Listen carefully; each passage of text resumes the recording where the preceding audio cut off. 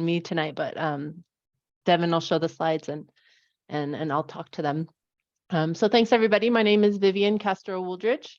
I'm the planning engagement strategist for the city, and my role is to facilitate the public engagement part of these meetings. And as always, the board will start with open comment from community members. And so we'll just talk a little bit about what public participation will look like in this meeting tonight. And we do have some public hearings on the agenda. So as I mentioned, we're going to start with open comment, then there'll be public participation with public hearings according to the agenda. And we really want everybody participating tonight to know that the city is really striving to lean in to a vision co-created by the city staff and community for productive, meaningful, and inclusive civic conversations. And the vision is really designed to promote free conversation and dialogue, while also recognizing that we want to make sure everybody who's participating feels both emotionally and physically safe, and that we're allowing for lots of different viewpoints and identities and ages and perspectives in our meetings, because we really do think it leads to more informed decision making. Next slide. So we have a lot of information on our website about what we call our productive atmospheres vision, if you're interested in more detail, but I'll just zone in on some specific things right now for what it means for tonight's meeting. There's a number of rules of decorum that are found in the Boulder Revised Code. We have some general guidelines that are advisory in nature to share with all of our meeting participants this evening from the community, as well as planning board and city staff. And we ask that all remarks and testimony raised tonight be related to city business. We will not allow any participant to make threats or use any forms of intimidation against any person in this session. And obscenities, racial epithets, and other speech and behavior that disrupts the meeting or otherwise makes it impossible for us to continue in the moment is prohibited. And we do also ask that participants identify themselves by the name they're commonly known, and display the whole name before speaking so we can call on you properly and so that we know who's providing input. Next slide. So we're currently all in a Zoom webinar format, and this means that participants are allowed to speak their testimony, but we will not be turning on video for community members because of security concerns in this platform. And I want to point out that there was no pre-existing list for signing up to participate today. So if you're in the meeting, we welcome you at the appropriate time to raise your hand to let us know and let the chair know that you'd like to give testimony. And on your screen, you'll see a couple different ways to do this. At the very bottom of your screen, you should see a horizontal menu that has 3 clickable items. And if you click on the hand icon, it'll raise a hand next to your name and we'll know to call on you to speak at the appropriate time. If you have an expanded menu, you can also get to the raise hand icon by clicking on reactions. And there may be some people participating by phone. We want to make sure it's inclusive as possible. So if you're on your PC, you can use a shortcut Alt-Y to raise your hand. If you're connecting from your phone, there is also a shortcut or command, and that's to dial *9. And next to your phone number, a raised hand will appear, and Chairman Gersel will let me know that you raised your hand and you'd be able to speak. We're not doing any interpretation at this meeting tonight, so I won't go over that tonight, but we will turn on the live transcripts. And just to stress that the participation part of the meeting coming up next is a chance for you to share topics outside of the agenda with the planning board.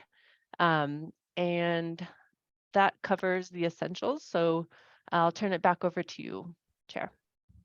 Thank you.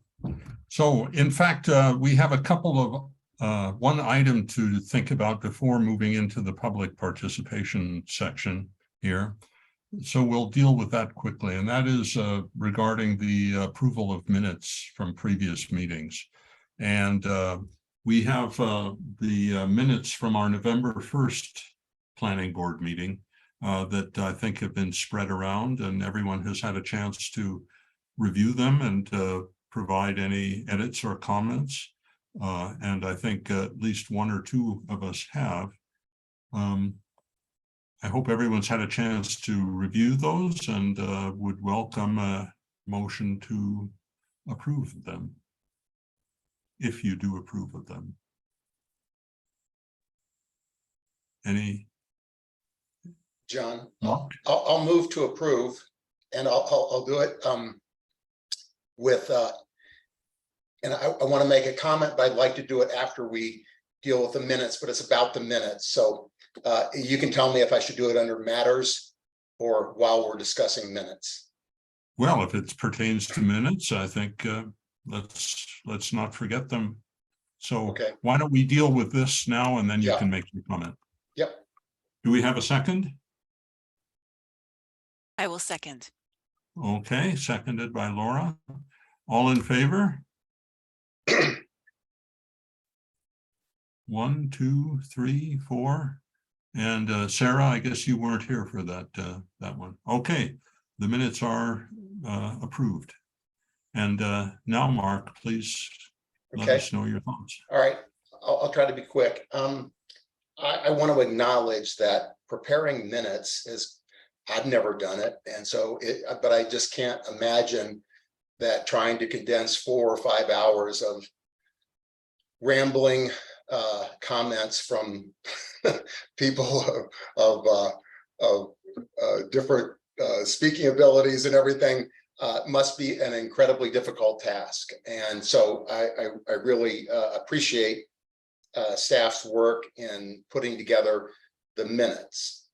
Having said that, to me, it feels like the minutes have become so condensed that sometimes the essence, I know that we're trying to convey the essence of what transpired in a meeting, that the essence is lost, that 2 or 3 minutes of someone making a point is condensed to a sentence. And so I would, on the continuum of a transcription to condensed minutes, I would, my request or my perception is we can move the needle a little more towards some detail.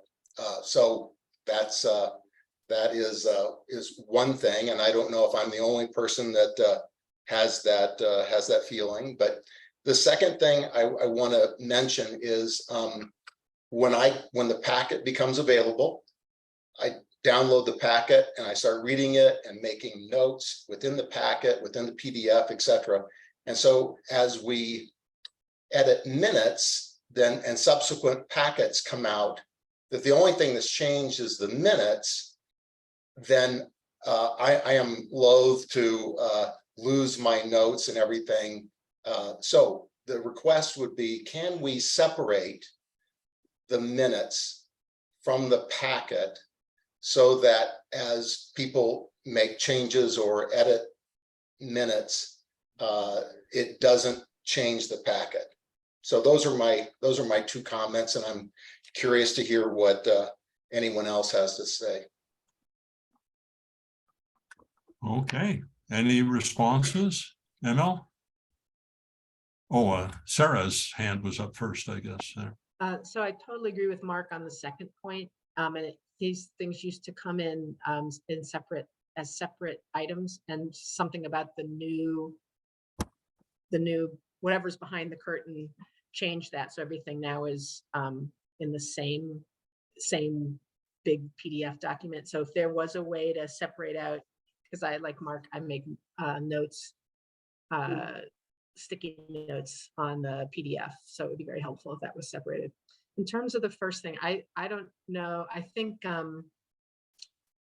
Mark, you bring up a good point, but it's the minutes are they do just try to capture some of the key points and not our entire back and forth. And I think, I mean, maybe it's possible to go a little more in depth, but I think it would still be very challenging for the minute taker and the minute maker to figure out what in particular needs to be added. And it sort of comes back to the comment that, or the idea that George put on the table in our last conversation, which was, if you have something that you feel really was missed, that you could add, submit and I don't know what the language would be, but submit something, an additional paragraph to try to capture what you meant to say that didn't get captured in the minutes, so that the responsibility falls on the board members rather than on the minute taker. That's just a thought. Thank you. Lisa? Yeah, I also concur with the idea, if possible, and I imagine it kind of both creates a little extra work for staff and then maybe also makes work a little less for staff later. But if possible, splitting out the minutes would be nice. So it's not part of the packet if that's not too annoying. And then, yeah, I'm glad you brought that up, Mark, because I'm sort of two minds. I mean, I think, you know, that we've had a couple members of the board who I think have maybe wanted to more particularly make sure the minutes reflected exactly what they said. And I would never want someone not to be able to put that forward, especially if they feel like it's not reflecting, you know, what they said, and then council's not getting the full picture and it's inaccurate. You know, I would want people to be able to bring that forward. But at the same time, these meetings are incredibly long. They're intended to just be broad summaries. They're not meant to be direct transcripts of each of our thoughts. I happen to fall into a camp where unless something's really egregious, I just don't care that much. So I usually don't wordsmith the minutes, although I certainly have and would if I felt something was really wrong or didn't reflect what I wanted to be in the official record. So I'm kind of somewhere in the middle, you know, where I want people to be able to bring it forward. I think it's a reasonable ask to staff to say, hey, can we make it a little more direct? But it's also meant to be digestible. There's so much that gets funneled up that they're supposed to be looking at, and the longer we make it, the less they're going to read it.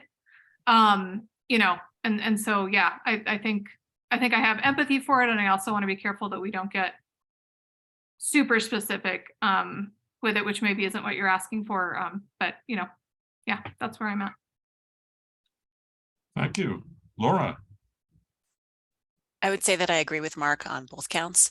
And in particular, with regard to the substance of the minutes, I agree. It's very, very challenging. I have been in the position of trying to condense long meetings into summary minutes.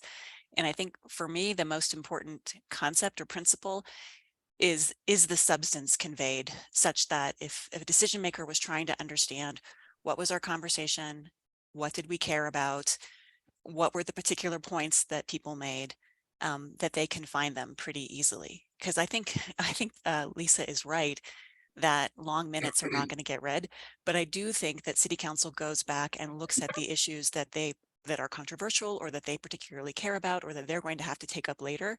Some of the members do go back and read those particular portions of the minutes, and I think they're probably not going to go back and watch the video. So in the respect that the purpose of the minutes is to be a record of what was the discussion so that somebody can understand it without having to watch the video, I fall on the side of a little bit more substance would be nice. Okay, thank you. I think everybody's points are great, but I think Laura and Mark encapsulated it very well, that perhaps a little bit more detail would be appropriate, and separating the documents so that we can review the minutes without having the entire all the other material attached to it makes a lot of sense to me. So anyway, just comments for staff to consider. I think Brad has his hand up too here. Yeah, thank you, Mr. Chair, and we certainly welcome that and take that under advisement. I did want to give Amanda Cussworth an opportunity to speak to maybe some of the history on that, since she supervises the boards, and then I anticipate we'll have some follow-up discussion internally. But Amanda, do you want to share any thoughts? Thanks, Brad. Yeah, I appreciate all of the feedback. Thank you very much. I do know that across the entire city, all of the policies and procedures have all of the boards have moved towards these action summary minutes in an effort to condense and consolidate the meetings. As far as like the history and everything goes, I don't know if Charles has anything to offer that. procedurally for posting the packet online, it's certainly something that we can look into. I think that posting the entire packet all at once and updating that all the time has become part of our practice also across all of the boards because of the website and the website was just redone in the last year. So that might just be something that we work on with communications and all the uploads and figuring out that piece. So I'm certainly happy to look into that part and get back with you all on how we upload the minutes for outside of the packet. Okay, thank you. Brad, did you have additional comments? I'm sorry, I'll lower my hand. Okay. Laura?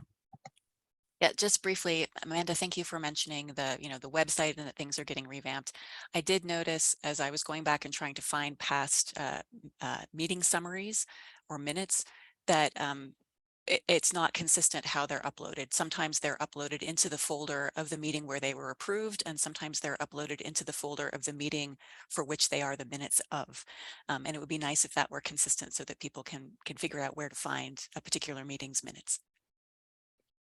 Sure. Yeah. Thanks for that, Laura. I think that in Central Records, they will upload the approved meetings with the meeting date that it occurred.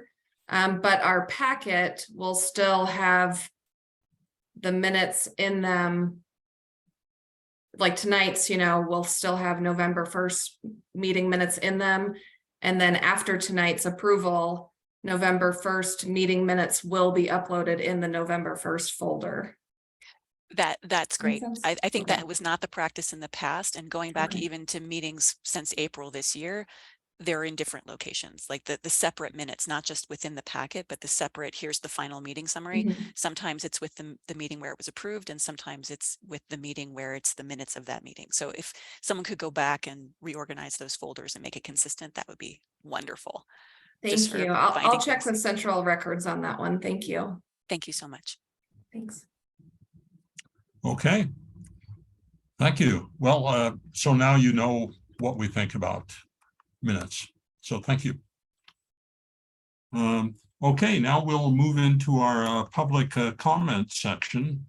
And this is the time of our meeting when we are interested to hear your thoughts on any issues except those for which there will be public hearing consideration later this evening.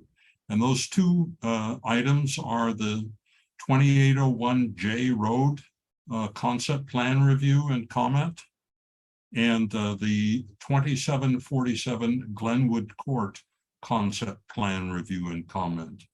I should say the Glenwood Court case number is LUR 2022-00037, and the J Road case number is LUR 2022-00038. So I look forward to hearing comments on anything except those two hearing items tonight. And I think Vivian is prepared to manage this portion of the meeting. So take it away. Thanks, John. Yeah, we have two hands raised as of now. So AJ Grant, your hand was up first, and you have 3 minutes to speak to the board. And Devin please go ahead. Mute. Okay, thank you. My name is AJ Grant. First of all, I think that the greatest challenge to all of us and the planning board and the city staff is to figure out how to develop Boulder and grow without sacrificing the very character of Boulder that drew us all here in the first place. And this project poses a critical issue for that. Excuse me, AJ, are you speaking about the issues for which we have hearings on tonight? Yeah, the 2801 J Road. I'm sorry, did I miss? Did you open comment for that? The time to comment on that is later in the meeting when we're. Oh, okay, that's right. Okay, specifically. I had said, okay, so hold that. Disregard. I'll make my comments later. Thank you. Thank you for stopping me. Thanks for that. So Kim Lord, I'll also unmute you now. And please keep your comments to those not on the agenda. You have 3 minutes.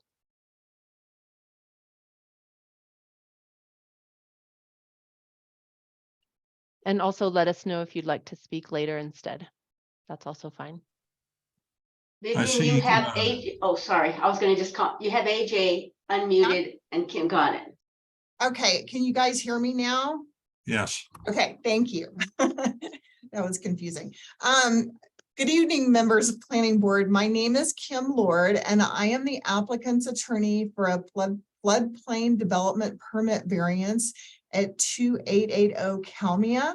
This is an item on the call-up agenda, and we're requesting that staff's decision be allowed to stay in place, approving our variance. The variance is for a 24-unit apartment building that was destroyed by fire. The goal here is to get the apartments rebuilt. This variance was approved by staff, and as I mentioned, is on the call-up consideration agenda this evening. We have worked extensively with Kristen Shepard, the floodplain engineer for the city, as well as the Public Works Department, including with meeting with Joe Tadeucci to understand the timing of the LOMR and how to move forward. The only option is this variance. Everyone has agreed that the variance process makes sense because a CLOMR has already issued. The work to remove the property from the 100-year floodplain has already been completed, and issuance of the LOMR will occur, but is not a quick process. At this juncture, the code criteria for a variance are met, and the project should be allowed to move forward per staff approval. We request that Planning Board not call up this application and allow staff's approval of the variance to remain in place so we can get these apartments rebuilt for the community. A representative of ownership is also available tonight and wanted to say a few additional words, and I'm hoping he has his hand raised. It's Victor Pildes. Are you guys seeing him? Okay, thank you. That's all from me. Thank you very much. Thanks a lot, Kim. So Victor Pildes, you're up next. Please go ahead.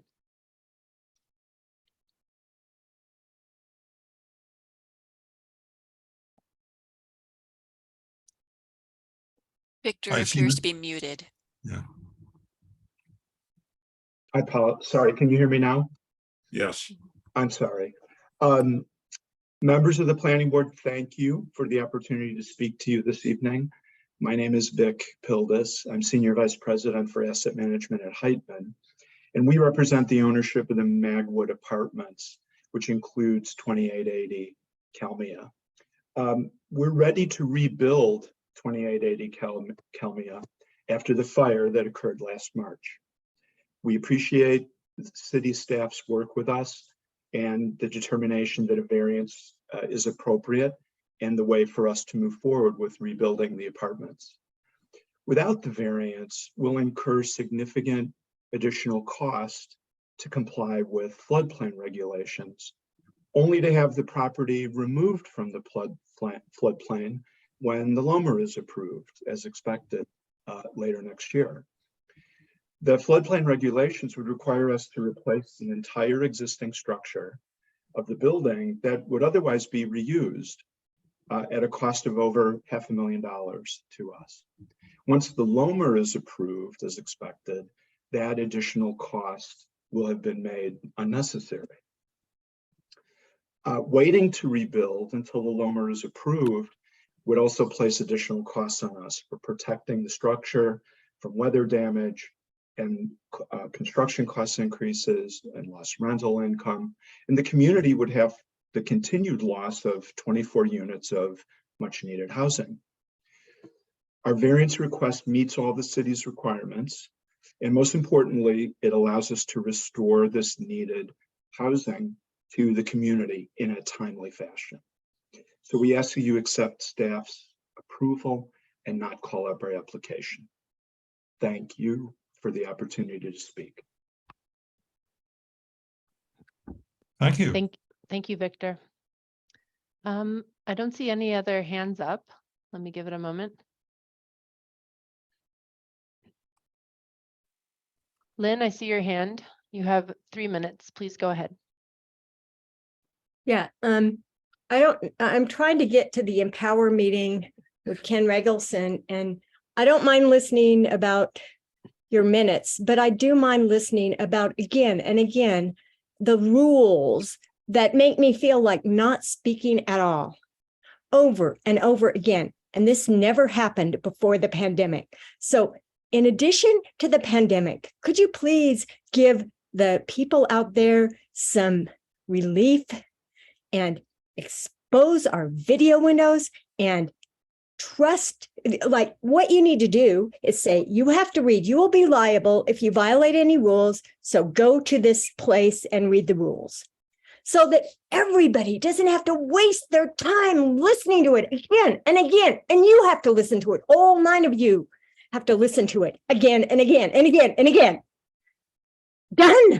Done. Okay, give us time to like think without being insulted first. Now, what I wanted to bring up was the issue that I would like to know from you, if you know, and put your hand up, please, if you do know this, that when you have, when you're a developer and you go do a project and you have the, you have less 3 stories, 35 feet limit, and you have in lieu or on site that you can do. Did you know that by setting up in lieu, you don't have to do in lieu? So what's the purpose of having it if it's not enforceable? Do you know that 311 Mapleton had 7 subsidies, 7 height limits, all kinds of stuff. And largely they got approved because of a 95-person senior affordable site, off-site of theirs, but it's like on-site at Frew House. Well, guess what? They don't have to do it. I spent hours, months listening to endless planning board meetings and meetings and council meetings about all the details of the parking there that was going to be 9 car shares versus the parking at Mapleton, which is 300 plus car shares. I mean, not car shares, 300 cars. All the dimensions, if people are going to use the dining room, all of this stuff for hours and hours and hours. And then they can just do in lieu and nobody even knows. Nobody knows. They don't think about Frew House anymore. It's an empty space. Is this okay with you? Seriously, how could you allow this to happen? This was 4 or 5 years ago, and it's still on the books. That is sick.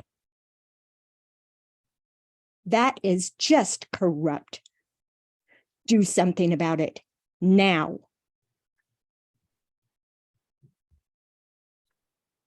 Thank you, Lynn. I do not see any other hands raised for this portion. So I think that ends the public comment portion of the meeting. Over to you. If you want to just note or respond to anything. Thank you. Thank you. Okay.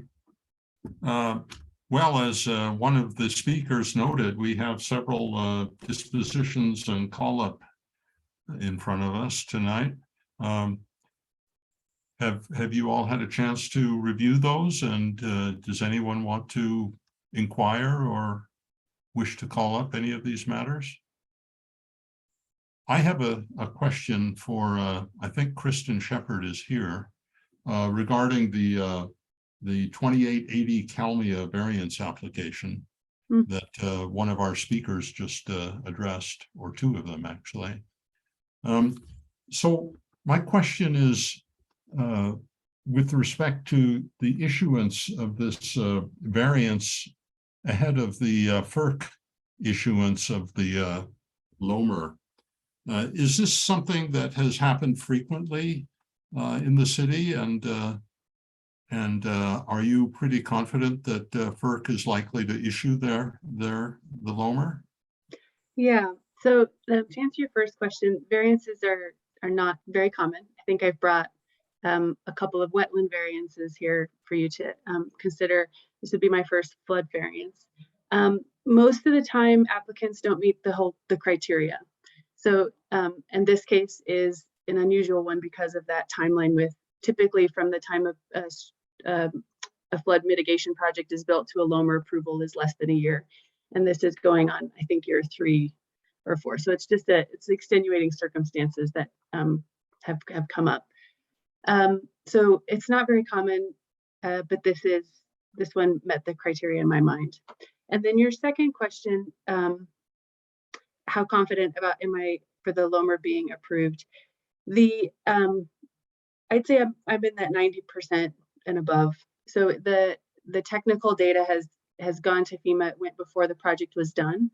And FEMA approved the CLOMR. It's very unusual for us to have a CLOMR and then a project and have the LOMR, which is the after technical review, to have that not be approved. So this is in its 3rd round of revisions with FEMA and all the technical engineers. They have a minor construction piece to fill in, and then there's never any 100% guarantee. FEMA doesn't like to give those out, but it seems like so far everybody's on board with the solution that's proposed and the construction being undertaken. So I'm in that 90% above belief that FEMA will approve that LOMR here in the next 6 months. So I'm very sympathetic to the applicant and so on, and that makes sense. But what happens if FEMA doesn't approve it? For whatever reason, where does the city stand at that point? If they didn't approve the LOMR, then that would mean there would be another round of that the floodplain lines may change again. I think in this particular location, so in the LOMR model, this whole stretch of Wonderland Creek, where the issue is in the technical LOMR model is down by Foothills Parkway. So it's further south. It's about a half mile to a mile south of this Calmia location. So the technical back and forth with FEMA, if they didn't approve the LOMR, I don't believe it would have an impact this far upstream at this location to change the delineations. It might just extend the length of time and the construction they have to do down near Foothills.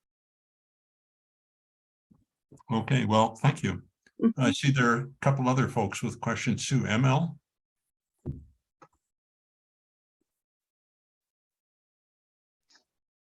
Thank you, John. Yeah, my questions were along that same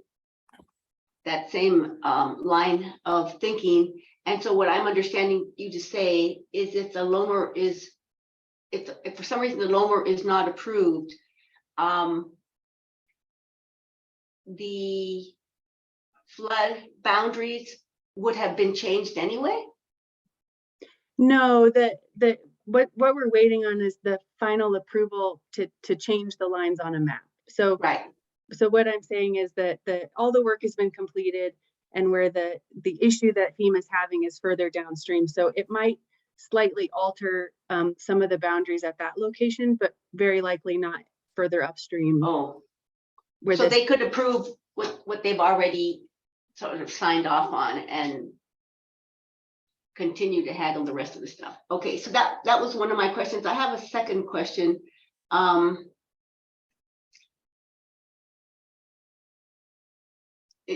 And I'm not sure that this is for you or not, but in some of the other bullets that were in the information,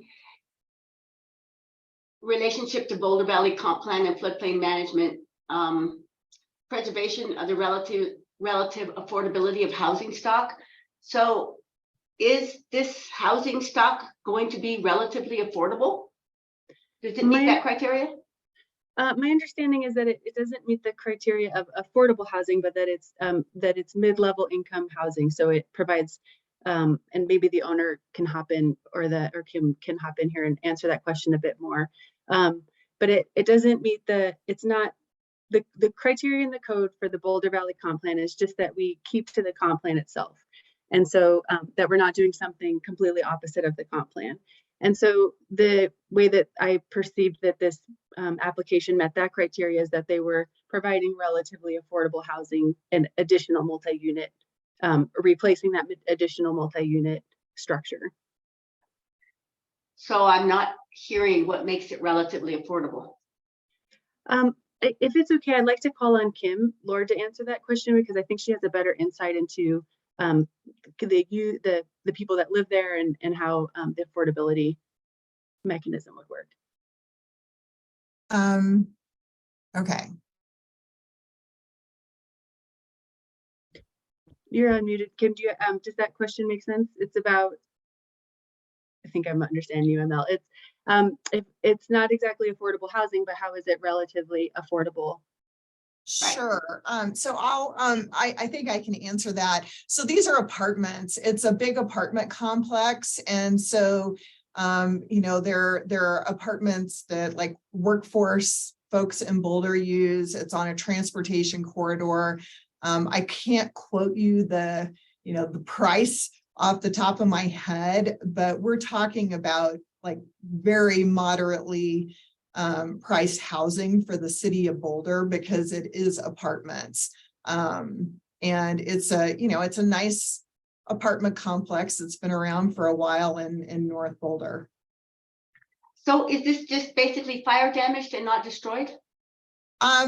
Well, that's a really good question.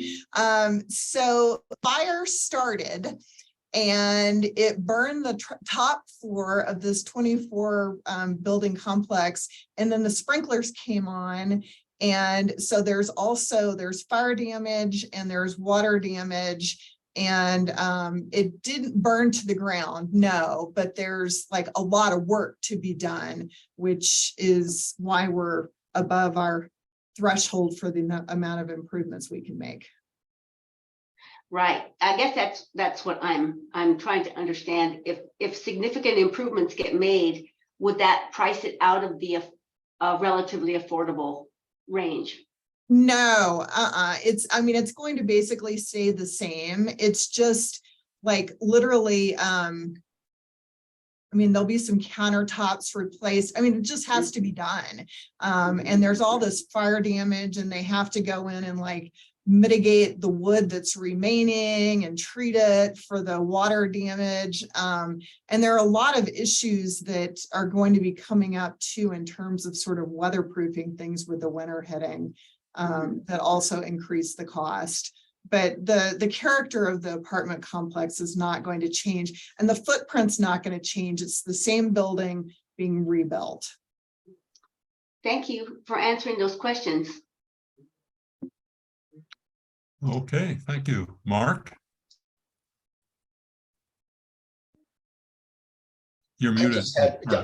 I just had one super quick one on the Wonderland Creek, the BNSF bridge replacement.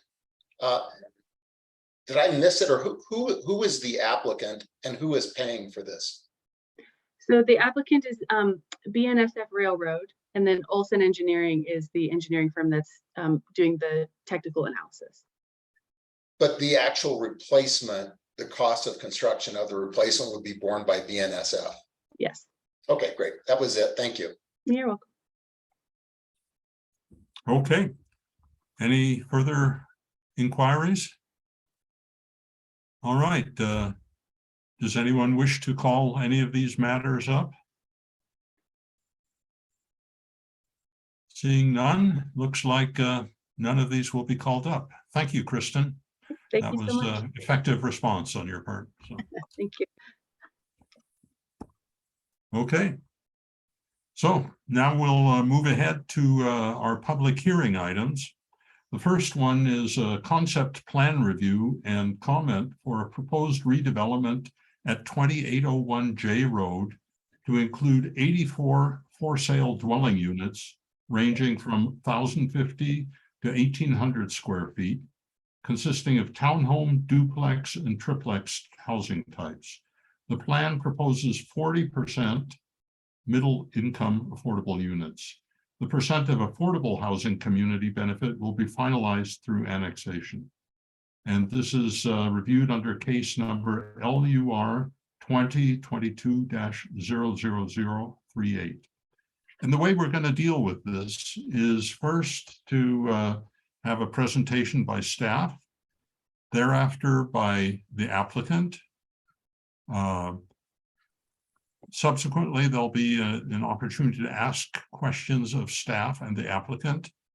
Then we'll have the public hearing and then a discussion by the board. And there'll be no formal decision taken by the board on this tonight, but we will try to organize our discussion in such a way so that we're responsive to the specific questions that staff is asking tonight. And subsequently, there'll be an opportunity for all board members to raise other issues that they feel are appropriate on this issue. And Sarah has volunteered to, oh, go ahead, Sarah. Maybe you can describe what you. Actually, this is just a follow-up suggestion, John. There's something like 33 people who might want to speak to this. So I was going to suggest that maybe we limit everyone to 2 minutes so that we are not here for 2 hours and they're not here for 2 hours. And if we decide that now, people can edit their comments to fit the 2 minutes. I don't know how people feel about that. Let's see some thumbs. Okay, Laura. All right, I think that's I think everybody agrees with you on the board. So just to make it clear to the public that your time will be limited to 2 minutes tonight on this matter. Okay, so we'll start out with the staff presentation.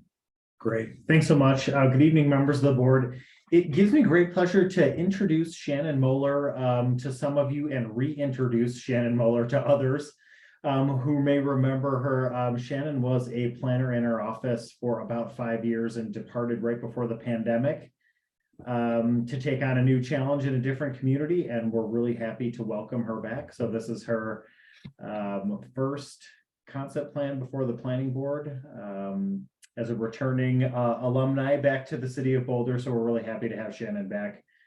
Shannon, take it away. Welcome back. Thank you. Let's see, I have a screen to share. I think I just need to have my sharing enabled.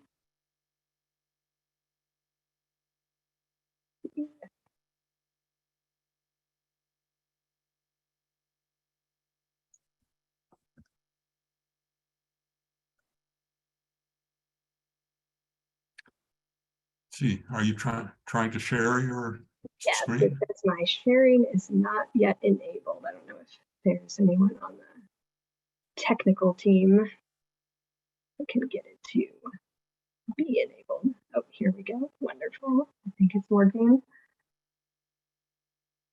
Great. Okay. Hopefully you can see that. Great. Okay, so good evening, Planning Board. For tonight's discussion, I'll be presenting on the concept plan review for the proposed redevelopment at 2801J. It includes 84 for-sale dwelling units and a proposal to provide 40% of those as middle-income affordable units. So this proposal requires a concept plan review prior to an application for site review because it exceeds the thresholds in the land use code based on the size of the property and the number of units to require a mandatory concept plan and site review. Okay. And hopefully the slide changed. I've been having a little issues with slide sharing, so let me know if it doesn't seem to be progressing. So I'll briefly cover the information in staff's memo and the purpose of the concept plan review, some information about the site, a rundown of the proposal, and some key issues for discussion. So again, the purpose of a concept plan is to discuss a development proposal and identify some key issues in advance of more detailed submittals. So the applicant receives comments from the board, staff, and the public. Discussion and the comments are to be based on the topics under the concept plan criteria. And again, no formal action like an approval or a denial is being taken tonight on the project. It's just to identify those key issues and concerns and provide that guidance and feedback to the applicant. So written notice was provided consistent with the land use code, and notice was posted on the property. The applicant also held a virtual neighborhood meeting on November 9th, at about which 20 community members attended. A summary of all the feedback provided at the neighborhood meeting and through written comments received is included in the memo and attachments. Some of the major concerns and feedback we noted included concerns about traffic and access along J Road and at the intersection of J and US 36. There were concerns about density of the proposal, the number of units, traffic, and compatibility with surroundings. And there was some general support, in particular for adding additional dwelling units to the city and support of the inclusion of the proposed affordable units. So now that we've gone through the purpose and the public notification, we'll talk about the site, surrounding context, and a little bit of history. So here again, the site is at 2801 J Road. It's in unincorporated Boulder County. It is northeast of the intersection of 28th Street and J Road. It's about a 4.5 acre property, and it's immediately east of city limits.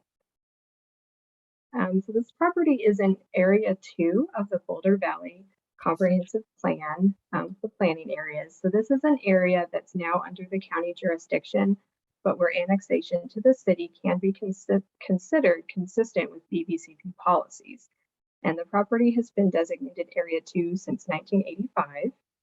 This property is adjacent to Area 1, which is the area within city limits, as well as Area 3, which is the planning reserve. There's been some discussion of the planning reserve lately ahead of the next major update to the BVCP in 2025. And in relation to planning Area 3, the city intends to perform work including a capacity analysis and an urban services study. The existing underlying Boulder Valley Comprehensive Plan land use designation for this site is public, P, and that reflects the current religious assembly use on the site. So the public land use designation is intended to encompass a wide range of public and nonprofit uses that provide a community service. This property, again, is in unincorporated Boulder County right now. So it has a county zoning of RR rural residential, and so do most of the properties nearby the site that are in the county.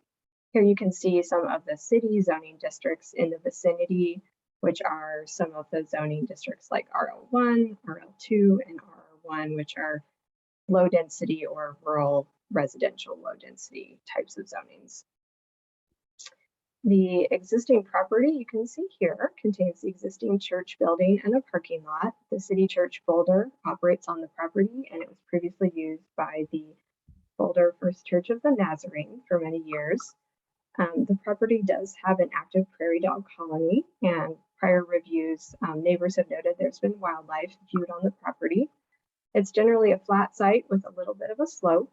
It does contain some mature landscaping, which could be worthy of preservation, and it has some obstructed views of the foothills to the west that are impacted by other structures and trees and power lines. The surrounding area is primarily low density. There's single family development. Here you can see some neighborhoods in the area that are identified. The Lubavitch Synagogue owns the property immediately to the south, and the Peace Lutheran Church is located to the southwest. Here again are some photos of the surrounding area. At the top of the slide, you can see that there are rural areas north of the site.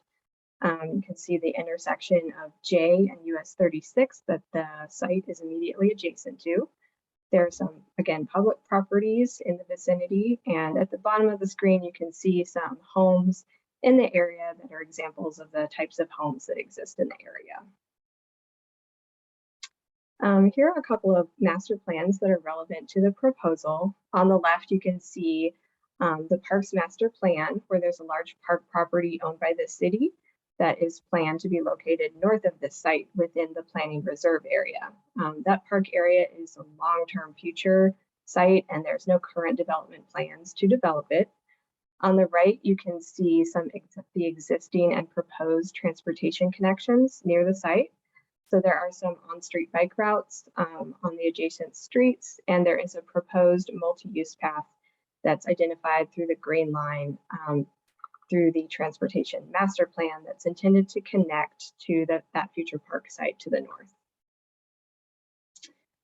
For some additional historical context, in 2015, the Planning Board previously considered a concept plan review that proposed a residential proposal on this same site. It consisted of 94 permanently affordable dwelling units in somewhat larger format buildings at that time. Generally, the Planning Board agreed with the staff analysis at the time that was to support a density lower than that 94 units that were proposed. Then in 2016, as part of the 2015 BVCP update, the city reviewed a request to amend the comprehensive plan land use designation on the site. The proposal at the time requested MXR land use, mixed density residential, and city staff recommended MR, medium density residential. The proposed land use designation request was subsequently withdrawn, so the site does remain as it was, which is designated a public land use. Also in 2016, following the concept plan review, an annexation and a site review were reviewed by staff. Those items were also subsequently withdrawn, therefore no approval or denial was made on those items. The proposal at that time was an initial zoning of RMX2 with 66 dwelling units, a daycare, and a cafe. So now that we've talked about the site and surroundings and a bit of history, we'll move to tonight's proposal. So again, this is a proposal that would require many review processes. The first major one being a change to the land use map of the BVCP. As noted here, it's currently still a public land use designation, and a change would be required to accommodate the proposed development. The applicant has proposed MXR, mixed density residential land use designation. So this is intended to allow for developments that provide affordable housing and a variety of housing types and densities, and it allows 6 to 20 dwelling units per acre. As I'll discuss a bit more later, the staff recommendation on this proposed land use designation is the same as it was back in 2016, which was for the MR medium density residential land use designation rather than the MXR. The proposal would require an annexation and an initial zoning designation. The applicant has proposed RMX2 residential mix 2, which is a zoning intended to accommodate a mix of densities. Through the site review process, this zoning can allow for densities of up to 20 units per acre if the density bonus and site review criteria are met, which require a provision of a certain percentage of affordable housing in exchange for that density bonus. The RMX2 zoning also requires that a mix of housing types are provided, which this proposal would provide because it provides a mix of townhomes, duplexes, and triplexes. Staff was generally supportive of this proposed zoning district with the caveat that the overall density be consistent with the recommended density of MR medium density through the land use designation.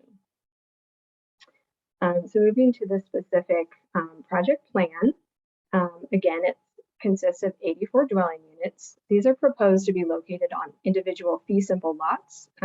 The unit sizes would range from about 1,000 to 1,800 square feet of space per unit. The lots face primarily onto proposed private streets, while some homes also face onto existing roadways. The dwellings have a compact form with minimal internal setbacks, and they include a mix of front-loaded and alley-loaded garage configurations. The proposal also includes 38 for sale middle-income affordable units. Those are outlined in the pink line, generally toward the east and southeast areas of the site, and these are near the proposed internal open spaces. The site also provides a multi-use path running north and south through the site as indicated on the transportation master plan, and the site would connect to the existing access road that exists east of the property, and it would eliminate the existing curb cut that exists now from J Road. So here are some conceptual views. There's a mix of townhomes, duplexes, and triplexes, and heights range from 1.5 to 3 stories. Some common open space is provided toward the east end of the site, as well as individual yards. In terms of the overall review processes, I just want to emphasize there are many. It would require an annexation and initial zoning, a BVCP land use map change, and a site review. Affordable housing requirements would be reviewed, and then there would be technical reviews that include the platting, the technical documents, and building permits. So last, I'll move to key issues for discussion. So the first one is whether the proposed concept plan is generally consistent with the BVCP. So staff found the proposed concept plan is preliminary consistent with many of the goals, objectives, and recommendations in the plan, particularly policies related to the provision of affordable housing and just generally providing housing through the annexation process. This proposal would provide a variety of housing types. It would provide ADA accessible units. It would provide unit size to accommodate families, and it would provide a mix of affordable and market rate units on one site. On this slide, staff has listed some of the policies that were inconsistent with some areas of the BVCP. So generally, these areas proposed to be annexed, as listed in the first couple of bullet points there. Areas proposed to be annexed and redeveloped are intended to respect existing lifestyles and densities and protect and enhance neighborhood character. So the proposed density of this project at almost 19 dwelling units per acre, we didn't find that to be consistent with densities in the immediate area. Below that, policy 6.01 related to transportation and complete streets is highlighted to note that the proposal provides an opportunity to establish what the city sees as appropriate in terms of the streetscape and design in this area. The proposal in this case includes a request to provide private rather than public streets, and the streets wouldn't meet the city's typical street section. And the provision of private streets also places the future financial obligations for repair and maintenance of those streets on the future residents of the neighborhood. So staff is generally looking for a typical street section with the typical detached sidewalk and tree lawn that would accommodate pedestrian circulation through the site. Staff has also listed several policies from Chapter 2 of the BVCP that are related to design of the proposal, and we'd be looking for additional refinement at the time of site review. These are things that include the relationship of the proposal to the various adjacencies on the different sides of the site and support for a strong design presence along the community edges, since it serves as an entryway into the city. We would want to look at the proposed alignment and the design of the multi-use path through the site and see how that could best work. And we'd want to look closely at things like how can the site be environmentally sensitive and how it can provide an enhanced design, just like we would review through all site review proposals. Lastly, because the land use designation and zoning are some of the key points of discussion for this issue, I wanted to provide a comparison of the existing proposed and staff recommendations for those. Again, the applicant has proposed and would like feedback on the MXR, mixed density residential land use designation, that would allow up to 20 dwelling units per acre. Staff has recommended in 2016 and now that the MR, medium density residential land use designation, would be appropriate. The MXR designation would allow a number of dwelling units that the board has previously indicated would not be appropriate for this site. And the staff recommendation of MR would allow for a lower number of dwelling units that could be consistent with the mix of densities in this area, while it would still forward the city's goals of addressing the jobs housing imbalance, providing compatibility, and providing for sensitive redevelopment. In the row below that, you can see staff was supportive of the RMX2 zoning, just with the caveat that the density remained consistent with the BVCP land use designation. Lastly, for key issue 2, regarding compatibility of this plan with the surrounding area, staff considered the density and the form of the units and the architecture in assessing this. Here you can see a comparison of this proposal with some of the densities in surrounding neighborhoods. So as previously mentioned, this could be an appropriate place for medium density development, but the surrounding areas are at a much lower development than what's proposed. Here again, you can see an image of the proposed conceptual design. The proposed residences consist of individually owned homes. They're in duplex, triplex, and townhome configurations. They're at 1.5 to 3 stories and have sloped roofs. Staff found that generally the form of the buildings was compatible with surrounding areas, but the site design and the building massing should be further refined in keeping with the concerns we've talked about regarding density in the design of the site and the provision of high quality open spaces on the site. So we want to look at ways to reduce the perceived density, especially where the proposal is adjacent to lower density residential uses. So that concludes staff's presentation, and I'm happy to go through any questions. Thank you. Very nice presentation. So, questions for staff? Sarah? Thanks, Shannon. Thanks so much, and welcome home. So I was looking back over the October 2015 notes, and I was struck that Leonard and John Putnam, who don't often agree on things, both raised the idea of incorporating this parcel into Area 3 so that its redevelopment could be undertaken as part of a larger plan. So I'm curious if you can just maybe give us some background on that discussion and whether that is something that you all thought about as you were reviewing this concept plan, and if you did, what your thoughts were. Yeah, so I wasn't present at the October 2015 meeting that happened, so I can't speak too much to what was discussed at that time. In terms of staff's analysis of this item, we did talk about the fact that the Area 3, that there is some discussion of the future planning for that and some initial staff work that's going into that. Because of this proposal does have an Area 2 designation, and because we're working with the existing comp plan and the policies that relate right now, that is our focus, is trying to implement the policies and the guidance that we have on the books right now, because we can't really anticipate what may come out of those future discussions related to the urban services capacity analysis and study that could happen. Thank you very much. Sorry, just to clarify, do you mean Area 3 or planning reserve? Yeah, sorry, planning reserve. Yes, I think because that's Area 2 also, so, yeah. So that was I misspoke. Okay, thank you, Shannon. I'm sorry, the planning reserve is in Area 2? Is that correct? I thought it was Area 3. I might be mistaken. Let's go back. I defer to Shannon. My perception is that it was Area 2. Here we go. Should be consistent with this map here, if you can see that.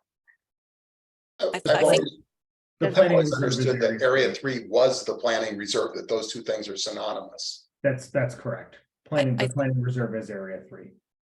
I think I read, and I could be wrong, I could be misremembering, but I think I read that Area 3 contains both the planning reserve and also some areas that are designated that we want to preserve as rural agricultural, and both of those things are in Area 3. So it's not just the planning reserve, but it is, the planning reserve is part of Area 3. Yeah. Okay. ML. Thank you, John. Thank you for the presentation, Shannon. It was very clear and it followed the packet nicely. I didn't get lost, but not even once. So I have some questions that I think are for you. So it's referenced a number of places, this 40% middle income affordable units. What does that mean, middle income affordable? Yes, I can try to answer. I believe we do have a housing staff member here if they want to take it over, but the city has different categories of affordable housing. So there's the typical one that everyone thinks of. That's the I don't know the correct term for that. The lower to mid Low income income. housing. And then there's the middle income, which is a new tier that was recently established. So those are one where we don't have a lot of those in the city yet. And so there is a focus on bringing those middle income units. Okay. Forward. So it is a well-described tier. Yes. And okay, I'll get back to that at when the applicant makes the presentation. There's also the term used, a substantial amount of affordable housing. And that comes up in a number of places. So I'm just curious, is there a definition for substantial amount? I mean, is 40% a substantial amount? Yeah, I would probably defer to our housing team if they want to jump in on what we look for that. And I'm just looking at on page 17, staff recommends a land use change to MR rather than the MXR.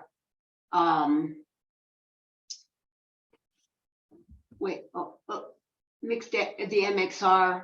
Well, one of the difference I saw between MXR and MR was MXR is required to provide a substantial amount of affordable housing. So if the zoning directive is going to be a question, that I think factor is one of the things that is attached to the MXR. How would that look different from an MR? Well, that doesn't have a substantial amount of affordable housing requirement. Yeah, so I think those, I don't know that those are regulatory in terms of the descriptions of the land use designations themselves. Right. I think through the annexation process is where we would provide an agreement that would take place with the applicant in terms of the amount of affordable housing that would be provided at that time. So that typically is a negotiation process.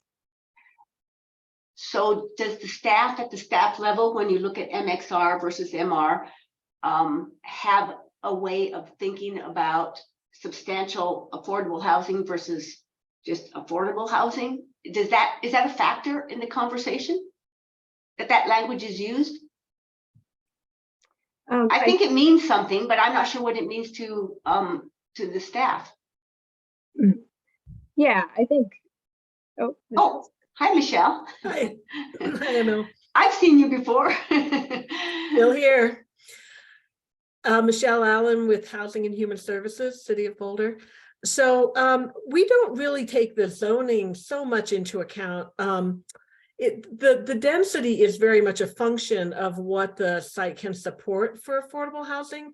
But when an annexation comes in, the MXR, the MR, that's not really how we think about that community benefit requirement for an annexation.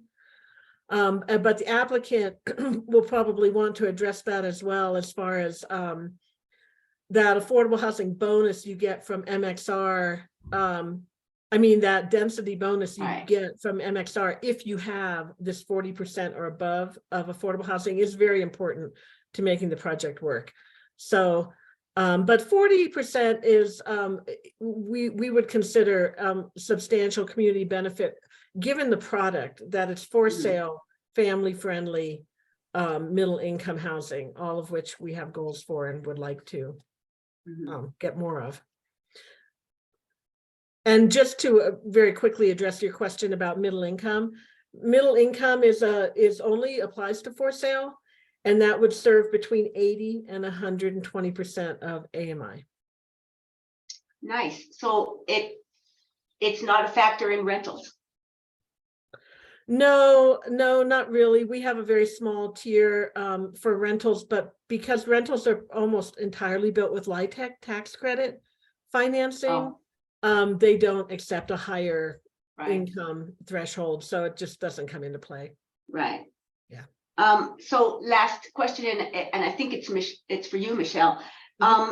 We had that lovely little chart that showed the density of the existing and adjacent neighborhoods, and the average was about 4.9. And ours is being proposed at a density of like 19 or 20. And again, in looking at which zoning makes most sense and will get us kind of closer to what we are looking for as a city, is there any mechanism that would look at those factors of the adjacent area and what would be compatible, what that density looks like versus the difference, and have that difference somehow play into an increase in affordability? Does that make sense? Like it's 4.9 is the average of what's there, and this one is like 19%. That's a big leap. Can affordability come onto the table as a factor for saying, okay, we'll agree to this much higher density, but we're going to also look at more affordability as a result of that? Not just what already is required, but just looking at sort of, that's a very intriguing chart. I don't see it up anymore, but you know, that chart that showed that, which I think speaks to what a lot of the public comment is about, is that the density is wrong, the density is wrong. You know, this is the lower density housing area. But if we are going to go for something that's higher density, is there more that we can get insofar as meeting our housing goals out of it? We have had a lot of extensive discussions with the applicant, more than we typically have for a concept plan, because there's this sort of annexation sitting behind it. Right. And my understanding is that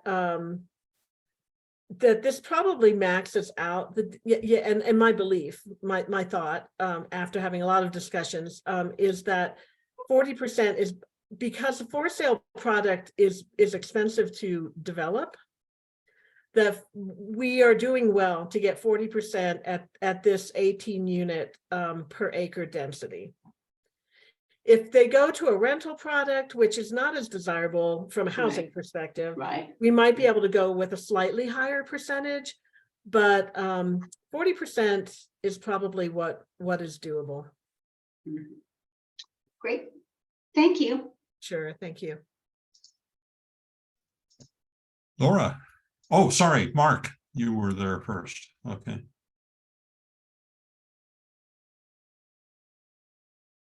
Okay, I'm glad Michelle and I see housing people, Kurt, are on the line tonight. So my first question is, when and what year did we establish our middle income housing goal? And which is 2,500 middle income market rate units by 2030 and 1,000 permanently deed restricted middle income housing units by 2030. What year did we start that?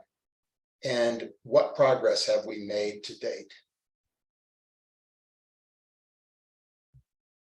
I'm not sure if Kurt wants to chime in, but I believe we adopted that goal in 2017. And I don't have the stats in front of me for the progress to date, Mark, but I can look them up while we have other discussions and come back with that. Okay, all right. I'll go on to my next question, and this is probably more for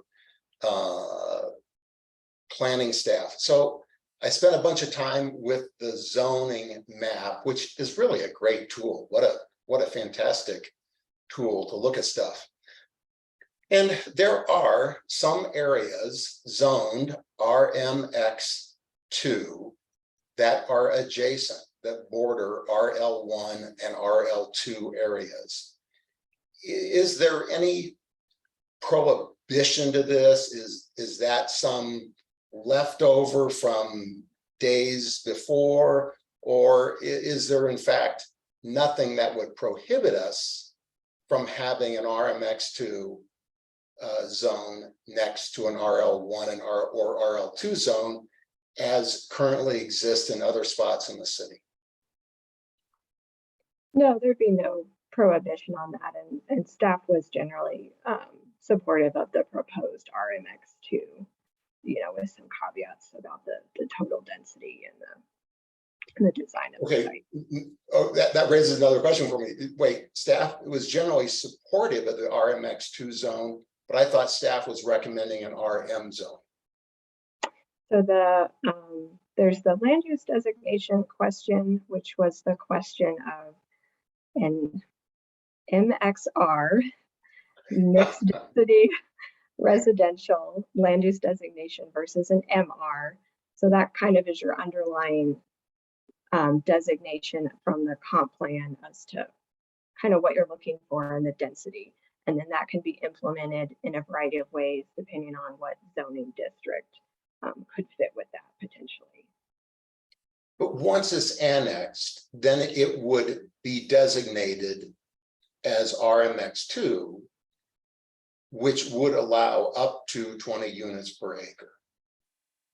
Typically what we do, and Charles, correct me if I'm wrong, is we'd want to look at the annexation, initial zoning, site review, and potentially the BVCP land use designation kind of concurrently or generally around the same time. Typically when we do an annexation, we have an agreement and the site plan to go along with that so that we understand what's being proposed, the density and the kind of the design. So we can kind of determine and find out how that meets the BVCP policies and kind of know what we're getting. So it would work, let's say we annexed it, we designated it as based on all the underlying BVCP codes and everything else. We said this is RMX2, which RMX2, again, I may be wrong, but allows up to 20 units. But we would say, okay, even though the zone RMX2 allows 20 units, we're allowing only 14 or 16 or some other number. Is that a summary? Yeah, there's a provision in the code. It's real specific to RMX2 regarding those density bonuses that you can request. And it requires the applicant to go through site review and requires the approval of that to kind of determine if those density bonuses and the resulting density is appropriate. So it kind of goes together as a package. Okay. All right. Shannon, I'm sorry. It seems like there's a connection between the underlying land use and the RMX2. And if we go with staff's proposal for the underlying land use, then even though it's RMX2, it would be limited to 14 units by the underlying land use, not just the annexation agreement, but the underlying land use. Is that true? Am I understanding that correctly? That's the way we've done it on other proposals. A similar one was done at, if I'm remembering the address correctly, at Palo Park in 4525 Palo Parkway, if I'm guessing the address right. And it was a similar situation there with the land use and with the density limited by the land use designation. So yes. Shannon, we got a comment that your microphone is breaking up, especially for people in the audience. If maybe there's an adjustment you can make. Thank you. I have one more, and maybe Michelle or Kurt will have their update. I think this is probably for planning staff. Let's say we annex a property and bring it into city boundaries. We can condition that property proper with what we may deem necessary for annexation as a condition of annexation or as a condition of site review. But can we, in conjunction with the county, make conditions that are that affect county land? Let's say a sidewalk outside that would be actually when we're right up against the county here. So a sidewalk that happens to be on county property, even after the annexation, can we condition the property the developer to produce a sidewalk in the county with the county's agreement. You know, I would want to defer to Elliot on that, but I don't know that we'd be able to require any offsite improvements, nor would I think that we would be able to, you know, request or require another government entity construct them. If there were an intergovernmental agreement or some sort of capital improvement program where we wanted to enter into an agreement to do that, I think that might be a different conversation, but I don't know that we'd be able to require that through annexation, but I just saw Elliot. Yeah, I'd agree with Charles' assessment on that one. Thanks. Okay, I'm done for now, and we'll wait for someone else can go, and then when Kurt or Michelle or anyone has that other answer, we can come back. Thanks. John, you're on mute. Laura, please go ahead. Okay, I have about 8 questions. So John, please feel free if I'm taking up too much airtime to cut me off and come back to me. Okay, well, go ahead. Thank you. So we didn't, Shannon, thank you so much for the presentation. Again, very hard to boil things down. It was very on point and informative. So thank you very much. My first question, we didn't talk much in that presentation about that dirt road that's to the east of the site. First of all, do we know what the name of that road is? Because it seems like there's some disagreement about whether it's Violet or Voilet or some other name. Yeah, I think at this time, because that is in the county, we don't have a lot of the final information on that. So I think when we get this in for site review, we would want to kind of determine all of the information about that and make sure that we're working closely with the folks at Boulder County Transportation so that we are all on the same page with all of the information related to that access road. Okay, so my first question is, what's the name of it? I'm just going to call it the dirt access road since we don't know the name. Do we know who owns it? Because at least one of the people who wrote to us raised a question of legally, does this applicant have the right to use it? Because I believe in the site plan, there's only going to be one access to the site in and out, and it's going to be on this dirt road rather than on J Road. So do we know whether the applicant legally has the right to use that dirt road? Yeah, again, I think that would be something we would look at closely during the site review. Just my recollection of it was that there was an access easement dedicated and some improvements that were done in the county that may or may not have been accepted by the county. So that requires us to do a little more digging when it comes in for the next stage of review. Okay, so it sounds like that's a TBD, to be determined. Thank you. My next question has to do with the planning reserve. If you could pull that map back up of the planning reserve area and shows its relationship to the site, it looks to me like the neighbors who are across that dirt road are actually in the planning reserve. Is that true? Are those properties within the planning reserve? Or is that private property? Like, I don't know who actually owns the land in the planning reserve and whether those neighbors just to the east, are they part of the planning reserve? I have not attempted to rectify the exact location of the planning reserve area to those parcel lines. Yeah, it's clear that they're in area 3, whether or not they're actually in the planning reserve. I don't know that they are. And Laura, I can do some sleuthing here on my map while we're having our conversation if we want to loop back to that. Okay, that would be good to know. Thank you. Mm-hmm.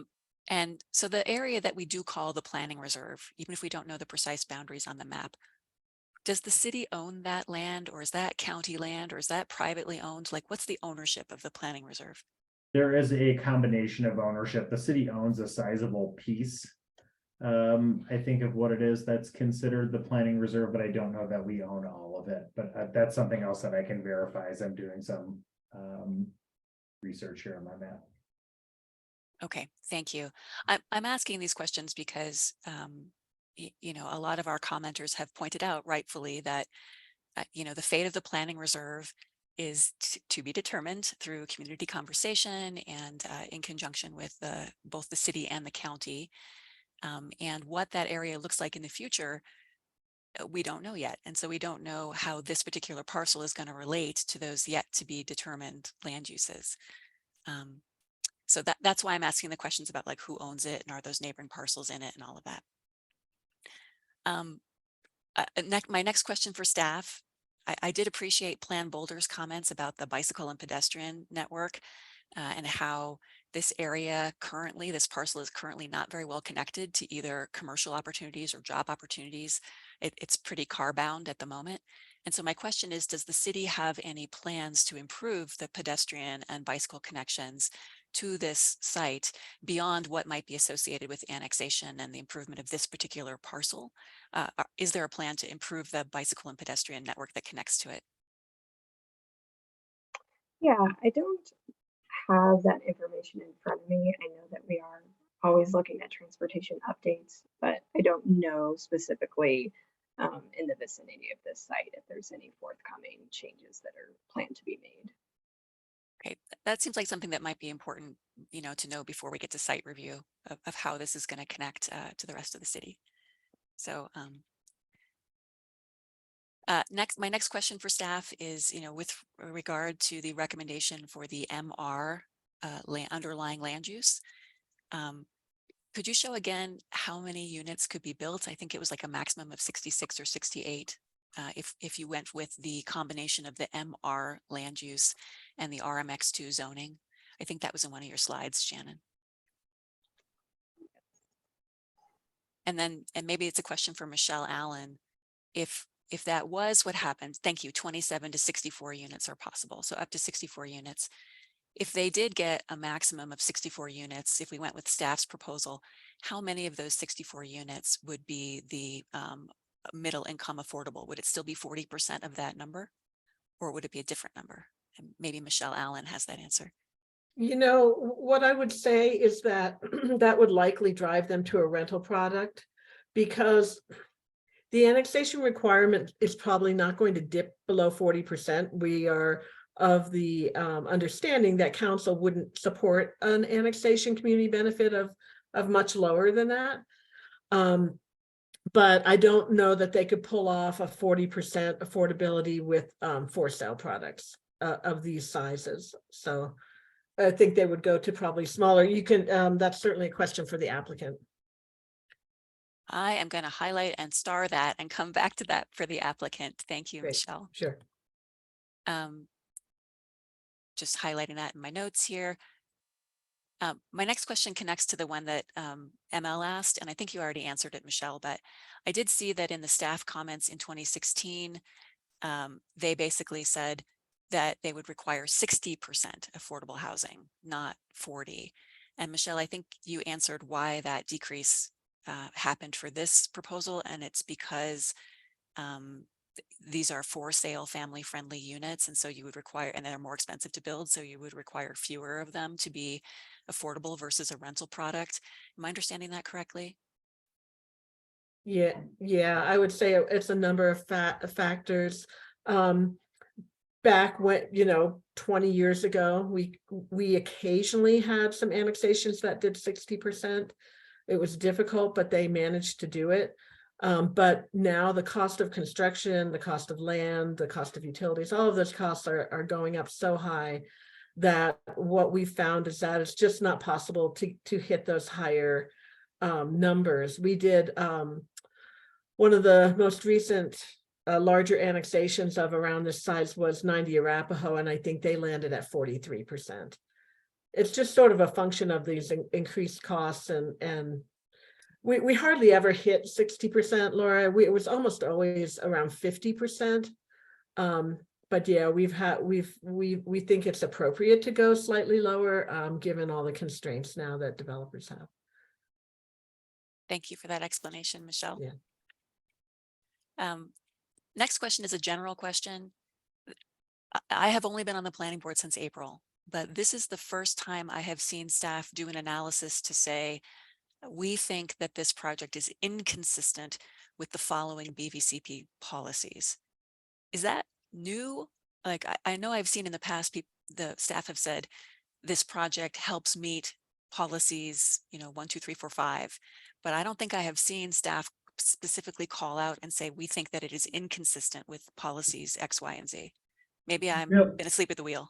No, not especially. I think it really depends on the project. And I think this one, because the context is so unique, and what it is that's being proposed, there's not an area plan that's adopted. So I think we're just trying to be as deliberate as possible with the applicant and the board on what our initial analysis is, so that we can really provide the applicant with the best possible guidance moving forward, recognizing that the site is unique, and the context around it, may not be as intuitive as something in North Boulder or something downtown. So you will see that from time to time. Okay, thank you for that explanation, Charles. I have just 2 more questions. In this proposal, it looks to me like the affordable units are all townhomes. They're just one type of housing. And I thought I remembered from previous discussions that when you have an affordable housing requirement, it has to be a proportional slice of all the different housing types that are offered on that development. Am I wrong about that? Like, why is this one all just one housing type? Well, for this concept plan, we have been talking to the developer about the possibility in the future of using units that are produced through the manufactured housing facility that we're planning to build on the city.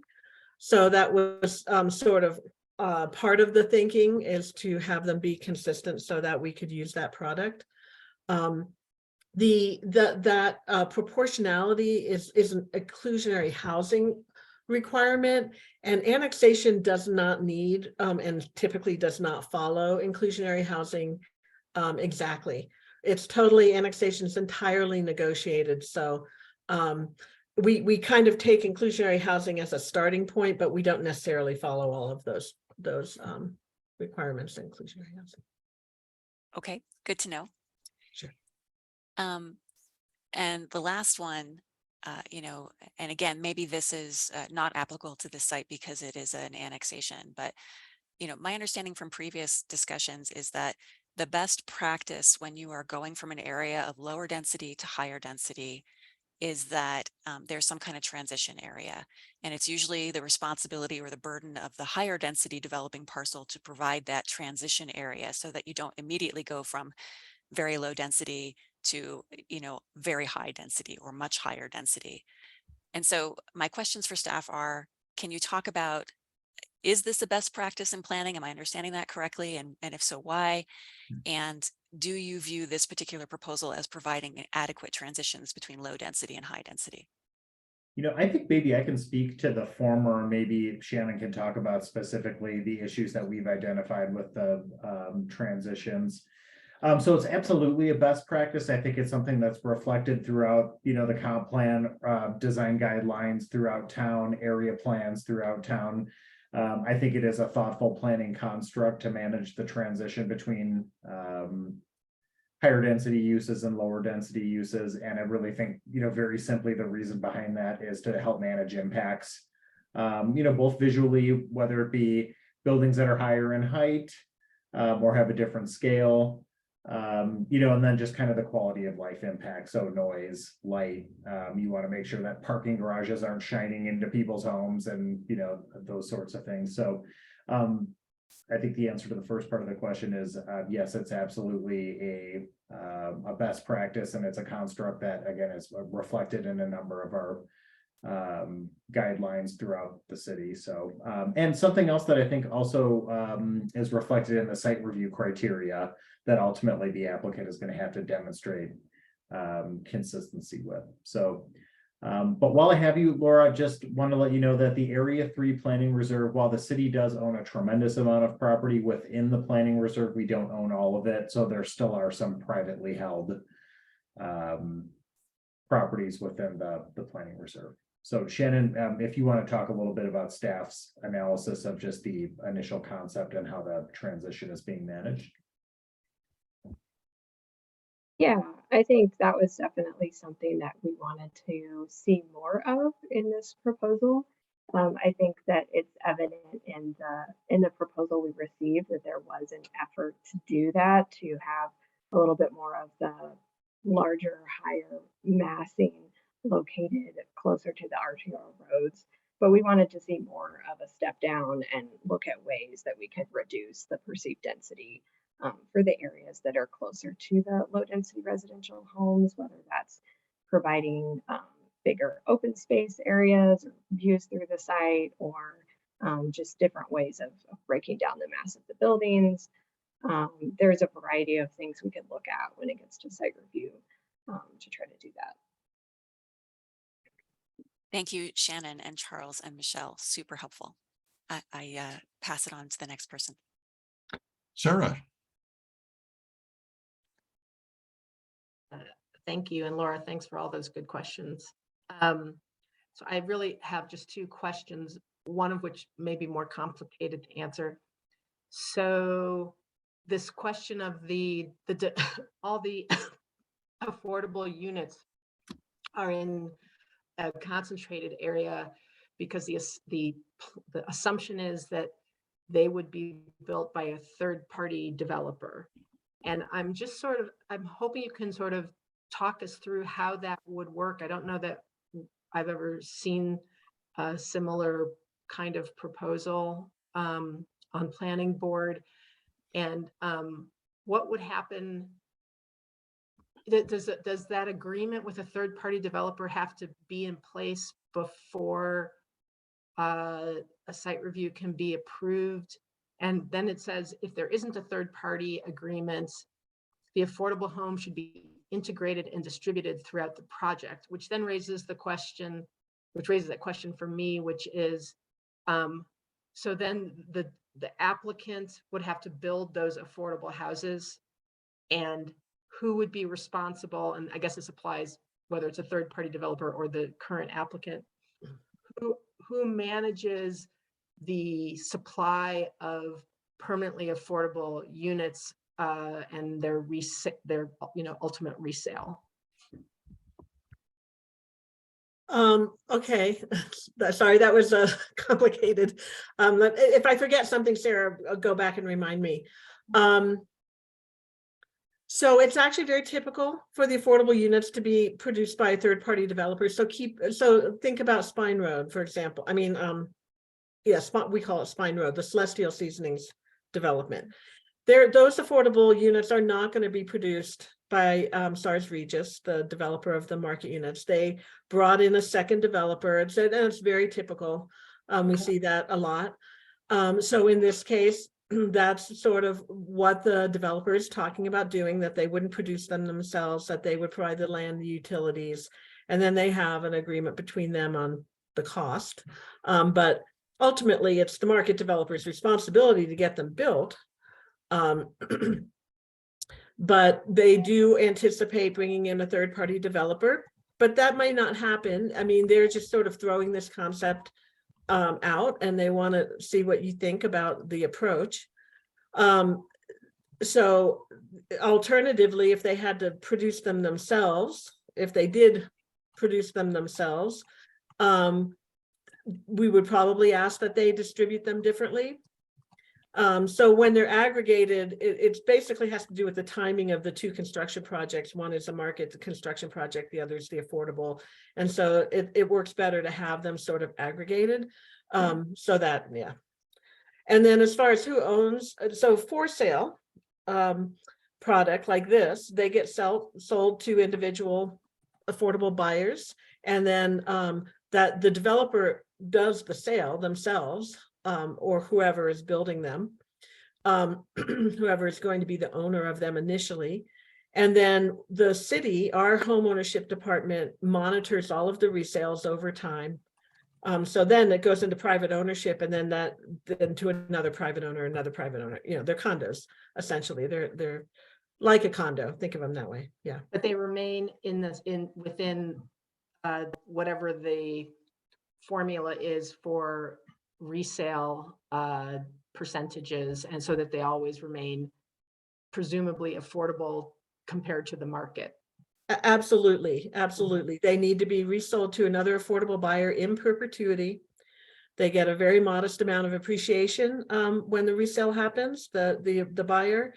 And then, yeah, they just stay in that income range, in targeted income in perpetuity. Mhm. Okay, and if it ends up being distributed throughout the project, that doesn't change. No. Mm-mm. Okay. No. Okay, that's really helpful. And then my other question, and this is probably a question for Shannon, not for Michelle. So thank you very much. Thank you. So you've described a lot of design challenges related that seem to be related to the proposed density, the proposed number of units, meaning that it makes it hard to have wide roads that could be public roads, and the usable open space, the location of the bike path, and the fact that it's currently designed or imagined to be smack up against sort of like someone's front porch, it sounds like. Does the lower density that is would be the outcome of the MR land use designation with the RMX2 zoning give the applicant a more opportunity to address those design challenges? I think potentially. I think typically what we see when a project is going through this review process is that a lot of times once you start factoring in things like the open space, things like, detention, just all of those things that you need to fit on the site, then the density tends to decrease a bit in order to accommodate all of those things. Okay. All right. I appreciate that. Thanks. Those were my questions. Okay, let's see, who else? Oh, Michelle, you have your hand up. Is there some other point you'd like to make? Yeah, I would like to answer Mark's question if this is a good time for that. Sure. So, Mark, and probably Planning Board is aware that we haven't made a huge progress toward the middle income goal. We've added 36 middle income units since the goal was adopted. And there are another 30 or so in the pipeline that will be coming down the pike here in the next year or so. So it's been a challenge, and been a challenge to make progress, primarily because there's very limited funding for middle income housing out there in the world. We're still struggling to find an effective mechanism. We have gone into purchasing some condos, deed restricting them, and then reselling them as affordable to middle income, but not producing huge numbers. And so we had a long conversation with council about the challenges around producing middle income housing at our study session last month. And one of the things that we will be going forward with, we're going to do an update to the inclusionary housing program. We've already started it, and we'll come back to you guys at mid 2023, and we will be addressing some of middle income. We'll be addressing middle income, kind of strengthening our incentives in the program. So it's one strategy that we'll have, but there will be others, and we'll be coming back to council with those later in 2023. Okay, just a quick follow-up. You said 36 are current, 30 in the pipeline. Are those all permanently affordable out of the 1,000? That the goal is 1,000, and we have 36 and 30 at the moment. Is that right? That's what we've added. We have, I think we started with about 100. Okay. Okay. Yeah, and so just so that you guys know, we never do anything but permanent affordability. It's just not even in our, Sure. Yeah. Any affordability that we do as a city. So yeah, I was just breaking out the two parts of the goal, which was 2,500 market middle income units, 1,000 permanently affordable middle income units. And that started in 2017, is that 2017, 2018? Is when Well, that's when we set the goal. that's when we Yeah. set the goal. Okay, Yeah. yeah, okay. So, yeah, we've been getting middle income units much longer than that and almost entirely through our power of annexation community benefit. Yeah. Okay, great. Thank you very much. Okay, thank you, Michelle. Laura, I see you have your hand up for some more questions. I have I'm just trying to give everyone a shot at dealing with their questions here before we go around again. I have just a couple. I'm wondering if staff can give an indication of how the proposed plan that the applicant has come with meets the levels of service standards that the city typically has with respect to, for example, park and games playing space, and emergency access and street access in such a big proposal with such narrow streets, things like that, and the number of access points to the project itself. Would this proposal meet all of those general practices that the city has?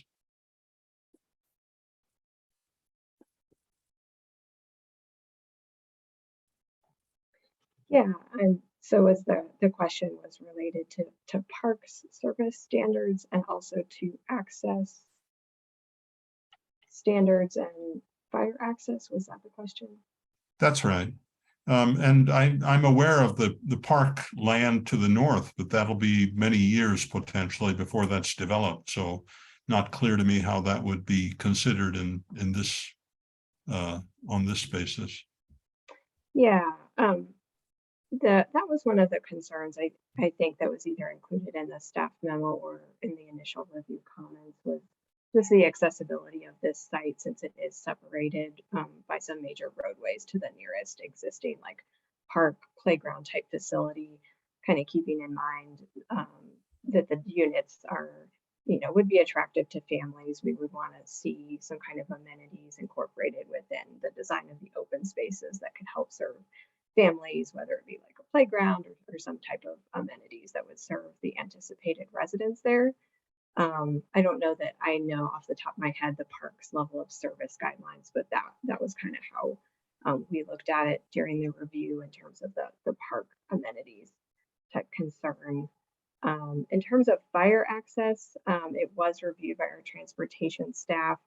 I don't know that they commented specifically on an issue with fire access that they were seeing, but they do work closely with the fire folks and make sure they can get in there and serve everybody. So we would definitely look at that as part of our comments about the width of the roads and kind of trying to meet our typical standards to make sure we can get access in there. And similarly with the access, the single access point that's being proposed, that would be generally considered to be meet the city's practices in terms of access. I don't recall that there was an issue with the access, that it was deficient. So I think that is the case, that it was acceptable, but we would definitely look at that and confirm that was the case. Yeah, at the time of site review, John, they'll be required to provide a detailed traffic study as opposed to just the kind of generic trips analysis that we get at the concept plan phase. So they would have to demonstrate to us that, the intersection was going to be functional and safe and meet all the city standards. Okay, well, thank you. Okay, let's see. Laura, oh, your hand is down again now. You didn't have any more? Okay. Well, let's move into the applicant's presentation. If the applicant is here and willing to disclose to us what they are thinking.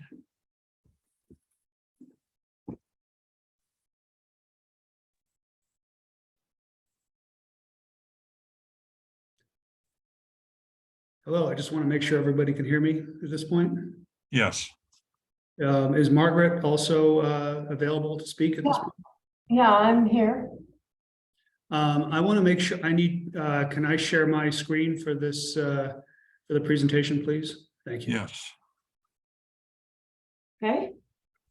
Well, tell us when it's time to go. Are we ready? Yeah. Go ahead. Okay, thank you. Good evening, members of Planning Board. My name is Margaret Freund, and I'm the developer and applicant for this project. I own and live in a house in Newlands here in Boulder, and I develop also in Richmond, Virginia, where I have another home. We recently completed a project there that is mixed income and includes new construction and the restoration of a former school. And in that project, residents ranging in income levels from 40% AMI to 120% AMI live alongside creative offices, art studios, a market cafe, and a ceramic studio. I'm sorry to interrupt, but Margaret, do you mean to be sharing slides because we're not seeing any? Yes, actually, Dan Rotner is supposed to be able to share his screen. Yeah. Okay, I think it's coming up now. Thank you. Sorry to interrupt. Okay. You want me to pick up from there? Yeah, please move ahead. Okay, so I truly believe in the overarching benefit of mixed income communities, and I have been in discussions with Habitat for Humanity to collaborate here. You should have received an email of support from the executive director at Habitat. At 2801J Road, there's an opportunity to achieve some of the city's most pressing housing goals. This site is one of the largest of the few Area 2 sites left in Boulder.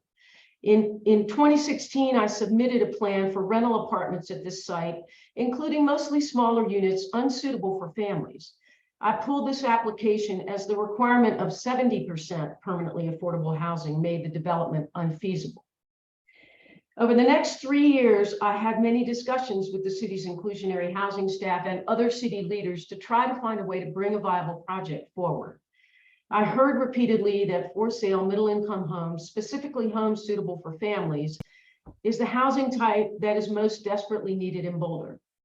Based on these conversations, we created a plan that would work from a development perspective and bring community benefit to Boulder by providing as much for sale middle-income family housing as possible.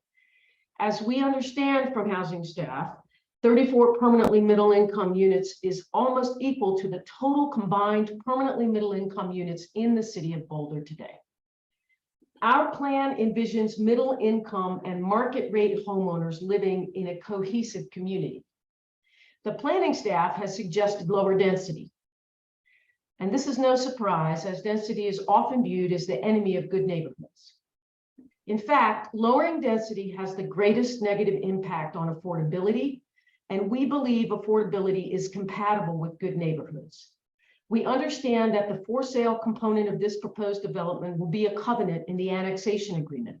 And we have thought about other ways to increase the success of the middle-income homeowners here. For example, we propose varying the lot requirements and allowing the streets to be private, which is an opportunity here because it's an annexation agreement. This helps achieve the needed parking without parking lots and increases yards by using a variety of street types, something we can only do if the streets remain private. Most importantly, it allows each homeowner to own the land under their unit, and with party wall agreements, a homeowners association can govern. Our approach keeps monthly fees and costs much lower than with a condominium association, and helps middle-income homeowners be successful in the long term, a goal supported by inclusionary housing staff. This is an example of a site well suited to getting as much middle-income housing as possible. It is bordered by a highway and a main road on 2 sides. And while there is rural land to the north and east, this land is the future solution to the affordable housing options Boulder seeks. Here we present a plan that maximizes the middle income housing while integrating the market rate housing to make a successful mixed income community. The market rate homes are smaller due to the higher density, and while not affordable, they are more accessible than homes twice the size. The middle income and market homes will create a community that reads as one, where there is not much difference in the home sizes and the type of families that live here. You can see the benefits of what we seek in the Holiday neighborhood nearby. The Holiday site was annexed, is RMX2 with MXR land use, is 20 units per acre, and was adjacent to rural land. Reducing density results in fewer middle-income homes and larger market rate homes. Not only does it take many of the middle-income units away, but it forces a greater divide in the types of homes and families that will be a part of one community. If you reduce the density, as suggested by staff, the impact on massing and the experience of the neighborhood for those living nearby or passing by will be minimal.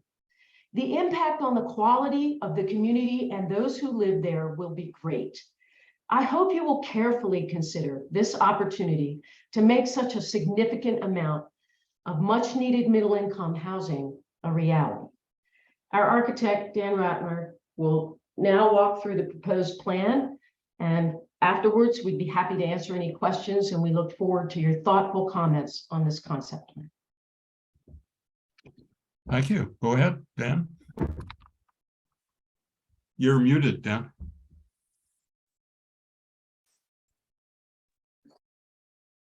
Thanks, Margaret, and thanks to everybody on Planning Board and City of Boulder staff for their work on this.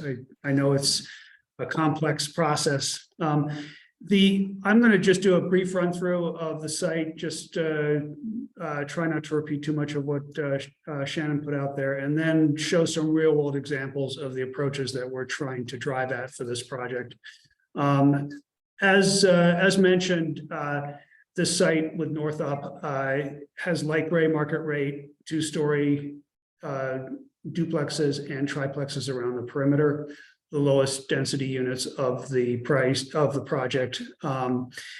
The more compact 2.5-story dark gray market rate units are located at the busy 28th and J intersection and at the project interior to the west. And then the blue, red, and beige and brown units are the middle income 1.5, 2, and 3-story, including 2 proposed van accessible units associated with the middle income component.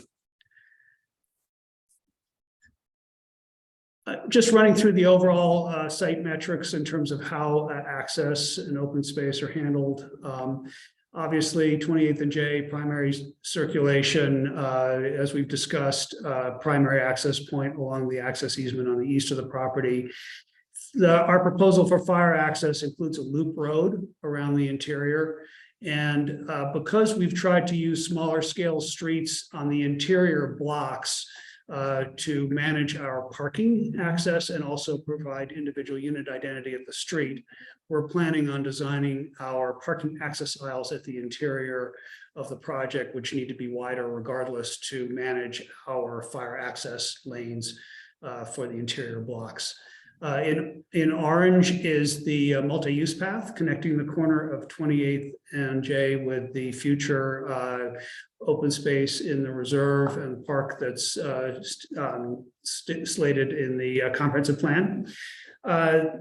The parking is illustrated in red, and as discussed before, we have these small scale streets which we are trying to develop in lieu of a parking lot solution for this project, and they are, you can see them in the double loaded locations. And then throughout the project we have opportunities for on-street parking wherever it makes sense, and then at the easterly or westerly side of the property we have a small nose-in parking area where we have less on-street parking available. One of the things we're really trying to drive at with this, because of its isolated location, is to try and create a unique community identity and sense of place for this neighborhood. It needs to stand on its own to some extent. The the focus that Margaret's talked about, that we've discussed with staff about middle income, owner occupied family housing. It's not found in very many locations elsewhere in Boulder. And really the whole density question is integral to our purposeful integration of incomes and family structures throughout the project. The approach we're driving at also allows for flexible planning, flexible uses of the units for home occupations and multi-general housing, particularly in the 3-story and 2.5-story units. They have that, they work well for that approach. The proposed density allows for a cohesive fabric by allowing for smaller market rate units. We can keep, as Margaret mentioned, the community more cohesive. If we go with a lower density, the feasibility of the project will drive larger market rate units, which is definitely going to substantially change the character of the neighborhood without necessarily changing the relationship with the surrounding area significantly. So that's one of the drivers that really we feel works for the increased density. Bottom line is we worked hard to provide as much for sale middle income family housing as we could on site and create a unified community in the process. Open space is a question, obviously. One of our focus on the open space that we provided in the center of the property is to make room for active use, community gardens, outdoor dining, and play areas integrated into that component. It's also situated in relationship to a central pedestrian spine. And this is a view looking back, showing how these areas connect the market rate and middle income portions of the project, really to create a gathering space where the common community can meet together. This is a real world example of a similar type of space. Again, the scale is quite similar, and just want to make note of the mix of 3- and 2-story character in this application, which really provides a variety of texture for the surrounding buildings. This is a relatively small open space at Red Oak Park here in Boulder. This illustrates how some of the perimeter open spaces can be programmed, and how 3-story units really allow for a more compact development pattern, opening up the site a little bit, better land use, and more opportunity to develop that relationship to the open space. This is a quick illustration from our model, which shows just a vignette of one of the locations that we've developed around the perimeter. But we're going to look at all of these land areas very carefully to make sure that they're just not unprogrammed land areas surrounding the property, or rights of way surrounding 28th and J. This is another example of a compact open space integrated in the Rosewood neighborhood in North Boulder, integrated in this case with water management. The perimeter of the project open space is very important as well. This is private open space. This alludes to the relationship between the individual dwelling units, and also the fact that private open space has a lot of value. The 2-story units at the perimeter are planned to be designed for main floor living and a strong connection to the outdoors and the relationship to the surrounding rural landscape. Here's a quick vignette image of what we are thinking the character of those spaces will be like ultimately. So, in creating great neighborhood and good public spaces, we really feel like individual unit character of the street is a critical aspect of the project. Here's an example. Again, we want these to read like individual family homes. Attached single family is what we want to do, thus the townhome approach. This is just a good example of how those type of units might relate to some of the common open space areas around the project perimeter. The other piece that we agree is a challenge is parking access from the street. We feel like this is integral to efficient utilization of the site, and what we're driving to do is to create spaces in the unit, at the fronts of the units that could work for parking, but also are suitable for a variety of different uses, to allow people who are living in different ways to effectively use that property if they don't need a car, if they prefer to use it as covered outdoor living space. Ultimately, that's what our objective is with those spaces and those unit designs. This is just a quick vignette from our model of the our narrow double-loaded one-way streets. And again, the goal really to create everybody has their own front yard relationship to the street. Their guests can come, there's parking available in front of the units at the street level. And this is actually a similar kind of approach that was applied at the Yarmouth Way development adjacent to Holiday. And again, very narrow right of way, but you can see that it's providing a strong frontage for the units that front on this internal roadway. So not an alley, but it still provides function for parking access for garages and then some on-street parking spaces in part of the street.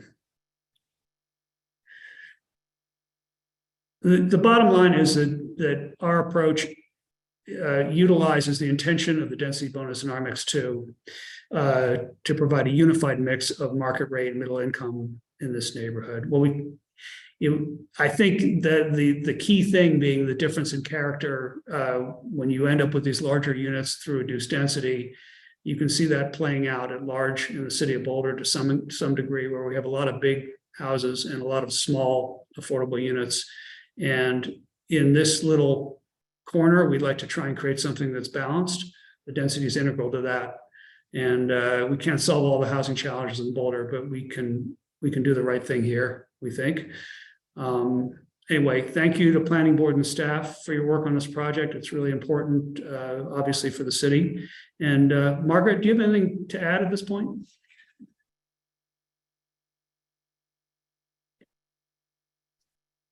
No, that was great, Dan. Just happy to answer any questions. Okay, thank you. Any questions for the applicant from the board? Oh, here come some hands. Laura. I have a few. Thank you, John.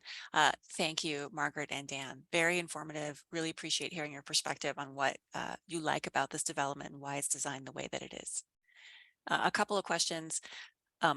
Thank you for showing this slide. What are those two yellow buildings on the east edge of the property showing at the bottom of our screen? So that's those are van accessible units. They're designed under the ANSI code to be able to accommodate a van for someone who may be in a wheelchair or something like that. Great, thank you. I was wondering if that's what those were. I really appreciate that you called out that this development would include two of those van accessible units for folks who have mobility challenges. I think that's a wonderful addition to any community. In your description of those units, you talk about them having a ground floor bedroom, which is of course important. It did not mention where the kitchen is located. Is the kitchen also on that ground floor? Yeah, I can. What we're going to propose here is a what's described as a ANSI A multi-story unit. So it's going to have a kitchen and living spaces and a bedroom on the main level. So the primary living spaces will be on the main level, and then the garage, of course, and then upper level, it's going to have, it's not designed yet, but a couple of bedrooms and an additional bathroom. So if you have a family with a disabled family member, that house is going to really work well for that demographic. Great, that sounds like a very thoughtful design for that product. Thank you. And am I understanding correctly that the primary open spaces are, you know, on this diagram in the second to last row from the bottom and third to last row from the bottom, and those are those portions in the middle? That's what you showed the renderings of is those particular open spaces that are in those second to last and third to last rows from the bottom in the middle. That's part of it. I mean, that's the internal piece, but we also really feel like I'm trying to see if I've got it better. I'm going to back up through my slides here. We have some of these pieces which are at the perimeter. We want to make use of all of these areas at the perimeter are really important. These narrow, and some of them are not, they're not huge spaces, but they're substantial. And we want to make sure all of these areas are utilized with care. And that's kind of why we showed this example of this smaller space. I think when you see some of the expansive unutilized right of way that exists along 36, or I said 28th Street or Highway 36, as you go up towards the north end of town, that's what we really like to avoid. We want to make sure all of this is working to support the neighborhood and provide opportunities for outdoor use. Thank you. And going back to the previous slide that you showed with the whole development. So I'm just trying to locate those perimeter spaces on the map of the, This is another example. So this is J Road to our left, yeah? That's correct. J Road's to the left. That's correct. Okay, so there's some open space along J Road and then curving to the top of our screen, that is 28th Street or 36. That's correct. And you were looking from the other direction at this corner in the slide we were just looking at previously. Okay, so this other additional open space is primarily along J Road and along 36. Yeah. So, sorry, I should have brought this slide up, but you can see these areas, all these pieces we're going to be looking at with a fair amount of care. These triangles, these sections in here, all of them are going to be linked together and function at whatever opportunities we can gain, because the views are actually pretty good from these areas, even though it's a busy intersection.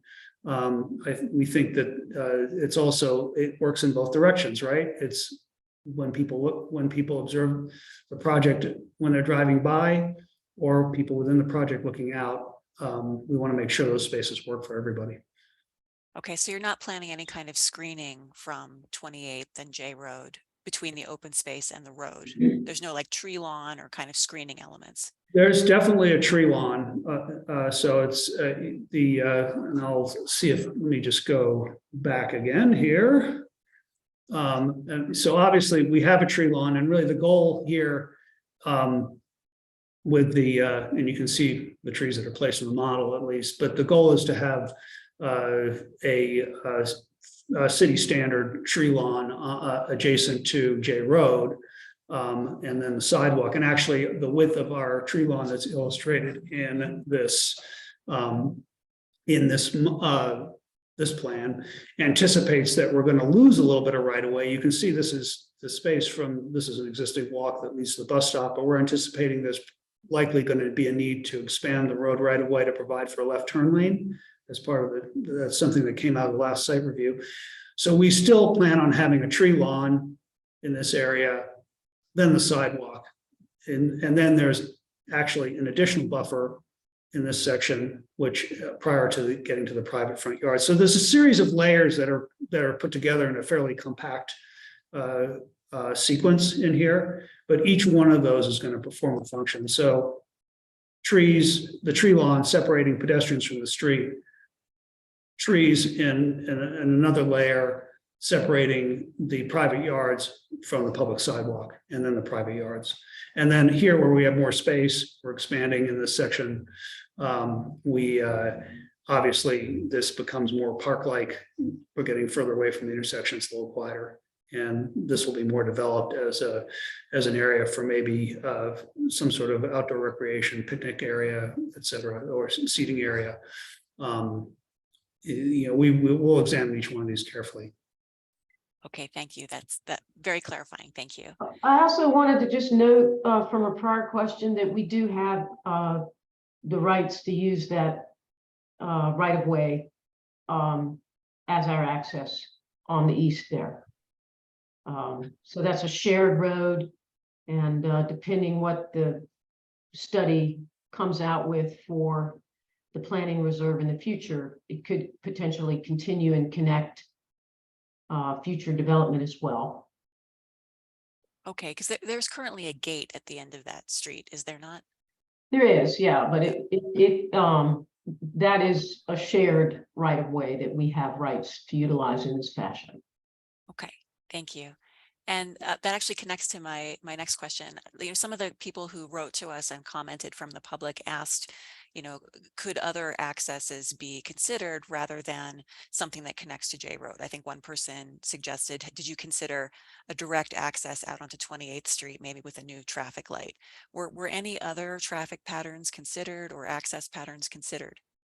Well, we aren't able to, we're unable to have an access point on 28th because we don't connect with it except at the intersection there. As you look at this image here, you can see to the left of the screen, there's actually, it's the west property line divides our property from another private owner's property there. So we do not connect to 28th Street except at that actual point in the middle of the intersection, which is not a place where you could access the site. So right now we're accessing the site today from J Road, not far from where this current access site is, just slightly to the west.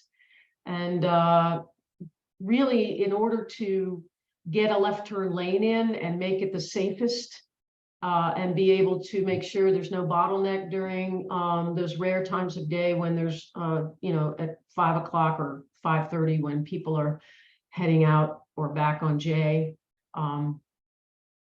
This is the safest access point for this site, and it's probably the only viable one really because of the relationship of the intersection and a state highway.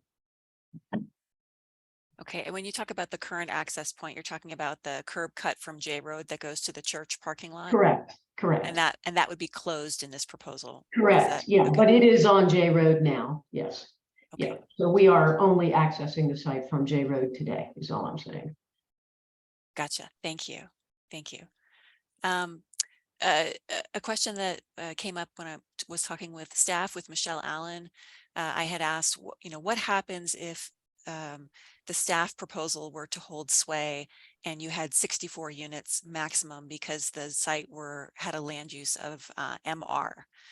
And if that were to happen and you had to reduce down to 64 units, Michelle's thought was that might make it prohibitive to do for sale housing and you might have to go back to a rental housing product. But she said that you should weigh in on that as the applicant. Like what is your thought on what implications, if any, there would be if you were held to a 64 unit maximum through the land use? You know, we've been working a lot with, as Michelle pointed out, more than most people do for a concept plan because it's just clear that what's really needed and what's really desired is this family focused for sale middle income housing. And Michelle brought up a good point with the cost of land and the cost of construction right now. And I know planners and planning board people don't like to hear about those things, but I'm not sure the project would be viable at all, frankly, today at 64 units. But what I did when I spoke to them was I said, you know, let me bring you something that I can do that brings you for sale middle income family focused housing. And we'll see what happens. And that's exactly why we're here. We certainly can adjust this plan a little bit to make more open space and to do some other things. But some of the creative ways we've approached this site to solve for the challenges that it presents, there are some extra expenses here. We'll have to be bringing some utilities in from distant places, boring under 28th or coming up J Road. There's a left turn lane to install. There's a lot of offsite cost here. Really, 64 units, I don't think makes a viable project unless you do a lower percentage of affordable and much, much larger for sale homes. And while these are not affordable market rate homes at 1,550 to 1,800 square feet, they accommodate families, and they're far more accessible than many of the housing. I mean, I'm a developer. I do spec houses in Newlands, and those houses sell for $5 million. This product is closer to $1 million for the market rate. And honestly, we know there's a resistance to this kind of density, but I think it's been done successfully at Holiday. And you know, we would continue to work with staff to try to come to something that everybody felt good about, but I don't think 64 units is viable. At 64 units, you would lose 9 to 10 middle income houses if you were able to do 40%, which I doubt you would be able to, so you might lose more. And if it were to work, your market rate would double in size. So it's a challenge, and the biggest issue for me in that scenario is really the lack of cohesion in the community. We're really trying to create something that everybody doesn't notice, that there's middle income and market rate housing there that lives there. It's blind that way to the community, and it's not that easy to do, frankly. Having done successful mixed income communities myself, it's harder than it seems, and the density is a critical piece.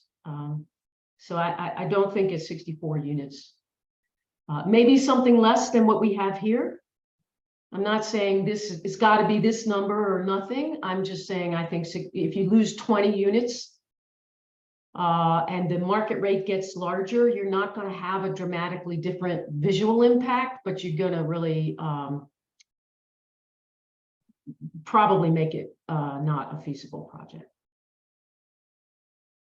Thank you for that. I do have a question for staff following up on some of these comments from the applicant, but maybe we can come back to that after other people ask their questions of the applicant. Okay, let's do that. Mark, you're up.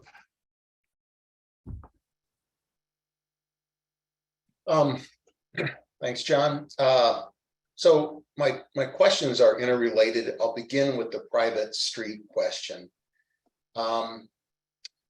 Boulder County has a history of misunderstanding between subdivisions, who owns the streets, who maintains the streets, and that all came to a wicked head not that long ago. And it's still even a contentious issue today. So my concern is that private streets are problematic in the distant future when streets are falling apart. So my question to you is, are you proposing private streets solely to fulfill the parking requirements? No, we're proposing private streets for a number of reasons. One, because it allows us to use different street types. As Dan pointed out in his presentation, we've got these double-loaded one-way streets so that you can access the front of these units. And we've got these parking, these alley sort of drive aisles that are actually 24 feet wide, where you access the garages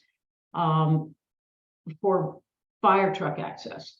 So part of the reason that we want the streets to remain private is because of the lack of being able to use these different street types if they were public.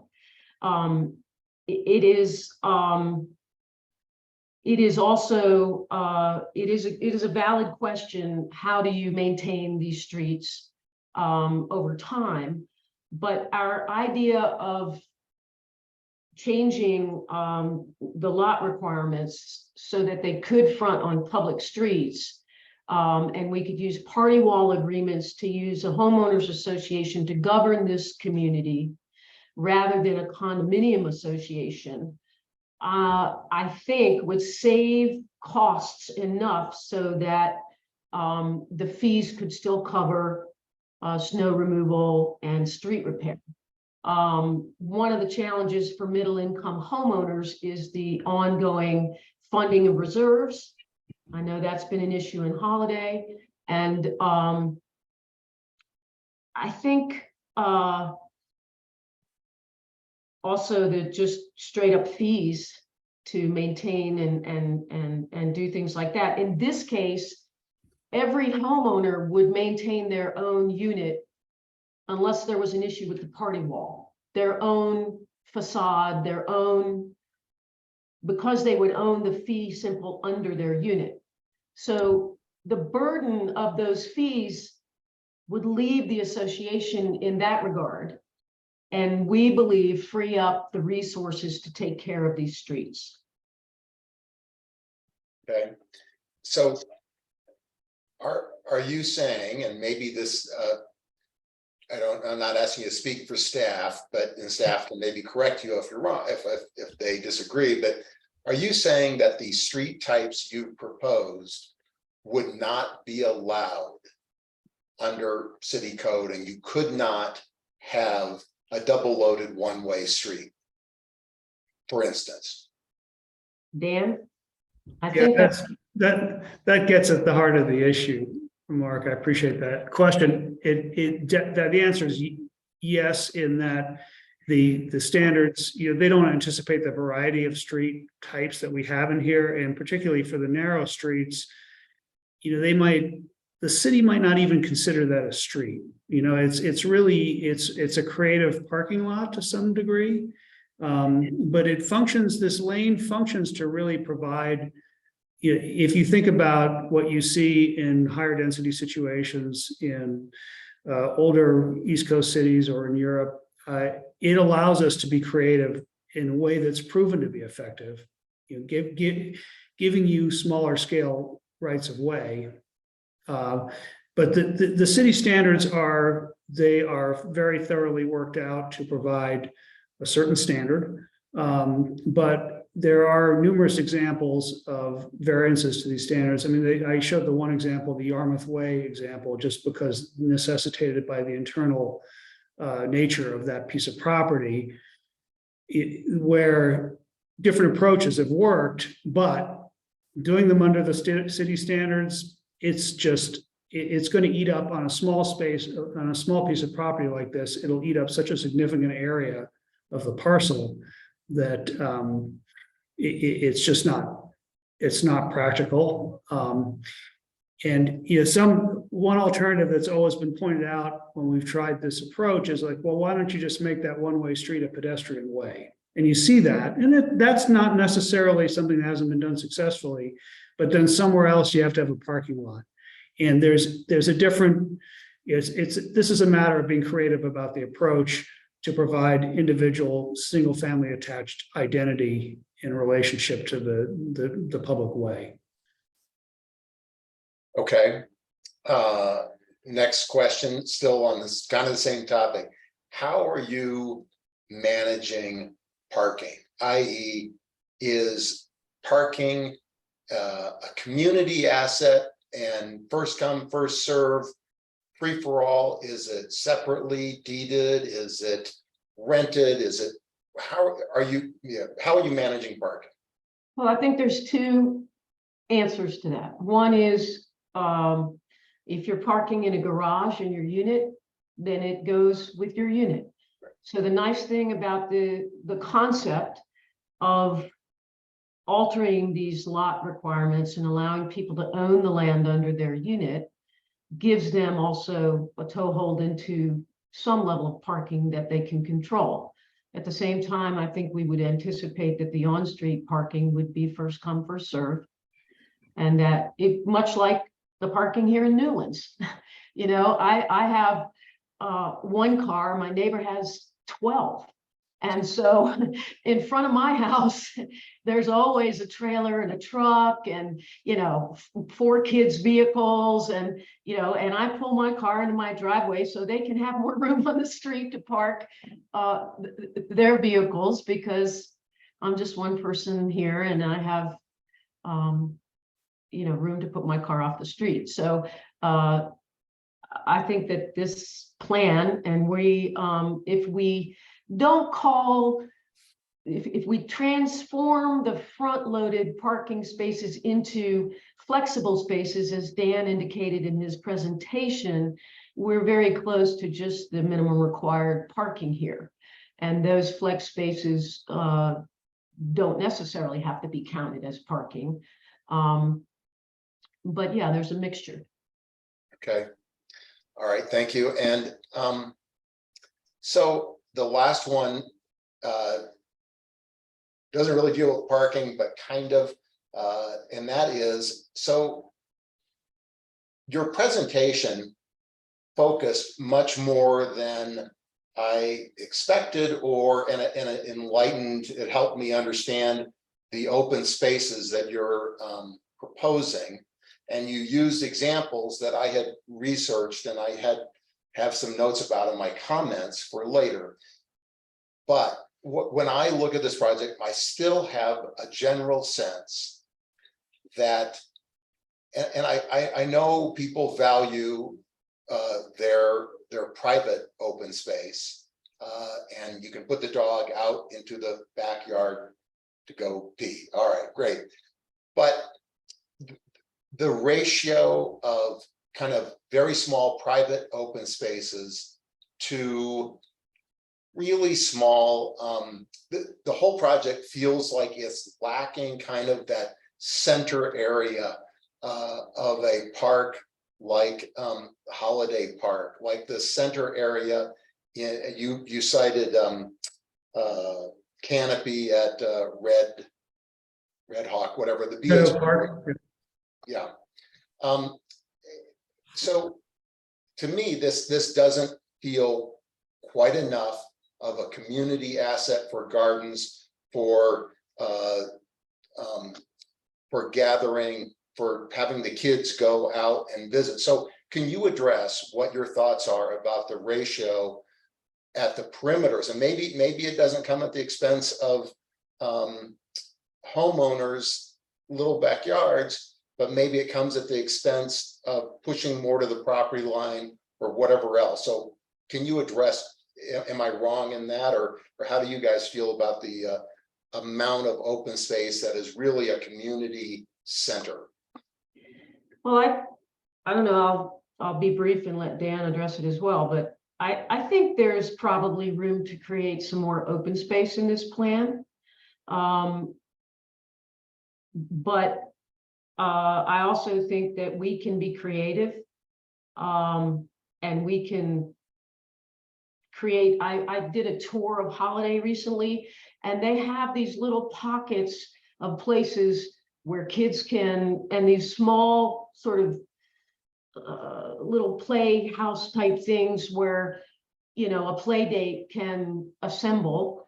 And I think that there are ways to activate and be deliberate about some of these smaller spaces at the perimeter. And I would agree that we could, lose another unit or two and enlarge the existing central space and probably still make this project work.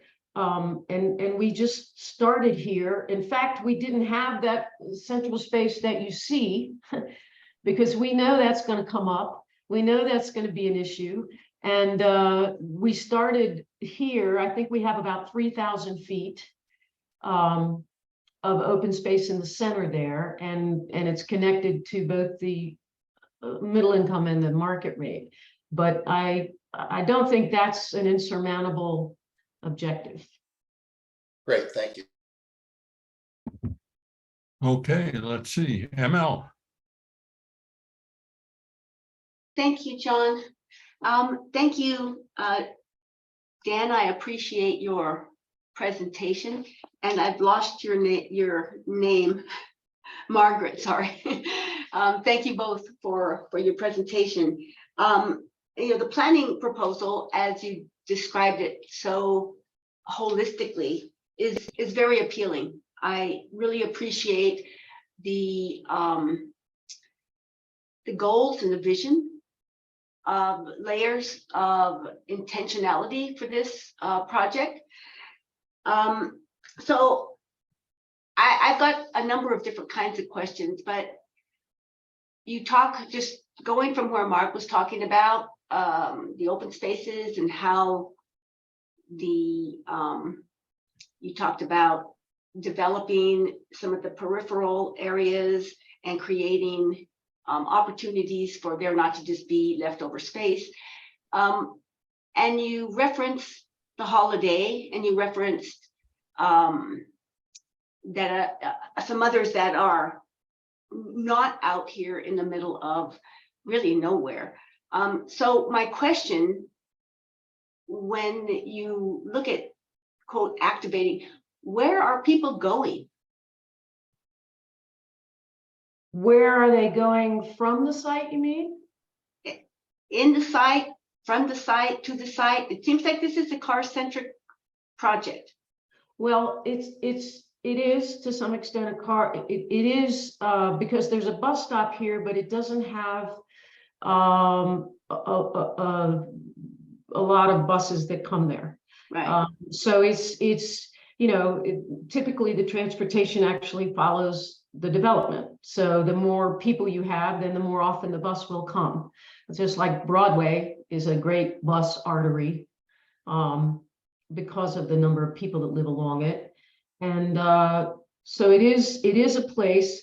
And when you have workforce middle income housing, and we sort of feel like all of this fits into some of those categories, frequently people need cars. I do think that is part of the reason that we worked on, we presented this plan to some other groups around town, and planning staff also talked about the front-loaded garages on these perimeter houses to the west and the north. And that's why we came up with an idea to create a flexible space there, so that if you didn't have a car, didn't want a car, you could utilize that space for something completely different. So trying to stay in reality. And I think you're right. I think if you're living out here, you more likely than not will have a car. Right, because there really isn't any place to walk to. You're not going to get anywhere, just walking out your door to go to the grocers or to go to the cafe. Right. Or There's not a great walk score. That's correct. Right. There is a great deal of bicycle traffic here. This is a very popular and well-traveled bike path. I've ridden up there myself, and I'm sure Dan has too. And so I think thoughtful bike opportunities is something we'd like to look at. And some things like that. I mean, again, this is a concept plan. Right. And we have focused really primarily on how to get the maximum number of for sale family appropriate middle income, permanently middle income homes. That was the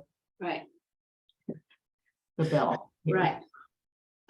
Okay, well, so my comment about the intention of what you're wanting to do here and the holistic approach to it down many layers of planning thinking is really very appealing.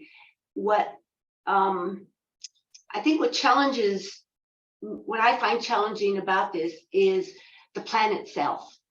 And I'm not. Oh, okay, ML? Yes. I think we'll have a discussion later on about how we, our opinions about the proposal as a whole. So this is a time when, if you have specific questions to the applicant, that you might focus on them. I was going somewhere with the question, but I've lost it. Oh, I'm sorry. I didn't mean to. No worries, no worries. You've saved yourselves, Margaret and Dan. My question flew out the window. Thank you. it comes back, we're happy to answer it. Okay. All right. I don't see any other hand. I just have a couple questions. One is, where in this map that we're looking at would be the area that the affordable housing or the habitat related housing would go?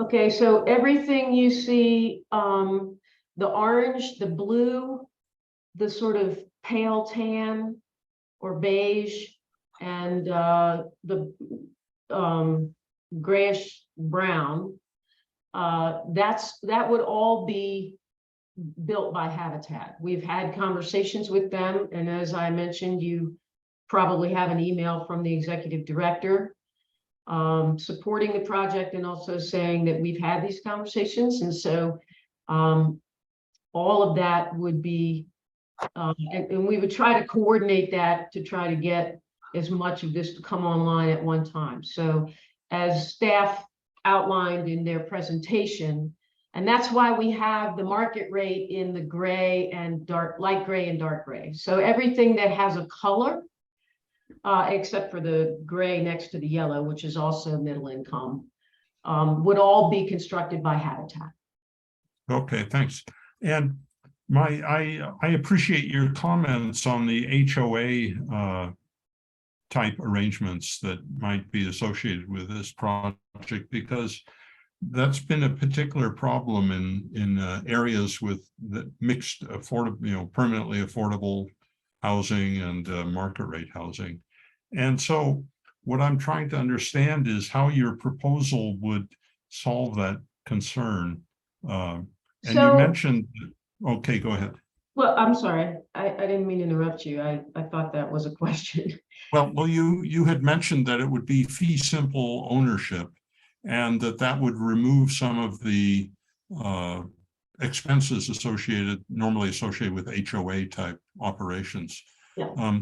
But when you have these buildings that are linked and joined, I was trying to understand how that works and whether there's a precedent for it. Well, I'm going to answer quickly, and then Dan can talk to precedent. But there is precedent, and what you would do to make it a homeowners association instead of a condominium association is to have party wall agreements.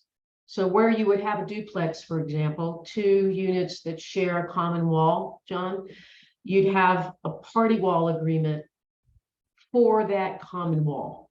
So if you had the unit on the left and I had the unit on the right, we would have an agreement between us.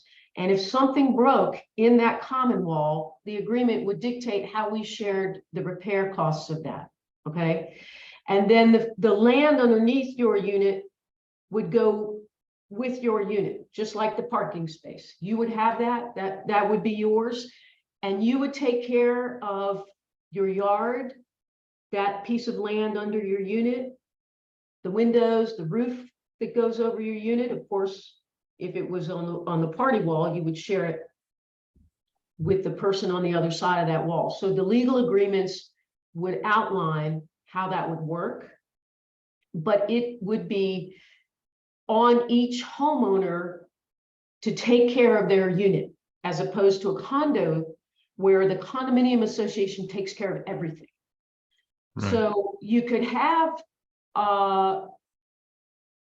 you could also charge more to the market rate because they're larger, and that would help take care of the roads and some of the common areas. So we haven't figured it all out yet, but there is precedent for this, and I think you would have lower reserves because each person would be maintaining their individual unit.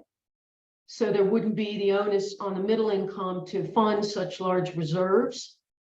And that's been an issue, I think, that you're alluding to in some of these mixed income developments that we're seeing kind of over time. And there's just a much, we would have to take care of the roads if they are private, and but the units themselves could be maintained by the homeowner. And so that would lower the costs. It's also easier for somebody to go out and take care of their own house than it is to put a bunch of money into some common pot that takes care of things that aren't perceived as theirs. That's a psychological thing, and maybe it's not so PC for me to say that, but that is the reality that we see in these mixed income environments. So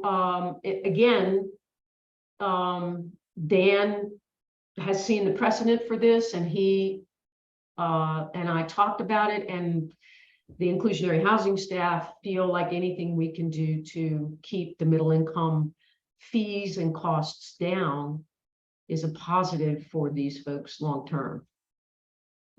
Thank you. Laura. I had just a factual clarification question for staff based on something that the applicants had mentioned, if this is an okay time to ask it. Sure. So I think Dan in his presentation mentioned that Holiday's density is 20 units per acre. And I actually did a little back of the envelope calculation of my own, just based on all of the comments that we got comparing this development to Holiday. And, you know, when I looked at, I just looked at a website that said that Holiday, that the density in Holiday, there's 333 units in 27 acres. And by my math, that's about 12 1/3 units per acre, not 20.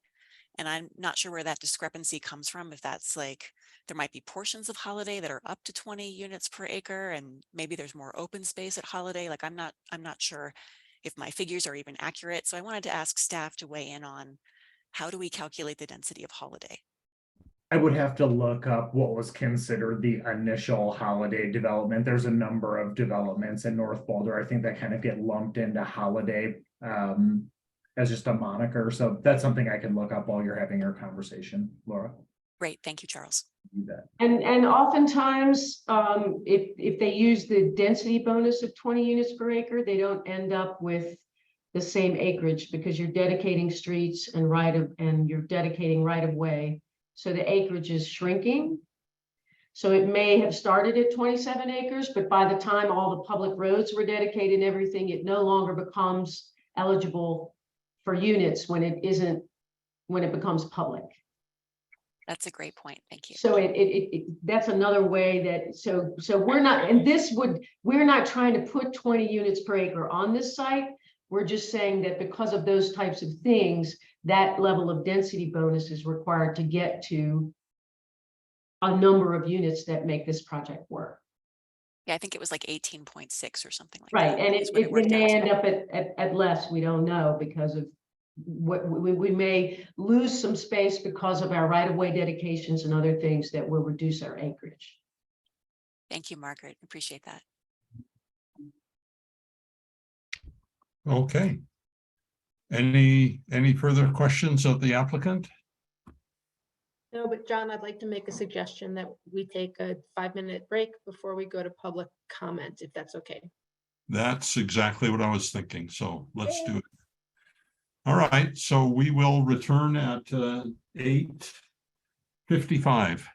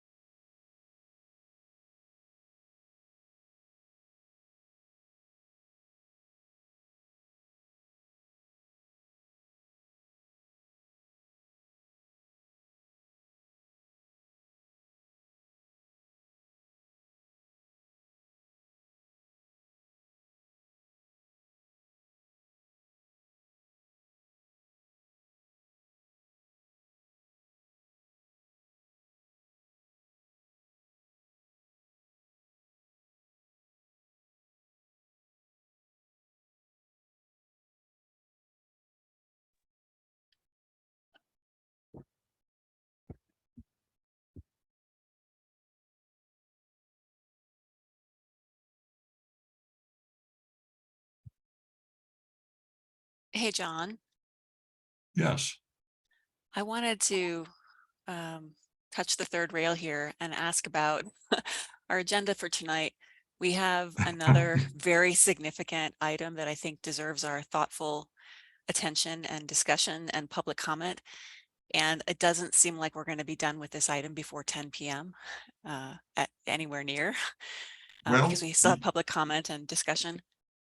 you're not alone in that concern. I think that what we'll do is we should take a little thumbs up, thumbs down test and see who is interested in deferring the next public hearing to later on in another meeting.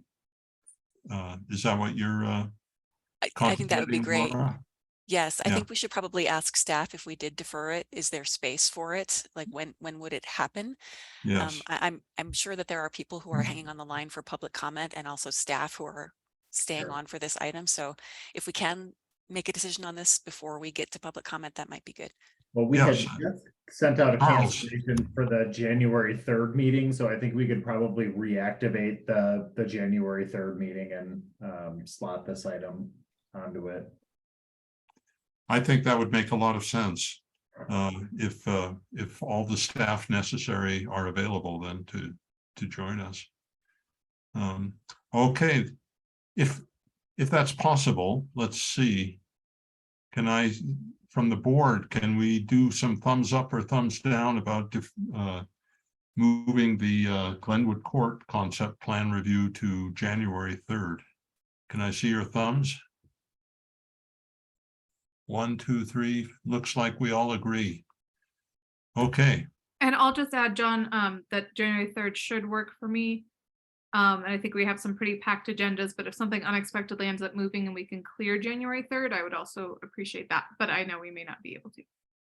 okay. Looks like Brad might have a thought here for us.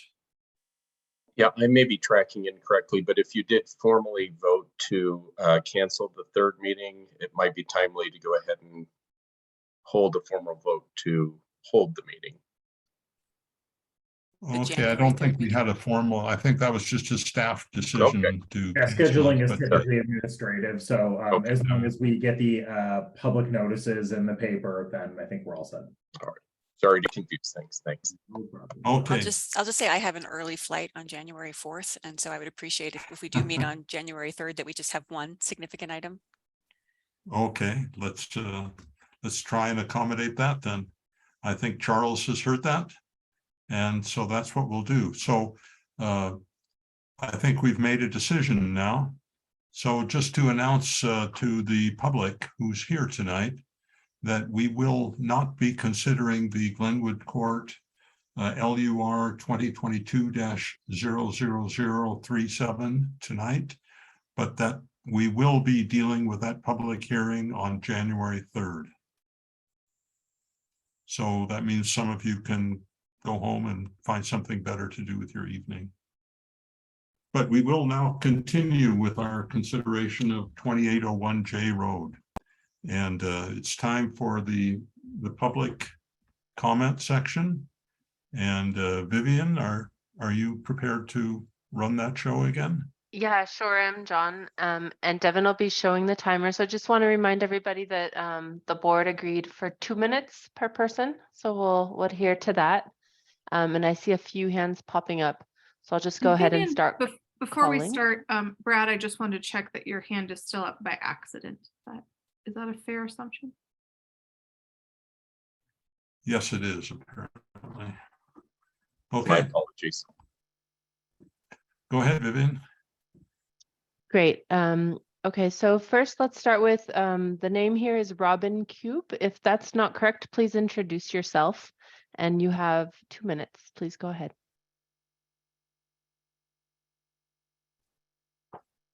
Yeah, my name is Robin Cube, still spelled K-U-B-E, but pronounced Cube. I want to thank everybody for all their time and all the good questions and comments that we got today. But one of the things that I think was left out of the conversation is the impact this development will have on the infrastructure, especially the roads and the signalized intersection at J and 28th Street. I live at 4160 Amber Place, which is just southwest of that intersection. I've lived here for 35 years. I've ridden my bike across J Road and at this intersection for even longer, since I moved to Boulder in 1982, and I've been riding it ever since. And the intersection right now is horrendous. 7 years ago, when planning board looked at this, that was an issue at that time as to how bad that intersection was. And one of your prior members, John Putnam, commented at that time that the applicant would need to put a lot of thought into the infrastructure and connectivity at this site. Fixing J Road and 28th Street would take a lot of thought and money. And that given that annexation is a discretionary act on the part of the city, development of the property should be done as part of a larger plan. And although I did hear the applicant indicate that there's a recognition that they'll have to do some work on J Road, there was nothing about the plan that they submitted that took that lower acreage into account. And so given the comments that have been made tonight about the need to, in order to make this an economical project, you need this density. I think these two things just collide in such a horrific way that it really needs to be taken into account seriously. And I want to be clear too, I'm not opposed to a high density project here, but it needs to take care of the impacts that we'll have on J Road and the safety. And one reason the buses and everything aren't used here is because it is so unsafe to get on and off the bus. And especially on the other side of the road that isn't part of the city and you guys have no control over. Thank you so much. Thanks a lot, Robin. Next up, we have Janet Heimer. Please go ahead. Hello, my name is Janet Heimer, and I've resided in Boulder since 1969. I've seen a lot of changes in the community, and not all of them do I approve of. However, I am in support of this proposal and the one that now has been moved on Glenwood Place. But I've been doing a lot of social justice work in all the years that I've been in Boulder. And the possibility of changing zoning so that more affordable units can be built on site is what we need to do. We need middle income housing, as you already know, and this site gives us the option to add 34 affordable units. And the proposed 50 market rate housing will pay for the cost of the affordable units.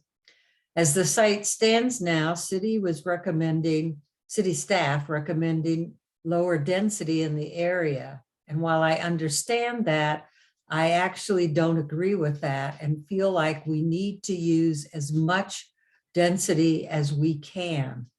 Quite frankly, I'm really tired of seeing all of the expensive homes for people who have money and can afford them. And yet my daughter who grew up here cannot afford to live here.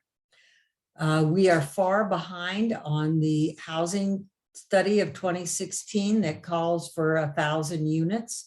So this site is the perfect location to really increase our middle income affordable housing site.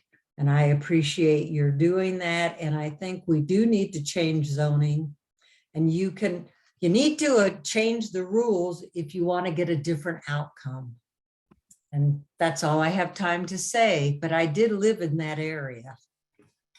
Thank you so much, Janet. And next up, we have AJ Grant, who had spoken previously, followed by Danica Powell, just to give you a heads up.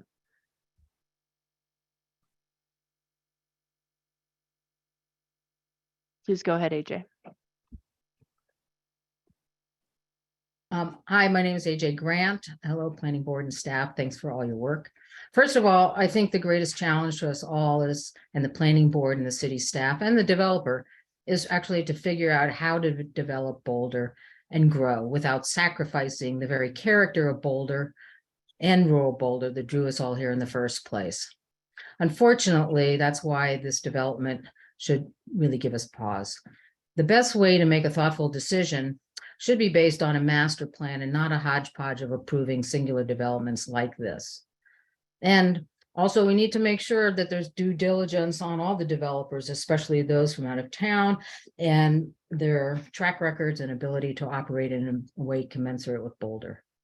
I'll hold detailed comments till the next meeting, but want to get on record that this is the wrong project in the wrong place at the wrong time.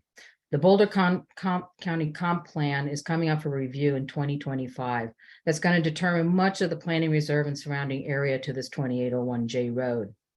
So the proposed development should not be considered until after that comp plan is completed. And because of the very fact that it deviates so drastically from the existing zoning, it should not set precedent for the planning coming up in anyway. So this proposed request should be tabled until that is done.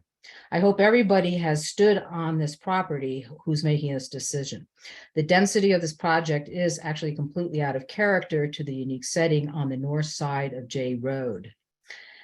It's an awkward aesthetic to stuff onto this corner with no parts and burden surrounding neighborhoods like Orange Orchard with more open land, which will undoubtedly need to be protected at cost. And also to put such building and drive it to the outskirts of town increases traffic and pollution and is counter to the city's climate goals. Thank you so much, AJ Grant. Next up, we have Daniel Banjo, followed by Lynn Siegel. Daniel, please go ahead.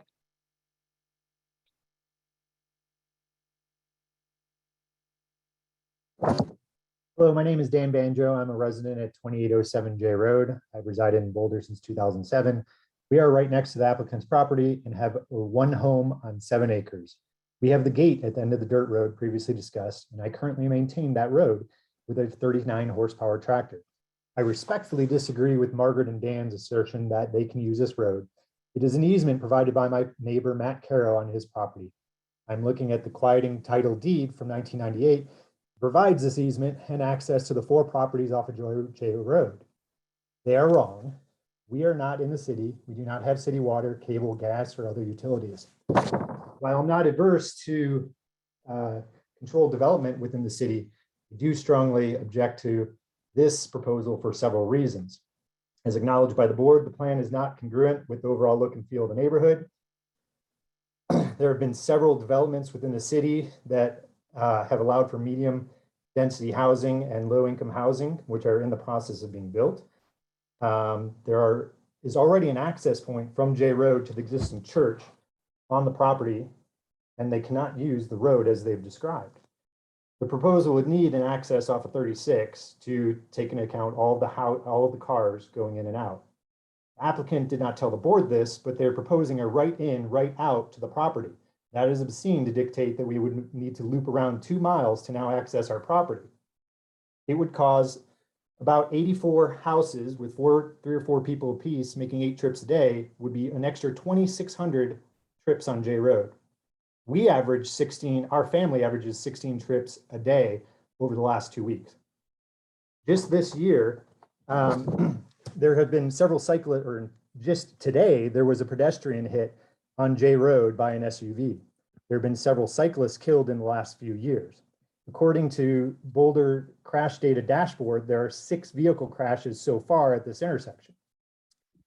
No rezoning of the property and annexation should be allowed prior to the 2025 Planning Reserve 3, 36 north of J Road is complete. If major development is approved north of J Road along 36, then the intersection at J Road would need major redevelopment and potentially a new east-west thoroughfare. Daniel, sorry to interrupt, but just to be fair to the others. I'll save the rest. Yeah, but thank you very much for your contribution. Okay. Next up, we have Lynn Siegel, followed by Thomas Finley. Lynn, please go ahead. You have 2 minutes.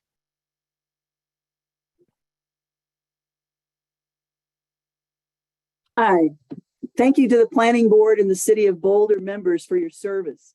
My name is Lynn Lichtai. My husband, Kevin Benjamin, and I are the property owners at 2830J across from the proposed site on the south side of J Road in the Gould Division. My main concern is that only one point of motor vehicle egress is being planned, namely from the dirt road, also known as Violet Road, onto Busy J Road. You wouldn't build a house with only one door to enter or exit. A proposed development of up to 84 units having only one major vehicle entry or exit point will be a traffic nightmare and a fire safety access hazard from its outset. However, north of the proposed site, likely in the Area 3 Planning Reserve, Violet Road once had or has an east to west access point that feeds onto 28th Street, Highway 36. I don't see this portion of Violet Road on any maps shown tonight. There is currently off of 28th Street, a road closed sign posted on a barrier at 28th Street at Violet Road. There's also an official green street sign off of 28th Street that calls it Violet Road. Could staff address when this east-west portion of Violet Road was closed? And could the city or county legally reopen this portion of Violet Road to allow a second point of egress for the proposed development and the current adjacent property owners?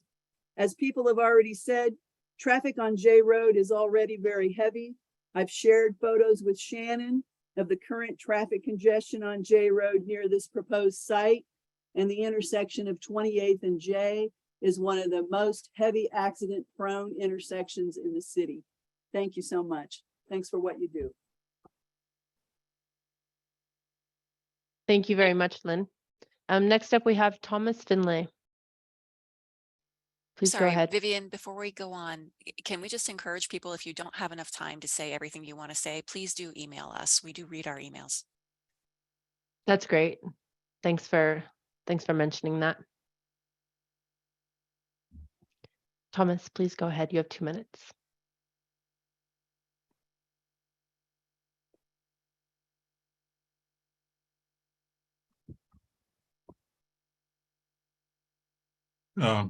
You're muted.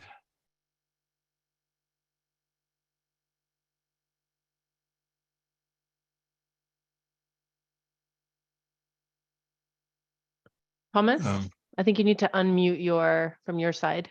Can you hear me okay now? Yeah, that's Yes. great. I see. Okay, I understand. I was muted internally by you. So forgive me. I'm a resident of Orange Orchard. I want to formally voice my strong opposition to this project. I have more concerns that I could list tonight, but I'll start with the main concerns.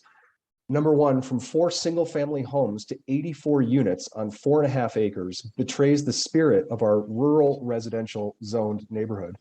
For reference, Merriam-Webster Dictionary defines rural as, quote, of or relating to the country, people or life, or agriculture, end quote.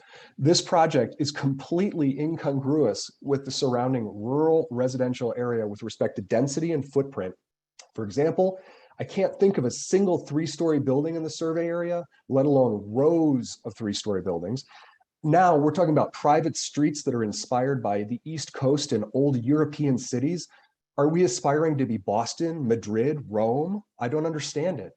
Number 2, cars, 84 units. I'm expecting 100 to 200 cars parked on that corner, plus visitors. As others have said, J Road is extremely busy. The site is at a traffic signal. It will completely snarl traffic and will be a complete danger. And it's a total fallacy to say people will use public transit. Transit here is limited, as we've discussed, and there is absolutely no retail nor services within about a 1-mile walk, which, by the way, doesn't even have sidewalks. Lastly, there is no green space of any substantial amount in this development. It's at odds with what Boulder offers, ample green space to diffuse the hot summer heat. To wrap it up, I don't feel that this project is designed for this community. It's totally at odds with the surrounding area. It's driven by a developer margin only, and affordable housing is just lipstick on a terrible deal. Thank you. Thank you, Thomas. Next up, we have Claudia Hansen, TM. Please introduce yourself if I pronounced that incorrectly, and then followed by Wiley Hodgson. So you have a heads up that you're after Claudia. Please go ahead, Claudia. You have 2 minutes. Thank you, Vivian. Good evening, Planning Board. My name is Claudia Hansen-Thiem. I live in the Holiday neighborhood. I reviewed this project for the Boulder Housing Network newsletter, but I'm sharing my personal thoughts tonight. First, I want to recognize that this is a challenging location to create the type of compact and car-light development that many of us have been advocating for. There's limited transit service and high car traffic volumes on both 28th and J are barriers to bike and pedestrian access. But this is not a reason to replicate the low density development patterns nearby. Development at 28th and J should look to the future, whatever we envision for the Area 3 Planning Reserve, rather than backwards to the suburban land use patterns that have encouraged unaffordable sprawl. The combination of MXR and RMX2 zoning that the applicant requests would put this parcel on par with the nearby Holiday neighborhood and open the door to doing even better in future annexations. So what I hope we can do at this site is accept that challenge of getting to 84 shared wall homes and focus on how to optimize housing utility and shared spaces for future residents. Please work with city staff and the applicant to minimize the space devoted to parking and paved rights of way and allocate open space within the development in ways that will enhance community life. The shared space at the center of the neighborhood is a good start. Could it be connected and expanded by turning the north-south private street that it crosses into 2 dead ends? Could the multi-use path be more separated from cars, either by moving it to the western boundary or by reducing vehicle and parking access on the adjacent private street? Can we be flexible with street design and rights of way, recognizing that new streets in this parcel will be primarily for access to housing, and they don't need to be high volume? Can we find creative ways to turn the wedges of open space on the periphery into safe, active, and ultimately loved spaces? The bottom line is that the concept we have here of middle income, permanently affordable ownership housing, combined with smaller unit footprints, is something we've been aspiring to for some time. So let's see how good we can make it here. Thanks. Thank you, Claudia, for your contribution. Next up, we have Wiley Hodgson. Wiley, please go ahead. Please go ahead.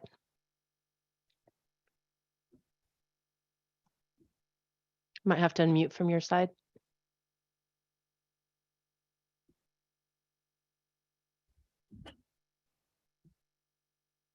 Wiley, we can't hear you.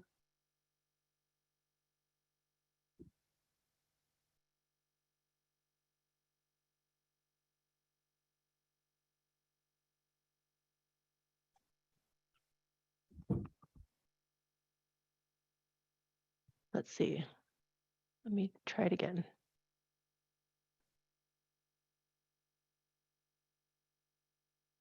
Wiley, can you try speaking now?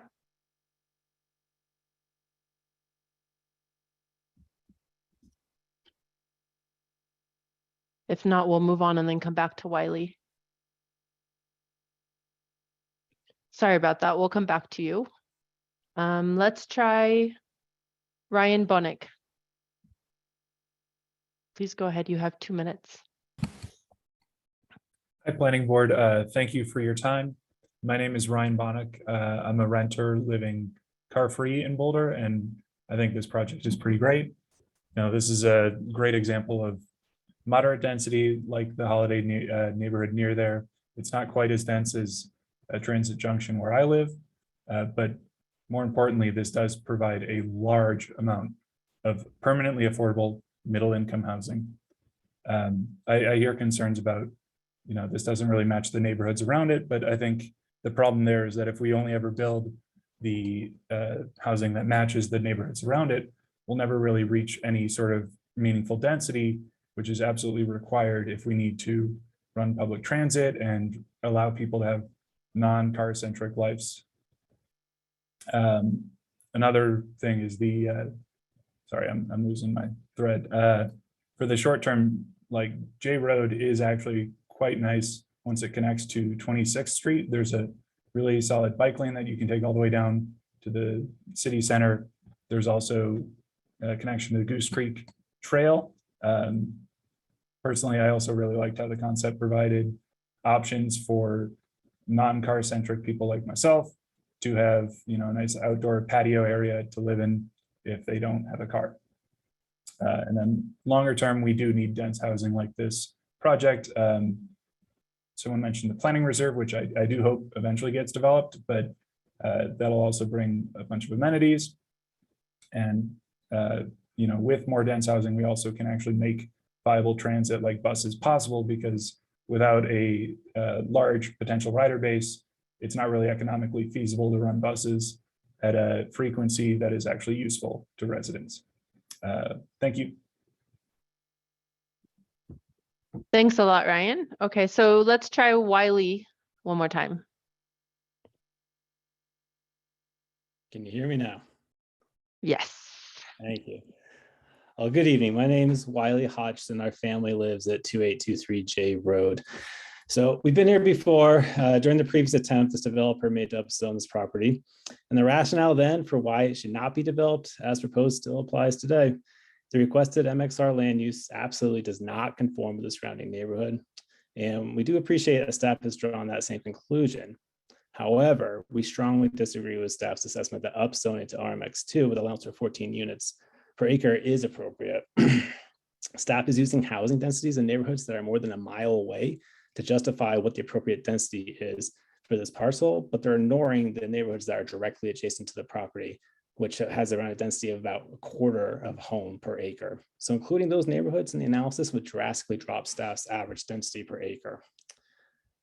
So 2801J Road sits in Area 2, but it is surrounded on 3 sides by the planning reserve, which is all privately owned. The city has signaled that it's going to move forward with its service study as a first step to opening up the planning reserve in the upcoming Boulder Valley Comp Plan update.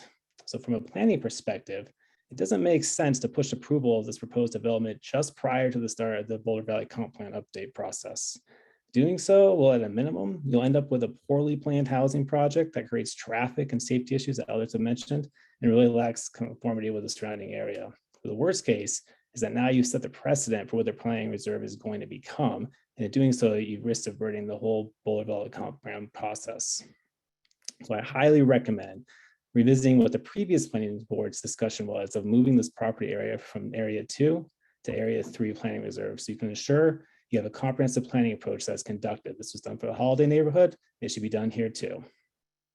And so, lastly, I'll say, while little has changed since the developer's previous attempt to develop the property, there has been a positive change that we now have a new tenant at the church on the property. City Church has made improvements to the property, and overall, they've been a really good neighbor. So let's not forget about the impact this development will have on them. Thank you. Thank you, Wiley. Next up, we have Greg Schwartzer, followed by Adrian Fine. Greg, please go ahead.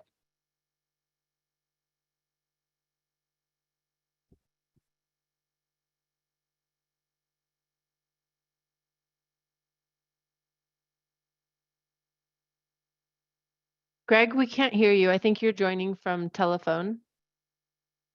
Oh, there we go. Sorry Great. about that. Missed the pop-up screen. Sorry, my name's Greg Schwartzer. I reside in Orange Orchard with my family. I've got 2 quick comments.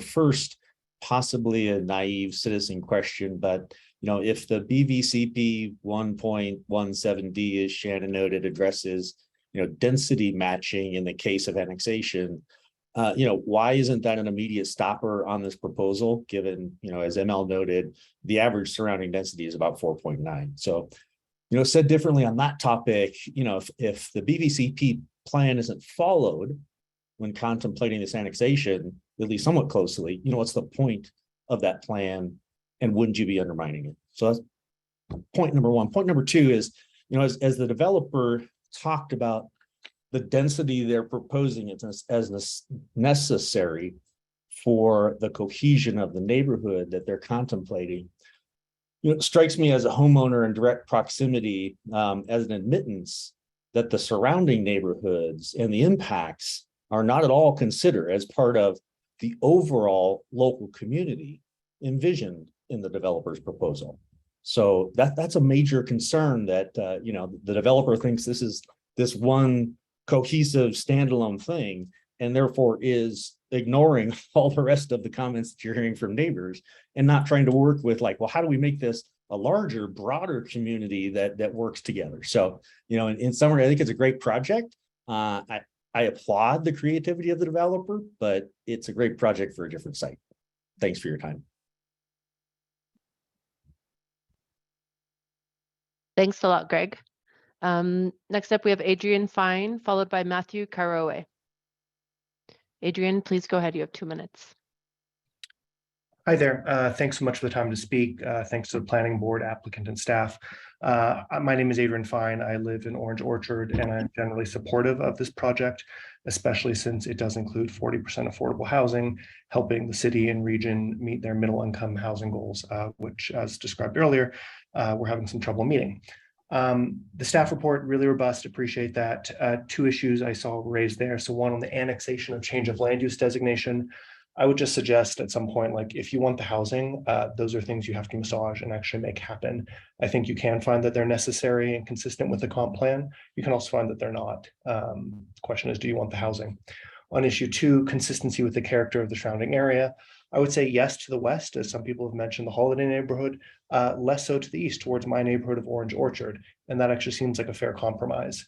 The applicant is asking for density similar to North Broadway in the Holiday neighborhood. The project massing is sensibly designed to put the density away from other uses. And I would also suggest compatibility does not mean the same. There's actually kind of stepping back, stepping up, all that kind of good stuff. A few other comments. The cafe, I would love that. Reduce me driving into town for coffee. A number of folks have mentioned J Road and 28th. I would just be interested in seeing the data around that. I'm sure it's somewhere, probably a place to sharpen our pencils on.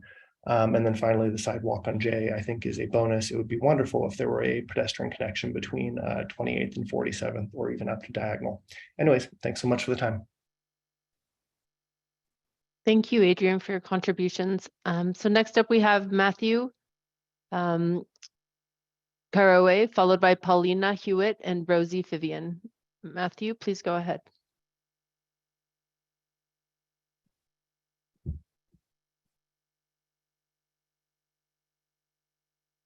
Matthew, you might have, I think you're on your telephone. You might have to look for the pop-up.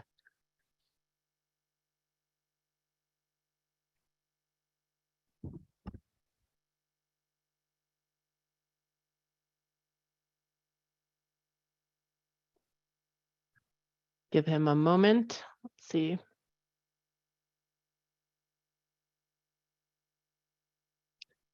Matthew, floor is yours. We can't hear you. Okay, let's go to Paulina and we'll come back to Matthew. Paulina, you have 2 minutes starting now. Please go ahead. Hi, I'm Paulina Hewitt. I also live on J Road. We've lived here since 2014, and this is a rural residential area, as you know. I'm not opposed to development of that corner, but not the density that the developer is proposing. Having lived on J Road, I know what the traffic is. I've seen the traffic at that intersection during rush hour.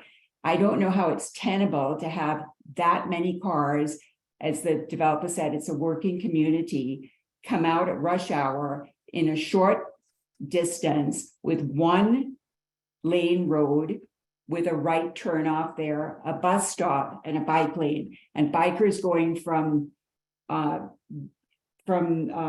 east to west, and then making a right there or going left or going straight. There have been bike accidents that I've witnessed on J Road, and it is the most biked road in Boulder County. My husband is a cyclist, and that is something that I think the board needs to take into consideration when they're thinking about that intersection, because we have races on J Road, so many athletes and many bikers use J Road to practice on all day long, every day of the week, at all times of the day. And I would invite the planning board, because you seem like a very thoughtful group, and I really enjoyed your questions and comments, to please come here after the holidays on a regular working day during rush hour and see what that intersection looks like and experience the traffic there, and then decide whether you think you can have high density housing at that corner. And as many of the other people said, as a planning board, we've lived around the country in a lot of different places. We need to sort of look at the whole plan and not piecemeal it, so it's comprehensive and workable for Boulder. Thank you, Paulina. Okay, so let's try Matthew again. I think we've figured it out. Matthew, let's see if we can hear you this time. All right, can you hear me now? Yeah, that's great. Okay, good. Okay, so I'll be quick. My name is Matthew Careau. We've been living at 2825 J Road for the last 16 years. A number of people before me have said this a little bit more eloquently than I will, so I'll be pretty quick. One, J and 28th is a terrible intersection. As Robin Kuby pointed out, there has to be significant infrastructure improvement in that before you put 84 units on this corner. This plan doesn't really comply with the Boulder Valley Comp Plan in so many different things. It borders on the reserve on three different, on the north and at the east, and not really on the west. You talk about the Boulder Valley Comp Plan going to be redone in 2025. This needs to be shelved until that time. People have talked about the density. I hear about the density of the Holiday neighborhood. The Holiday neighborhood is pretty far away from here. In your table that you had the Sundance neighborhood at 9.2. That's still pretty. You can't really see that at all from this area. This density is not appropriate for this spot. This design is not really available for the spot. Excuse me. So in summary, I just don't think it's a good idea. I'm a little bit more eloquent maybe in my letter. But please shelve this thing, make it a comprehensive plan with all of Boulder Valley Comp Plan with a planning 3 reserve in a couple of years. And let's talk about what would be appropriate for this property in the future. Thank you for your time. Have a good night. Thank you, Matthew. So the last hand up for now is Rosie Vivian. Rosie, please go ahead. Good evening. I support this project at this conceptual stage and the aspirations of this project. As an architect who's been following these projects for some time now, I know how costly and difficult it is to provide any kind of on-site affordable housing. I think it's commendable that this developer is finding a way to accomplish this with an aim to accomplish everything that's been asked of them by the city and by our city goals of providing middle income housing. So for that reason, I support this project. Thanks. Thanks a lot, Rosie, for your contribution. We do have another hand, Macon Coles. Hope I pronounced that correct this time. Please go ahead. Thank you. And Vivian, what a nice job you're doing in helping us in the public to contribute to the meeting. So I just want to point out that this project promises to bring forth 34 middle income affordable housing units, permanently affordable, which is as many as we've gotten since October 16th of 2016, which is the date on which we adopted the middle income housing strategy 6 years ago. And if we keep saying no to projects that come and can make a substantial contribution to what we have said and adopted plans that we want, we're not going to address the need of our people for more housing. The cry that I'm hearing from neighbors is that we should wait for the planning reserve to be planned. We don't know that anything's going to go on in the planning reserve. And there's absolutely nothing in the site review criteria, which is what a concept review points to, that makes a criterion that you can take a property in area 2 and treat it as though it were in the planning reserve, where development can only be considered once every 10 years.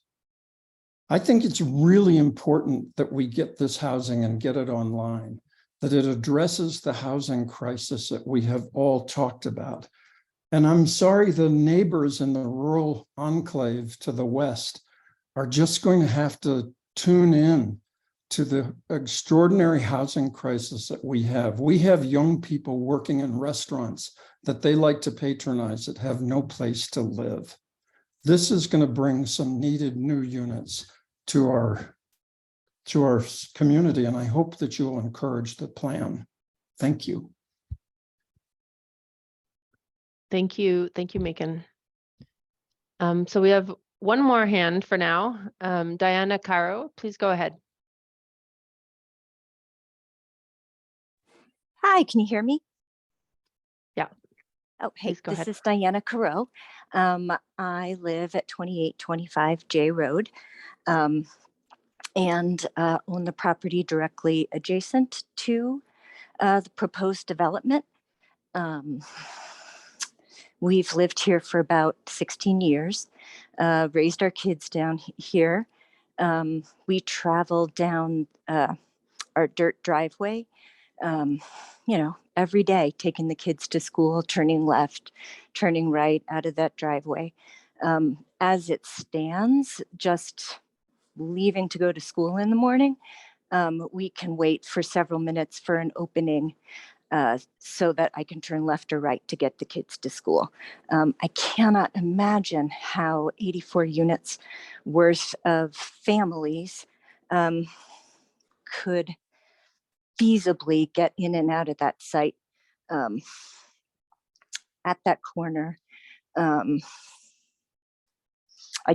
can't see it. I don't let my 13-year-old son, who goes to school at Centennial Middle School, which is the middle school that this area serves, I don't let him go across that intersection because I don't feel like it's safe. So that's, I could go on and on about concerns I have about this, but I think I'll just speak right now to my concerns for safety traffic-wise at this site. Thanks a lot for hearing me out. Thank you, Diana. We have a couple more hands. Susan Patton, followed by Ernie Sandy. Susan, please go ahead. Yeah, this is Daniel Weller. I'm Susan Patton's husband, using her computer. I just wanted to thank you all for the meeting this evening. A couple of things that haven't been addressed so far.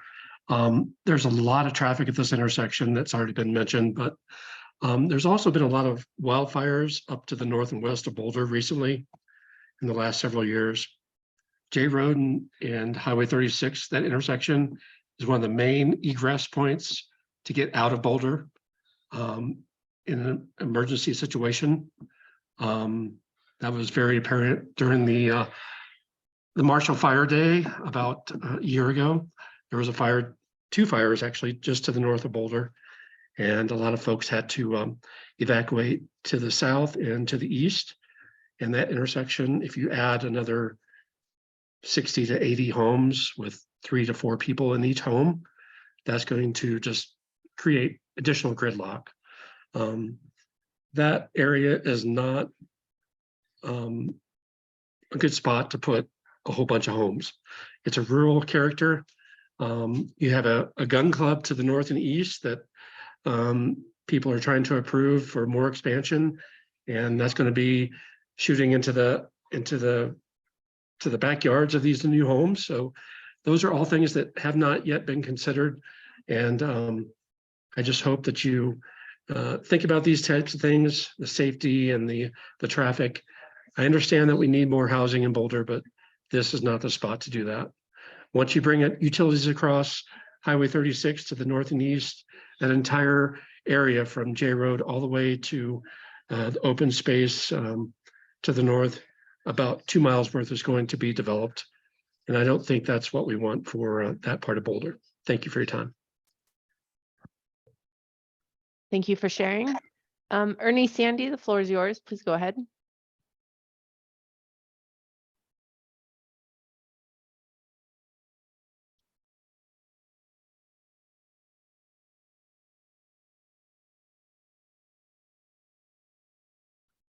Ernie, we've given you permission to speak, but we can't hear you.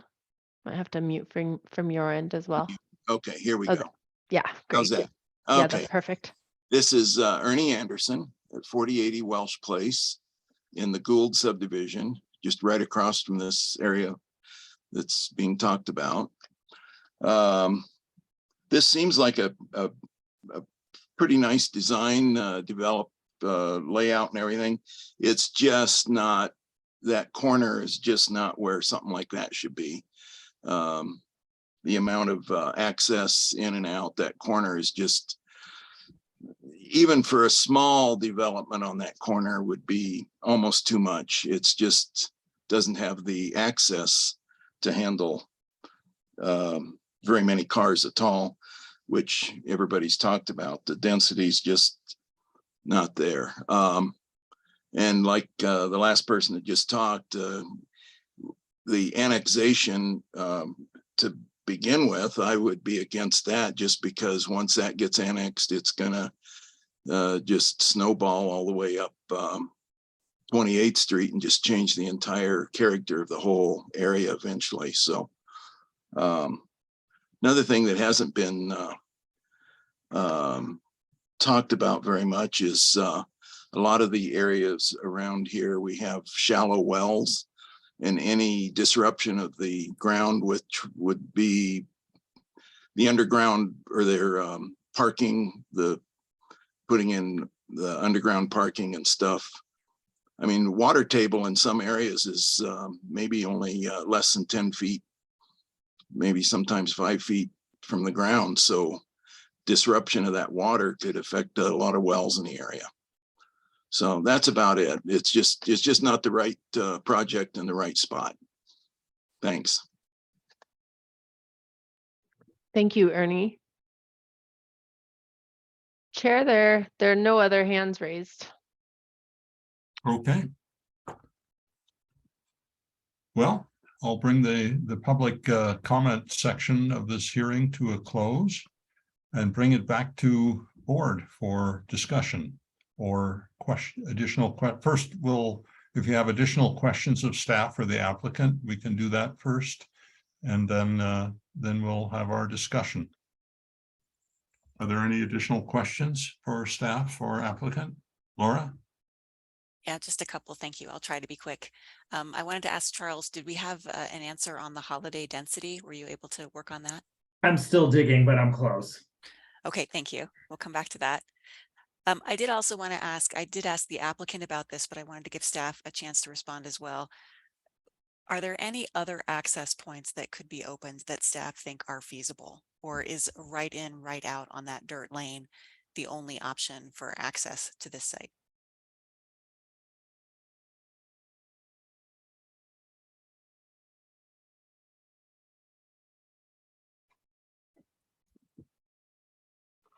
Yeah, we don't have any transportation staff here with us tonight. I can try to address the question. We would be looking for the city's minimum access spacing requirements to be met and for turning movement requirements to be met. So that's my understanding of how, when the city reviewed it, the right in, right out, and the location of that was looked at. So we didn't review alternative placements to that. I think we kind of looked at what was proposed and kind of reviewed that against the review criteria for those items. Thank you, Shannon. And I'm seeing some public comment in the Q&A that people were not able to hear that. Some of the folks on the line were not able to hear you. It sounds like maybe there's a microphone issue. I don't know if Shannon, either you could repeat it or if someone else could repeat it so that folks on the line could hear. I'll try to take my microphone off and see if that's helpful at all. But yeah, I think the question was regarding the access in terms of the access location and how that's laid out. Transportation staff would look at that in terms of our minimum access spacing requirements, and then the turning movements that would be appropriate for where the access is located. So we didn't attempt to evaluate like alternative locations for that access point. They really just looked at what was proposed in the plans. Okay, thank you. It's good to know. And then we've had a lot of people question, how could this be approved given the current BVCP land use that it limits it to 4 units in this particular zoning and land use? I don't know if staff want to comment on the process of annexation and changing land use and why the city would consider annexing it and what benefit we get from that. I don't know if it's worth trying to restate that for the benefit of the public. Yeah, for sure. I think where, like you mentioned, where the 4 units is coming from is under the current zoning in the county. there's a limitation there under the rural residential zoning it has now. So since the BVCP planning areas designate this as Area 2, that means that the city and the county have jointly agreed through the Boulder Valley Comprehensive Plan that it is eligible to be annexed if it goes through the annexation request process and is determined to be consistent with a number of policies that would apply. So that's what we'd be looking at if it were to apply for annexation, and the benefits that the city would see out of that, particularly in terms of the affordable housing piece that many folks have mentioned, would be one of those key items that would come into play. So this is a piece of, so if I'm understanding correctly, this is a piece that has been designated, I think since the 70s or 80s, as appropriate for annexation, Area 2. And it's anticipated that at the time of annexation, that land use zoning would, excuse me, not the land use, the zoning would change to allow, the only reason why the city would annex it is if we receive a benefit to our housing stock. So annexing a rural residential property with no change of zoning is not something we'd be likely to do. Is that correct? That's correct. Yeah. Yeah, anytime it's annexed, it would have to have a city zoning applied to it. Yep. Okay, thank you. All right. Any further questions? Okay, then I think, I see ML has a hand up. Okay. I couldn't find my other hand. Just a little quick follow-up, Shannon. This land is currently, the land use designation in the Boulder Valley Comp Plan is public. Is that correct? That's correct. Okay. Thanks. Okay. So now we're going to bring it back, and to make sure that we respond in an efficient way to both staff's questions and to let all the board members lay out all of their any other concerns which they may want to talk about. We'll start out by specifically focusing on the staff's questions. And the first one of those is the proposed annexation and Boulder Valley BVCP land use designation of mixed density residential consistent with the goals, objectives, and recommendations of the comp plan? So let's focus our responses right now on that question, and then we'll move on to the next question that staff has laid out. So what do you think? John, could we get the question up on the screen just so we make sure we're all speaking to it? Well, so just so you know, what we did was we took that first question and we broke it into two parts.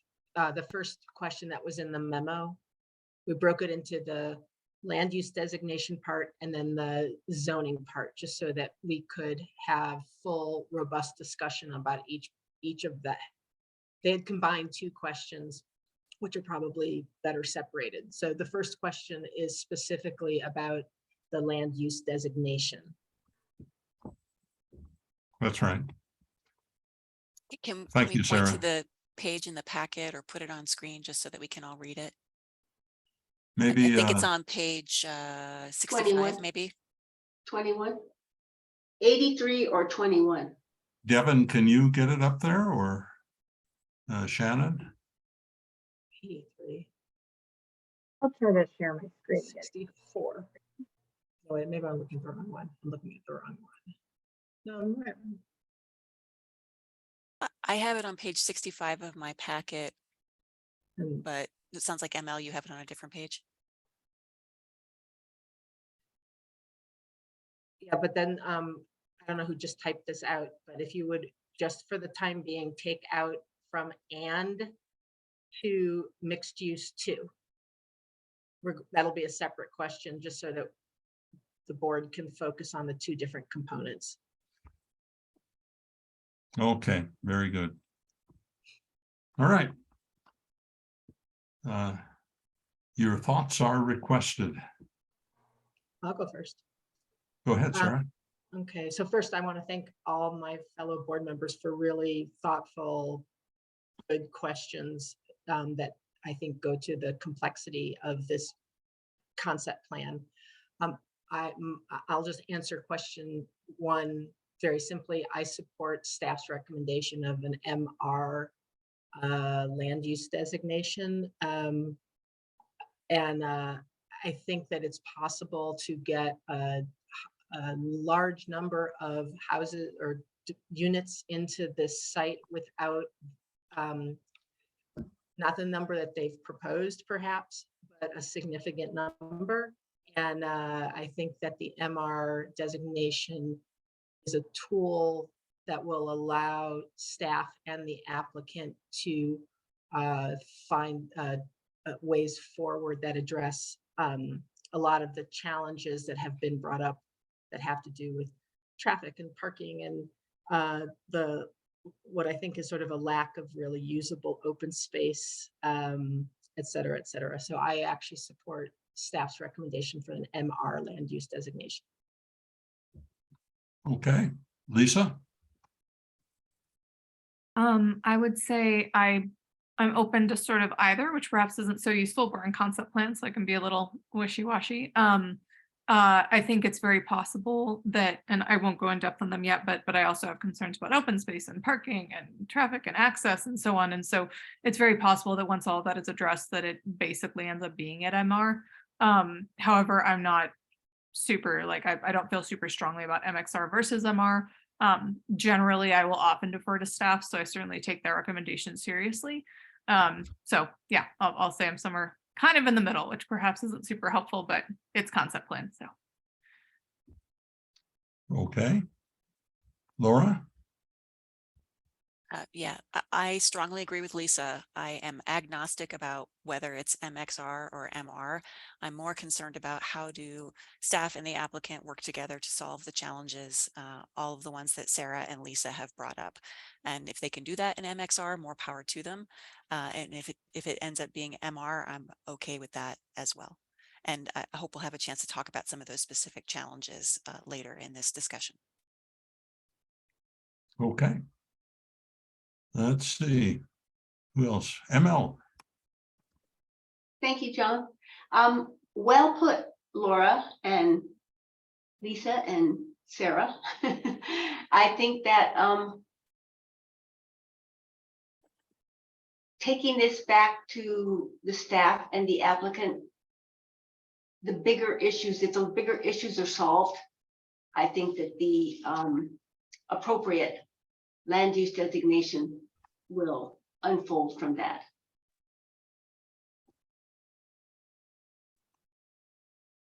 Let's see, Mark, what do you think?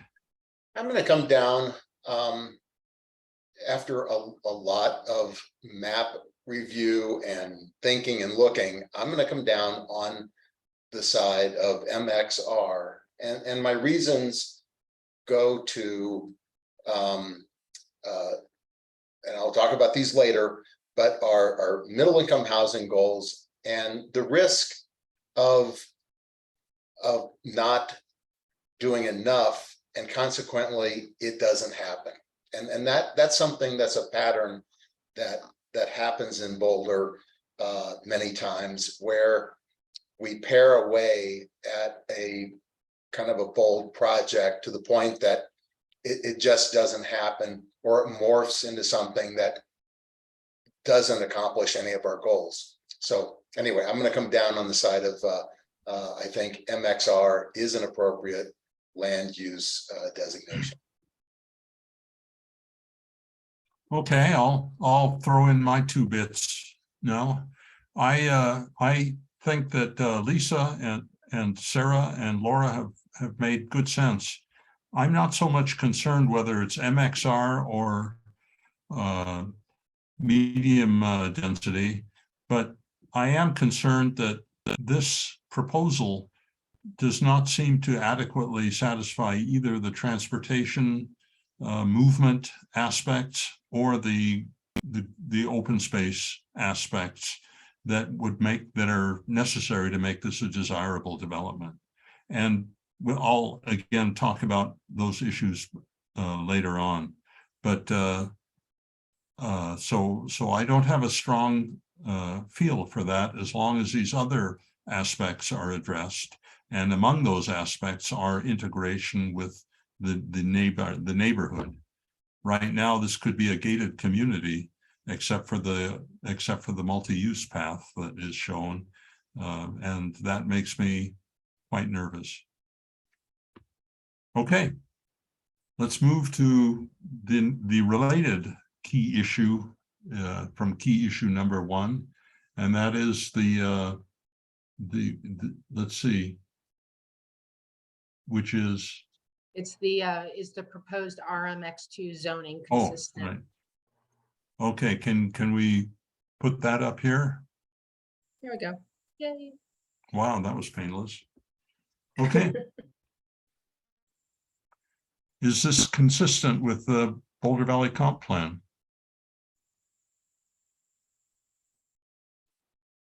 I'll go ahead. Yes, I think it is. Okay, that was short. Laura? I'll agree with Sarah. I think staff and the applicant have both requested this zoning. And this allows for a very wide range of housing types and densities. So I think a very good project could be made with RMX2, and it is consistent with the goals and objectives. Lisa? Yes, I think it is consistent with the PVCP. Okay. Where are we? ML? I agree. I believe it is consistent with the Boulder Valley Comp Plan, the RMX2. Mark? I concur. Oh, okay, this is going very quickly. Lisa, you have your hand up again? Oh, nope, that's me failing to lower my hand. Thank you, John. Oh, okay.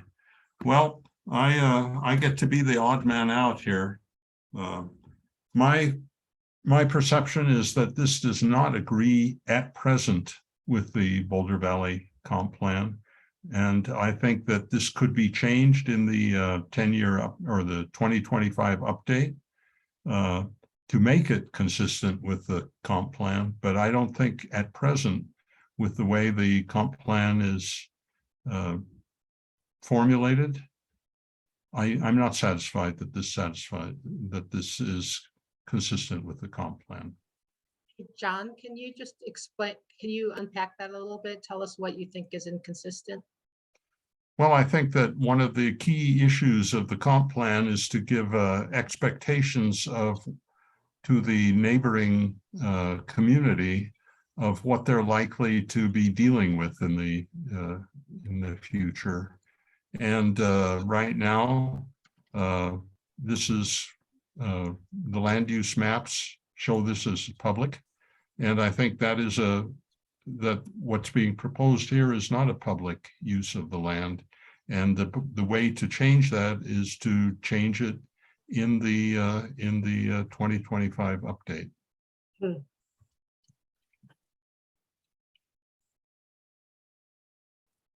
But John, couldn't it also be changed upon annexation? Of course it can. And that is a legal way to move ahead. But my perception of the comp plan is that it gives people a reasonable expectation of what is likely to happen on a certain area. And that's why I'm hesitant to say that this is consistent with the existing comp plan. To me, the right time to make changes is with that update.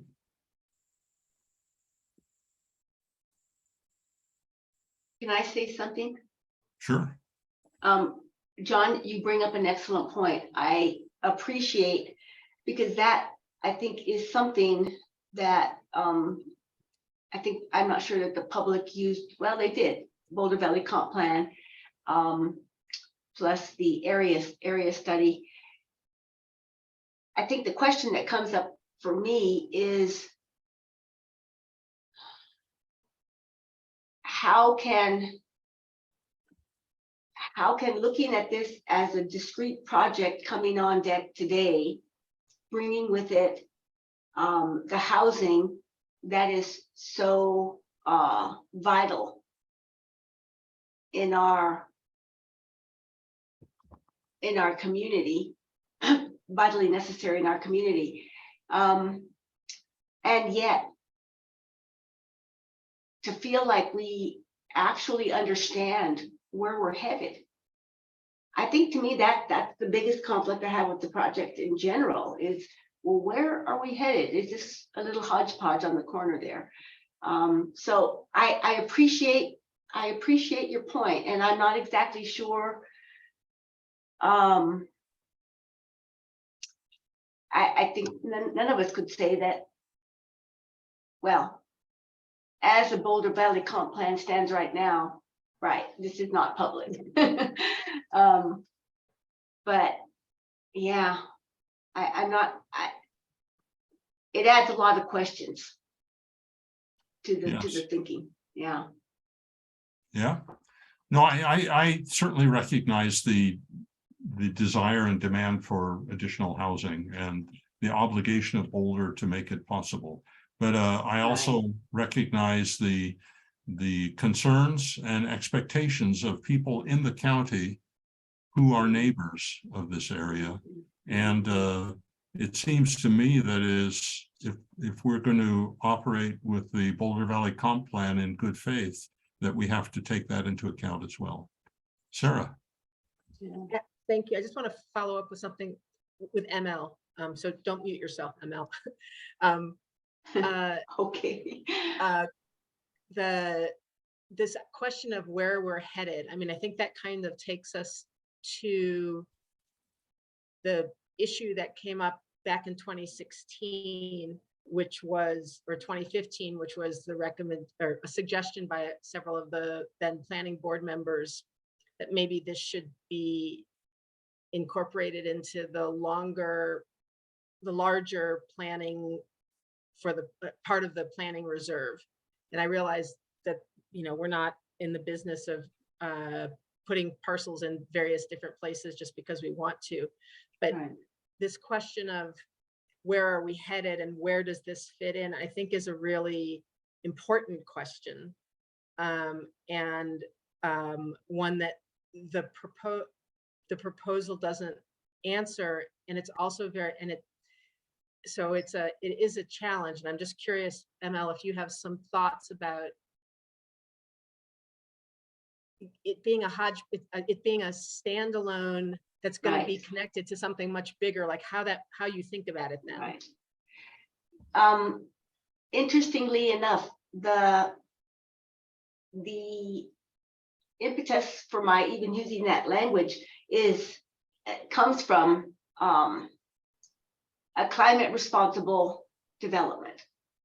When are we going to shift from making projects that could have been proposed a decade ago, 2 decades ago?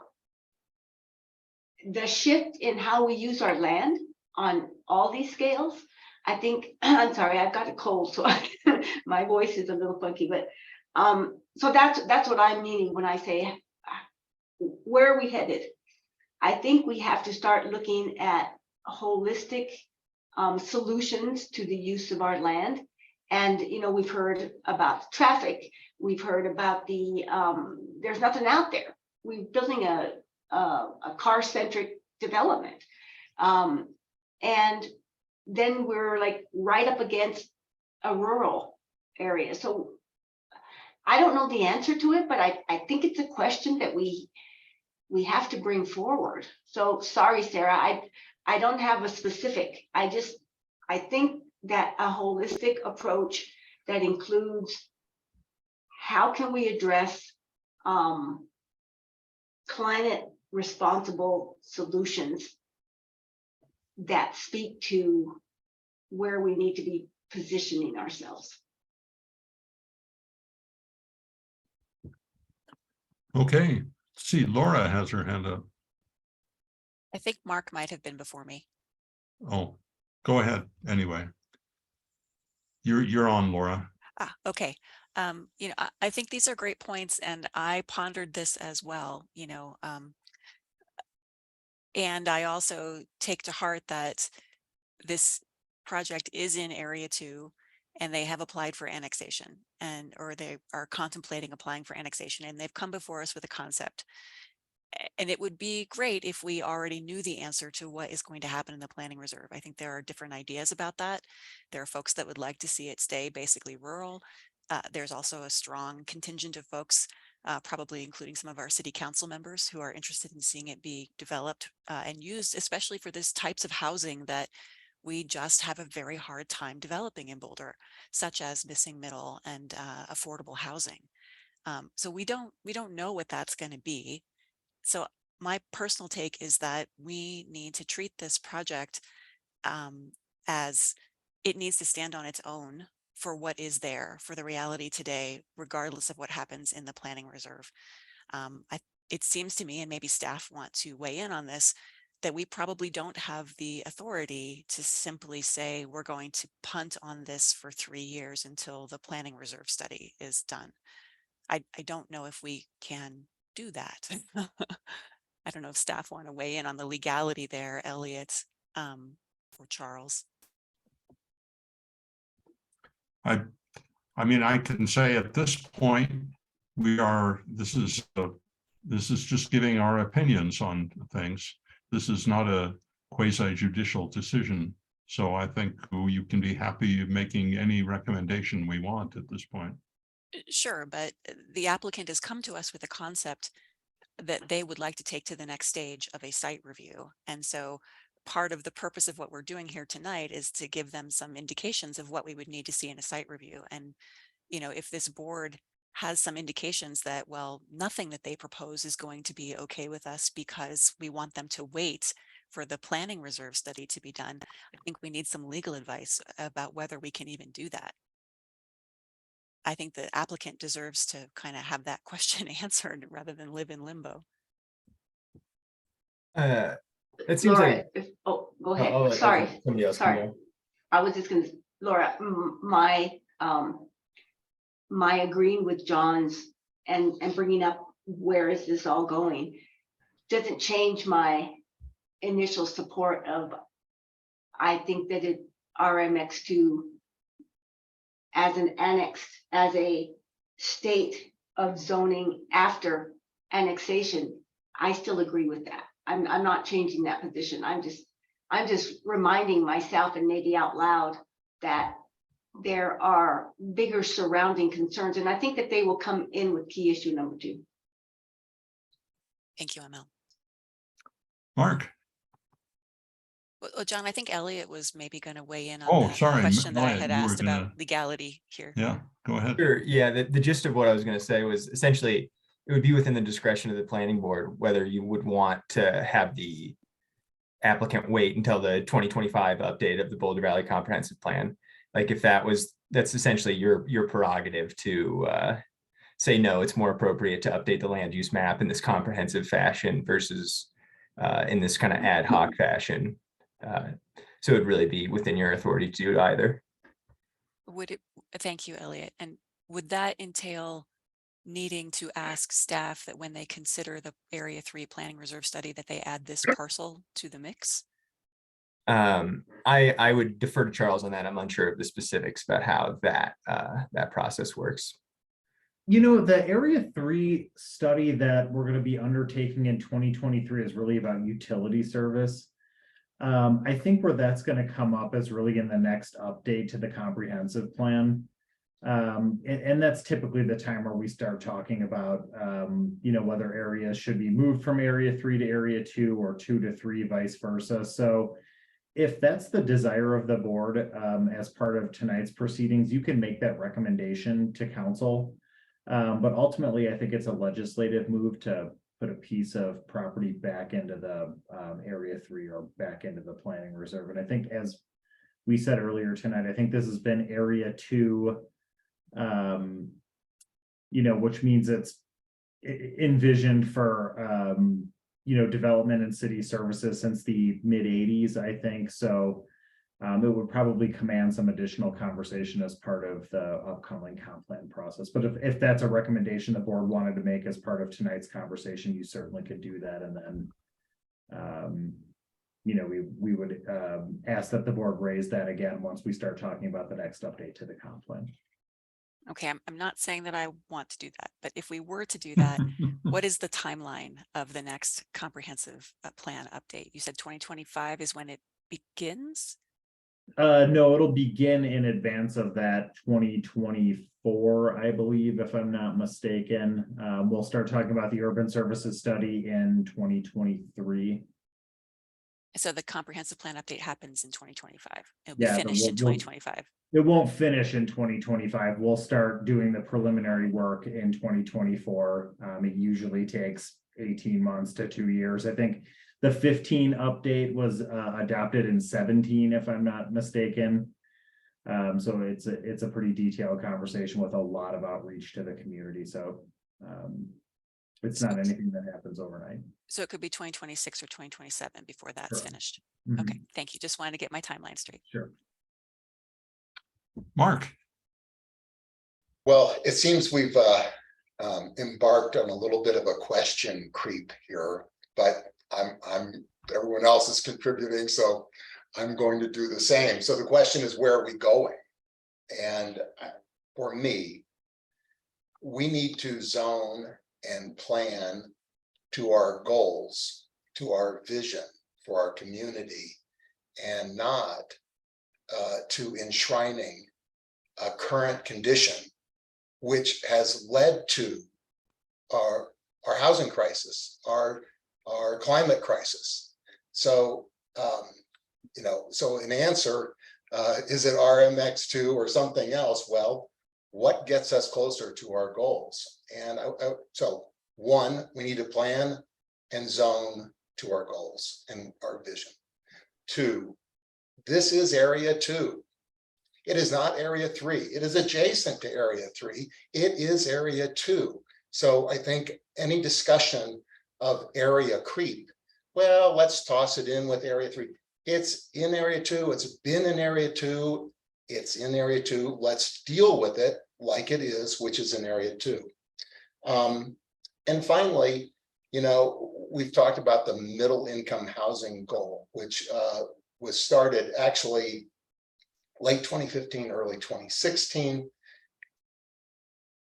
We are 38%.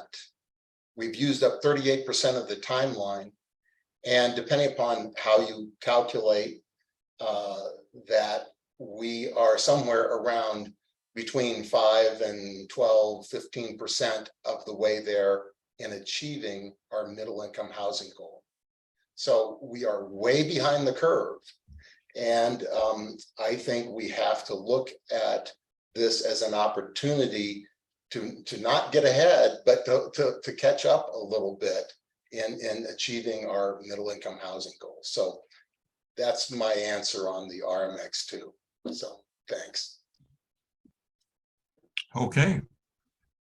I think we've all had a chance to let people know what we think on that. Let's move ahead. Is the proposed concept plan compatible with the surrounding area?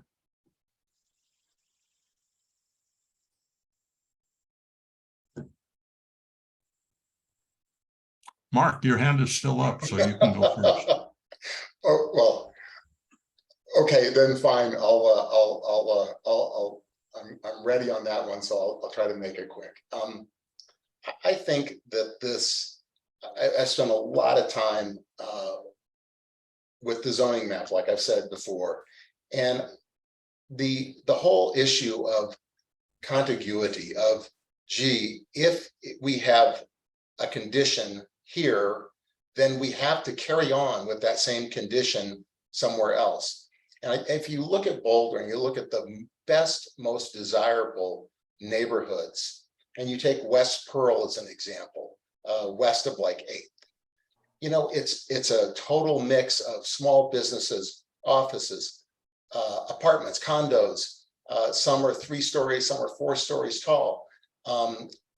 2 blocks away from some of the largest, most expensive estates anywhere. You have Mapleton Hill.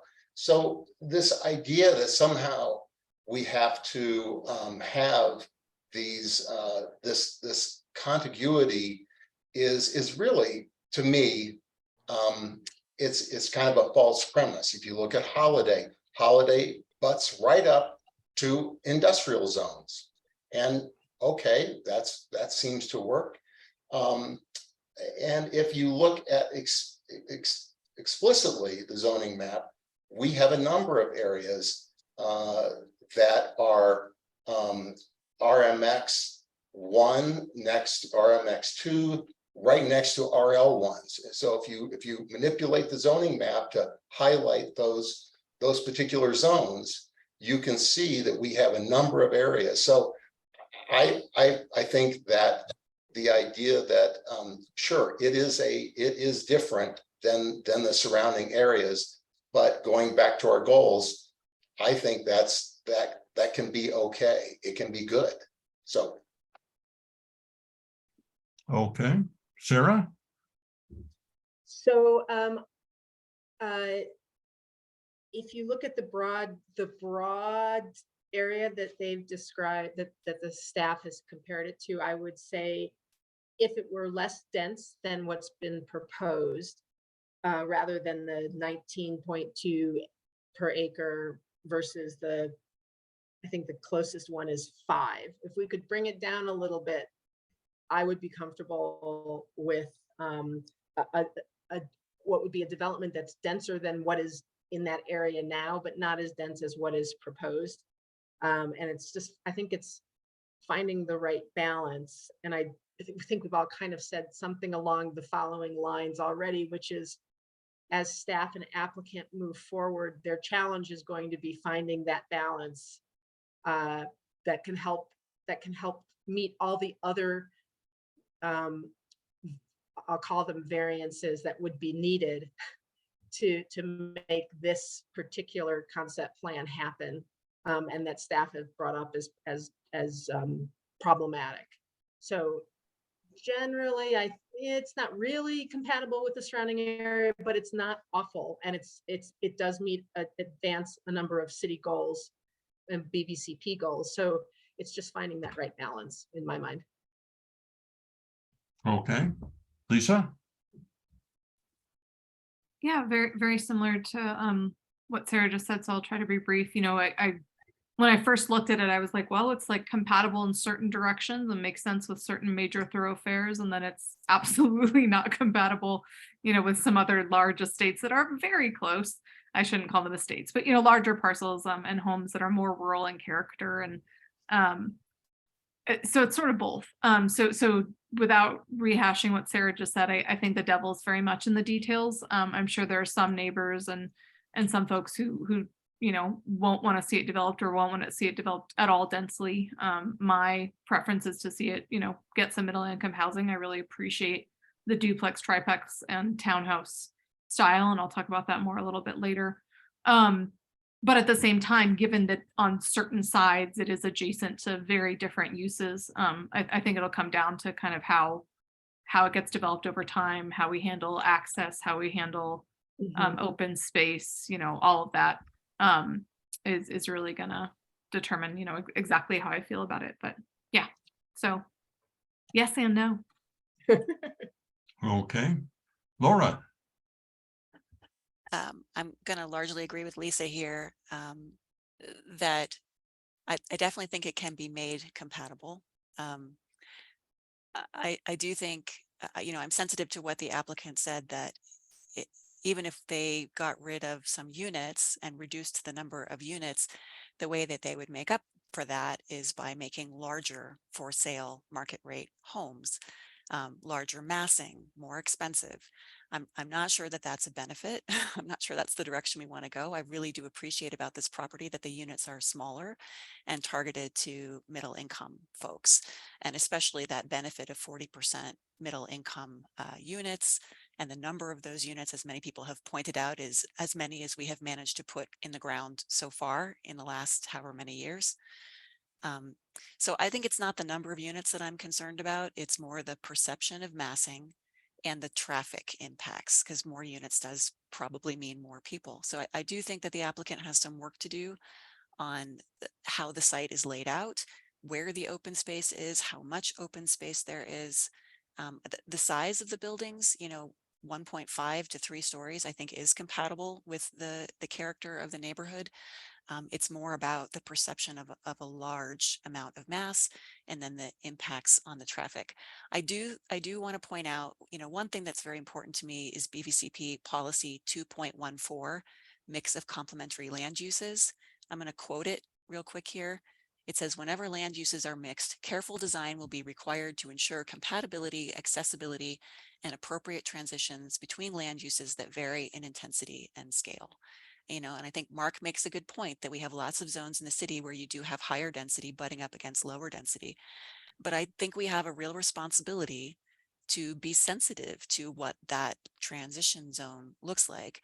And I do appreciate the steps that the applicant has taken so far in terms of locating the taller buildings more towards the center of the property, et cetera. I think they need to do a little bit more with that. And again, for me, it's not so much the number of units, but it's how's that perceived, especially on that eastern edge adjacent to that dirt road where they have, immediately adjacent neighbors that have a more rural character. And I would suggest to the applicant that they consider locating more of that open space on the eastern edge so that their neighbors are looking at kids' playgrounds and community gardens more so than looking directly at buildings up against their access lane. Okay. ML.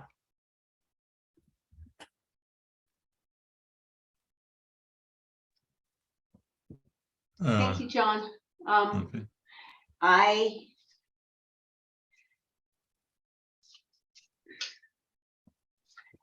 Compatibility is an interesting word. We generally use it in its kind of smallest dimension. I'm going to stretch it out a little because when you think about what is surrounding this property, we've got single family houses on a patch of dirt. They're modest scale. And I think that this concept plan is single family housing on a patch of dirt and they're modest scale houses. I think the thing that is often overlooked, people talk about the rural character of the surrounding area. One of the kind of values that usually evolves out of a rural setting is a respect for the land and climate, more climate responsibility. In today's terms, historically, respect for the land. And I think that's the piece that isn't here. How is this project respecting the land and the climate? I don't see much compatibility at that level, and that's where I am at odds with the project. As I said to the applicant, I am in full agreement with the holistic approach to the layers of planning and consideration. It's the site plan that's the problem.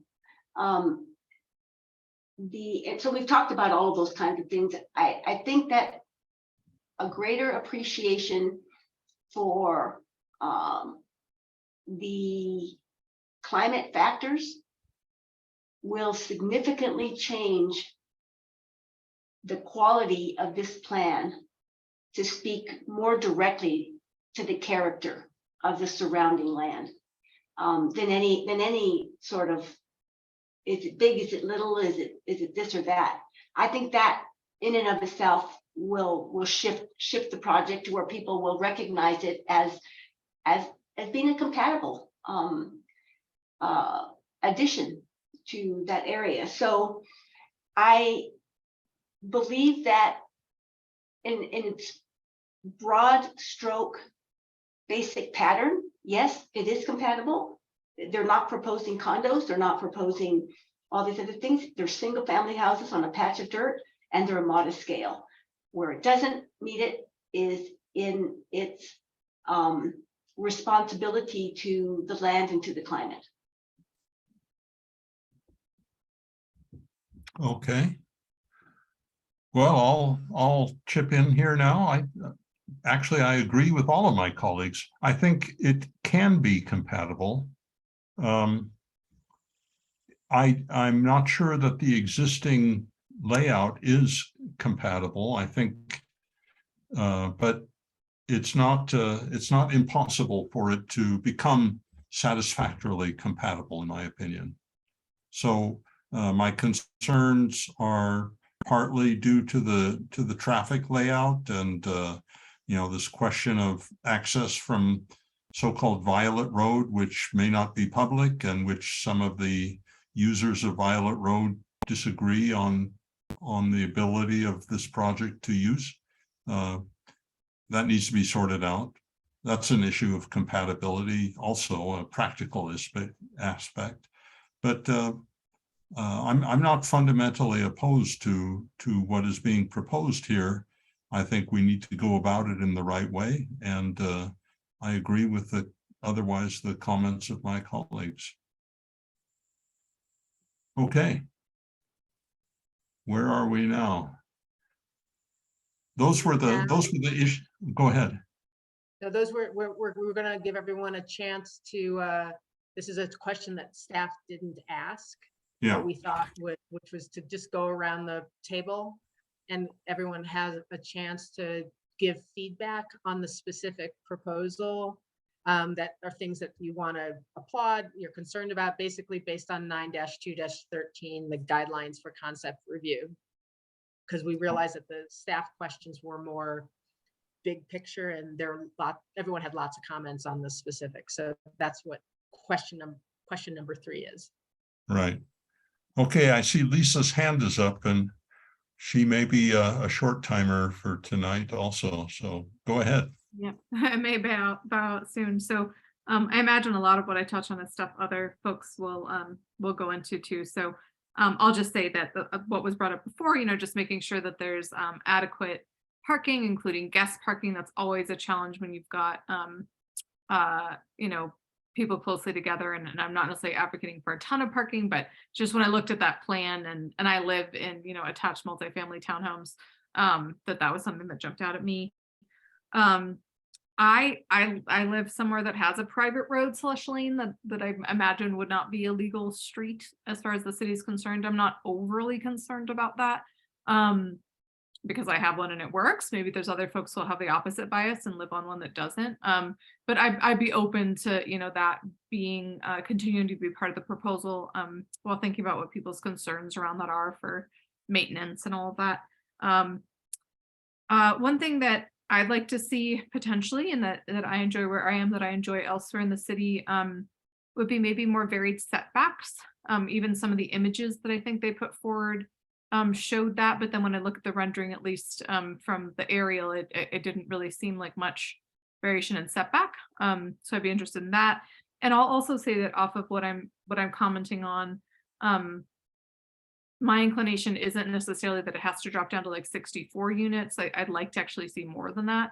But I suspect that it may not end up being 85. So I'd be interested in, what can be done with the pro forma on the use case and trying to keep that missing middle. And I love duplexes. I love triplexes. I think townhouses are great. I appreciate the accessible units, like all that's fantastic.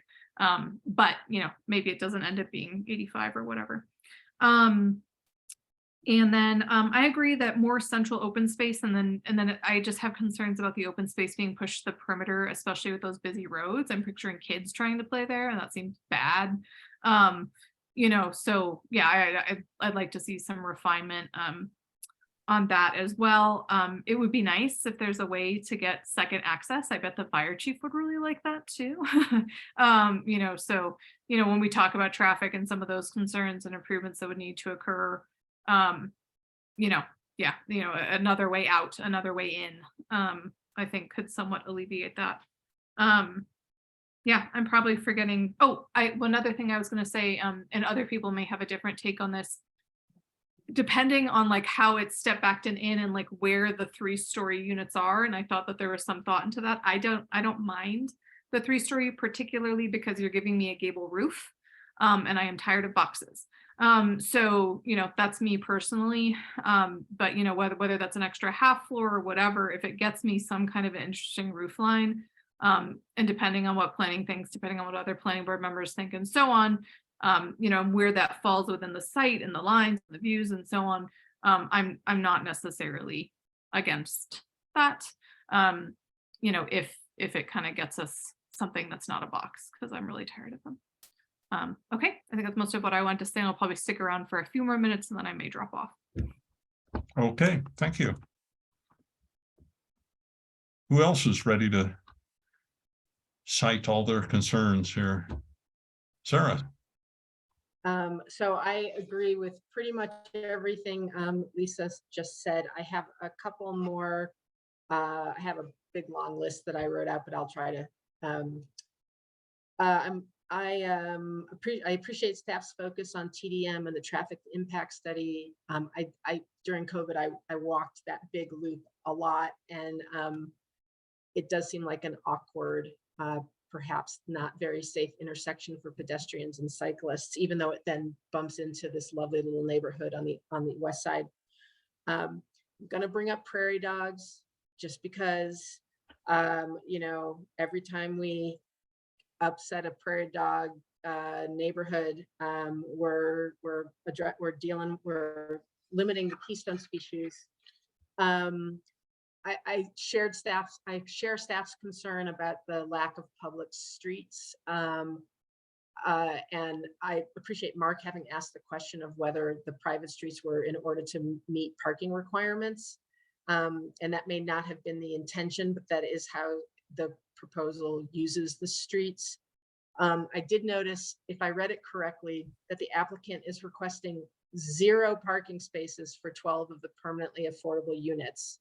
And if Lupita was still on planning board, she would have blown her top over that, because as she has always made the point that folks who are living in permanently affordable housing of any type are often folks whose cars are or trucks are key to their work. So I think that's an issue that needs to be addressed. Definitely got to have sidewalks, tree lawn. Let's see, what else did I have? Sarah, The relocation. Sorry, let me just one more thing. The relocation, the point that the multi-use path, as currently imagined, I think it sounds like, as staff just described it, it goes right next to people's front steps, and there's not necessarily the kind of buffer that you might want. So figuring out where that would go. So those were my comments, and I will leave it at that. hey, Sarah, before you mute, I just wanted to ask, could you repeat the statement? I was really struck by that you said 12 of the permanently affordable units have no parking. So if you look at, yes, that is what I said. And I got that. I didn't think to ask the question of staff or the applicant, but let me see if I can find the, there's a on page, if you all just give me 1 second. All right, here, yeah. So on page 9 of 125, just of this portion of the thing, they have a table that lists each of the housing types, the number of stories, the finished area, the bedrooms, bathrooms, garage, carports, and parking. And what you'll see is for the blue permanently affordable, there are 30 parking spaces required and only 20 provided. For the red permanently affordable, there are 7 parking spaces required and 0 parking provided.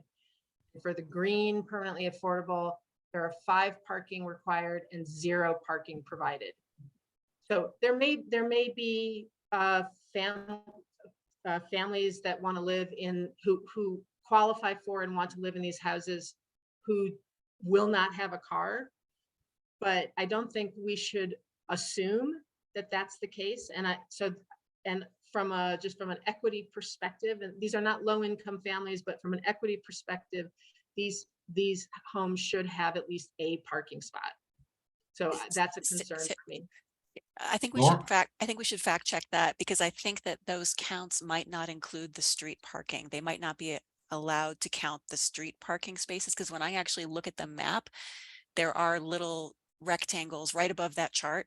There are little rectangles that seem to indicate parking spots outside of all of those red and blue and green units. So can we Well, just take a second to fact We check? can, but I think, yes, but in reading the proposal, they use the street parking to make their parking requirements. So my guess is, it's a guess, we can check in, but it's my guess that this includes the street parking. But we can Okay, double check from staff. Thank you. I might be misunderstanding. And to your point, Sarah, the bigger units have an excess of parking.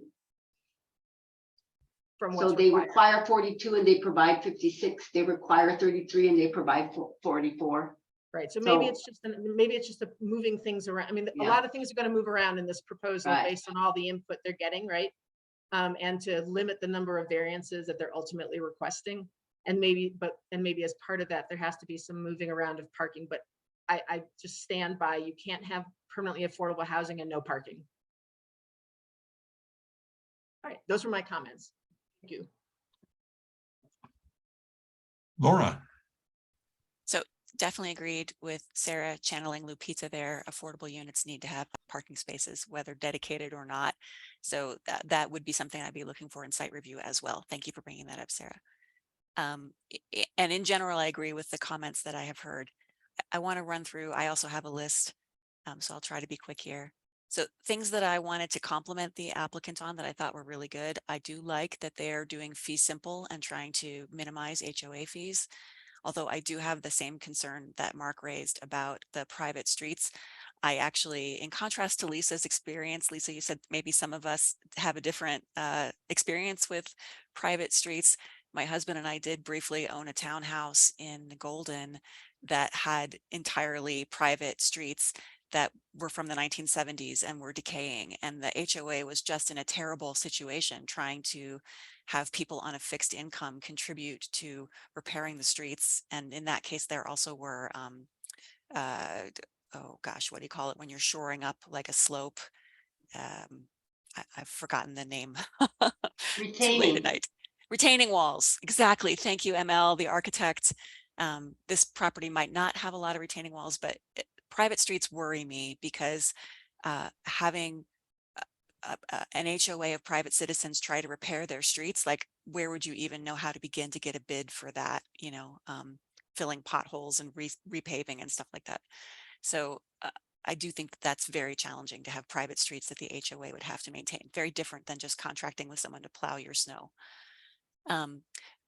I was on things that I really appreciate about the project. I did really appreciate that they had the lower heights towards the eastern edge and towards the ends of streets. That seemed like very thoughtful design. You know, as I said, I think they need to take more care with that eastern edge and what that looks like. But I did appreciate that they were trying to employ some good principles there. And I really appreciated also the gable form roofs, as other folks have said. Concerns that I have, you know, as I said earlier, it's the perception of mass that they need to work with, and the traffic. I am very concerned about. I did go to this site today during rush hour at 8:30 in the morning, and it sounds like the evening rush hour is worse. But I can definitely see how the traffic would completely back up. The homeowner who mentioned that it's a right in, right out, it is a very circuitous journey to try to get around that site and get back onto J Road. If you have to turn right onto, you have to turn right and go out to 28th Street. Very hard, I think, to get back around. It's quite a distance. So whatever can be done to try to find another access point or find a different solution for access, definitely whatever legal issues there are would need to be resolved, and trying to find a better circulation pattern, because I do think that the traffic issues there are significant. I personally am not super concerned about whether the changes that need to be made to the site result in it being rental properties versus owner occupied. That's a whole nother issue that I'm kind of a heretic on. I know that the city really is pushing towards home ownership. I do think that anytime that you are capping people's appreciation, I'm not sure that people who are buying those homes really understand what that means. Like, it's not going to be a vehicle for wealth creation. which is what a lot of people want home ownership opportunities for. So I'm not super concerned about whether the changes result in a rental property, although I do, as ML said, I like the character of it being duplexes, triplexes, and townhomes rather than condos. I do think that that is a significant contribution, whether it's owner occupied or for rent. Let's see. Someone mentioned in some of the comments about considering including eco-passes in a TDM plan. I think that that's a great idea. That my experience, it really does encourage people to use the public transit that is available when you have a free eco-pass. So I would strongly encourage that. I don't know what kind of burden that places on the developer, or if that's even possible in owner occupied versus rentals, but eco-passes are always a great thing to provide to people so they can see how it works, how that transportation system works. I definitely support and agree with all of staff's requests about improvements to both J Road and that dirt access road. I agree with the comments on needing to be more thoughtful about that multi-use path. And I think everything else I have mentioned. So thank you. Okay, ML. Thank you, John. So let me see, broad picture. I think that the aspirations of the proposal are I'm very much in agreement with. They've got a nice goal. I think the site plan is the problem or the challenge. The biggest component of the site plan that's a challenge is that because there is no contextual destination, I asked the question, to the applicants, where are people going? There is no contextual destination. So they're going to have to create one internally if they really want to do what they aspire to do, which is to create a community there. Otherwise, it becomes a very car-centric development, which I think does fly in the face of our goals in Boulder. So that is those are the big pictures. When you look at the way the site plan is developed right now, you wouldn't know that J Road and 28th Street are big, messy streets. You've got all these houses right close, pretty close to them. So I think the plan needs to acknowledge that J and 28 are major streets. And so that's, and then of course, all the rest of my concerns have to do with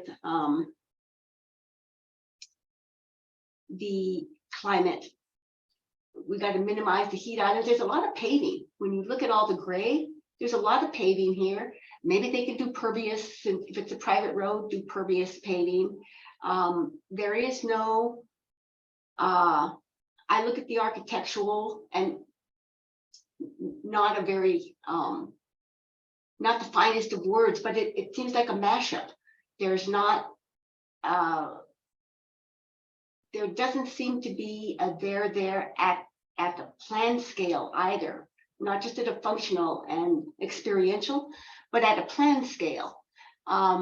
You've got a little bit of this and a little bit of that, and of course the colors don't, encourage the thinking of that.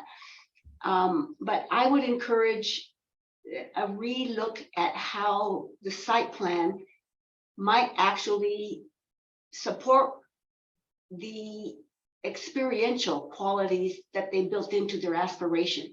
How is this a community?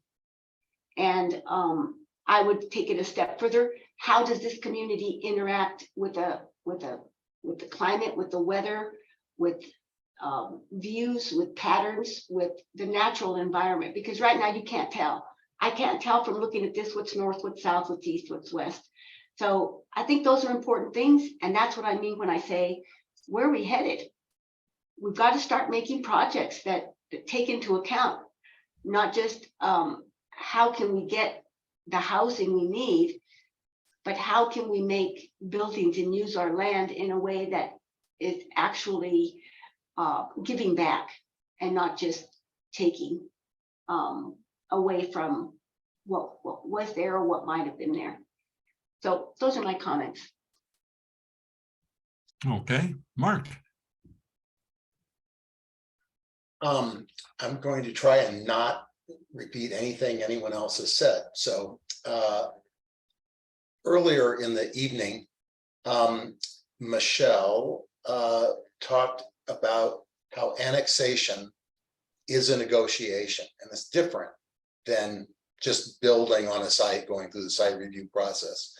And I think that maybe I'm reading too much into that, but I think that gives us an opportunity to work with the applicant to have unique and different streetscapes and still have those streets be public. If you look at other annexation agreements, and you guys were much more integral in the CU South negotiation, et cetera, but and have more experience with annexations. But it seems to me that there is a possibility that we could both accomplish creative street design outside of the DCS and have that be part of the annexation negotiation. And it would be a way for us to have a limited area, apply some creative thought, and maybe end up with some really great street design and streetscape while avoiding private streets. So that's one thing. The other thing I want to note is that, you know, at this intersection, at the intersection of J and 36 and everything, it's a real mishmash of county, city, etc. But the intersection itself of J and 36 is entirely in the city and under city control along with CDOT because it's a state highway. But so if we want to improve the intersection, if we want to apply Vision Zero techniques and thoughts to that intersection, that's within our purview to do that. And again, within the confines of what CDOT allows us to do. So I just want to make sure everyone understands that intersection in the city, not in the county.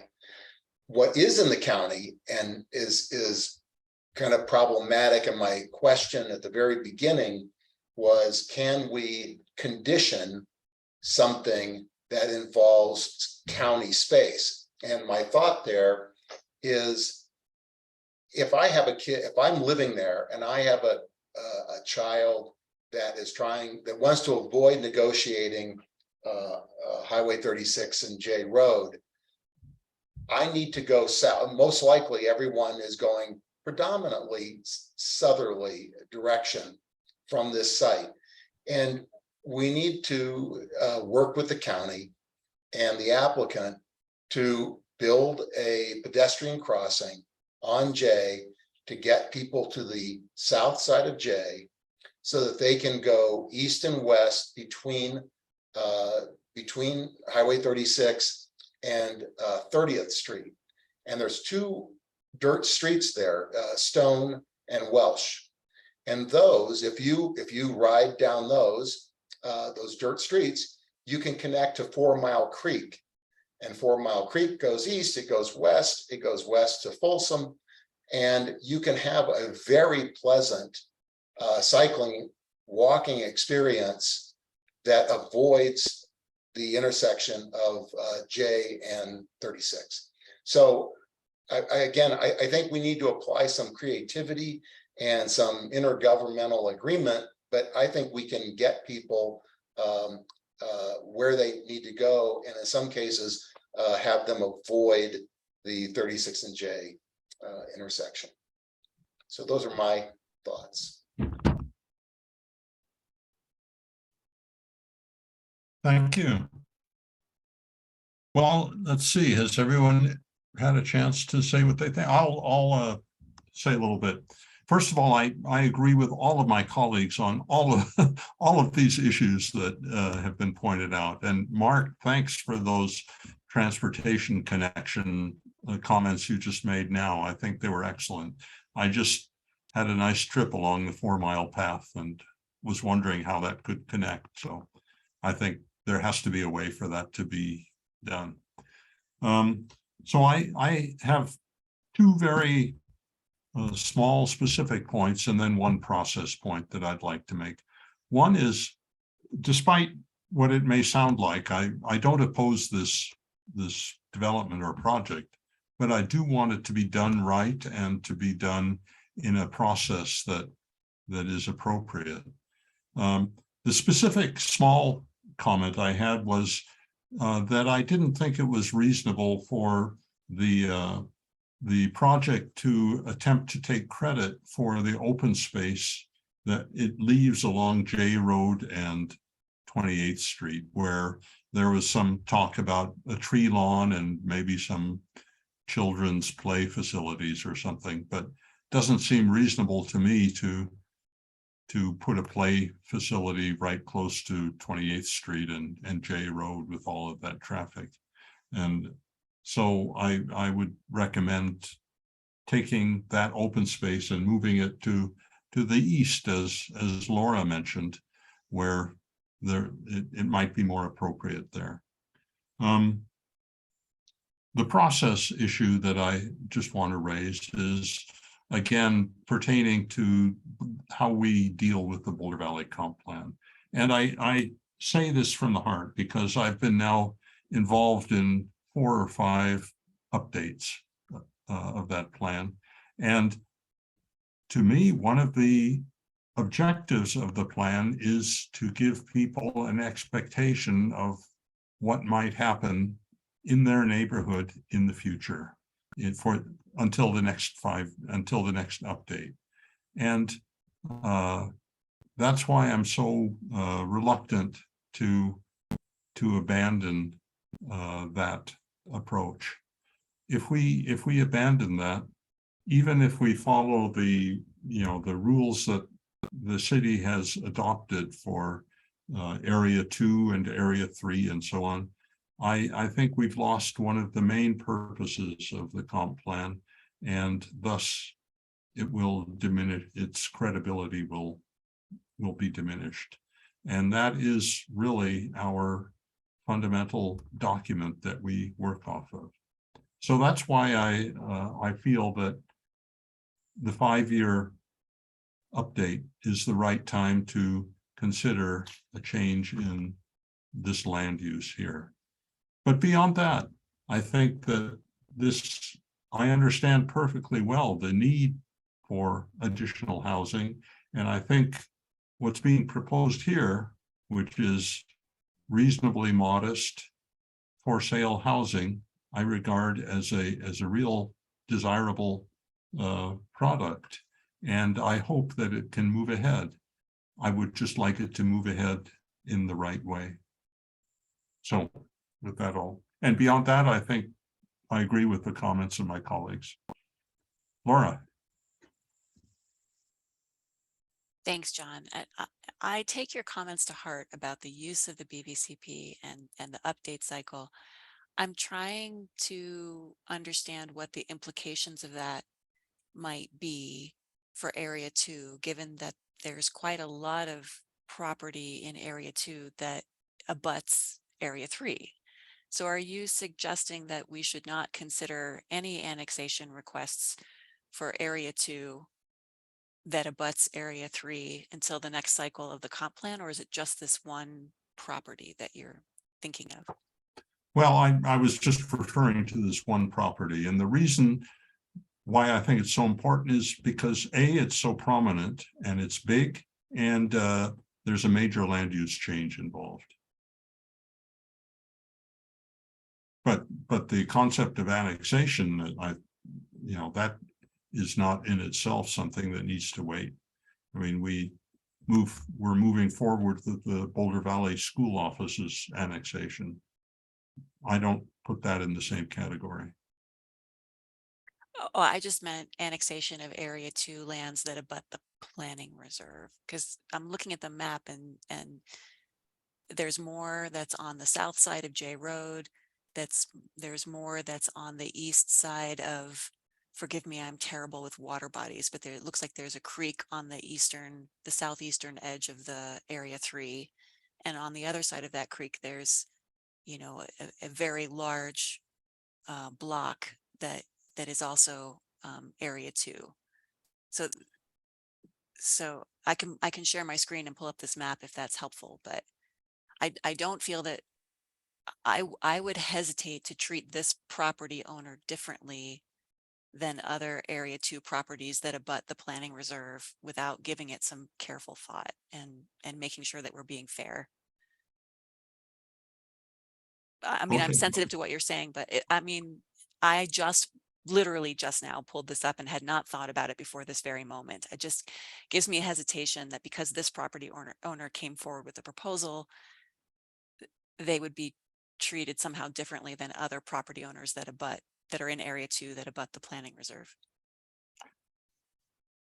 Well, that's something that reasonable people can disagree on. But when there's a major land use change, that to me is more significant than the fact of annexation or not.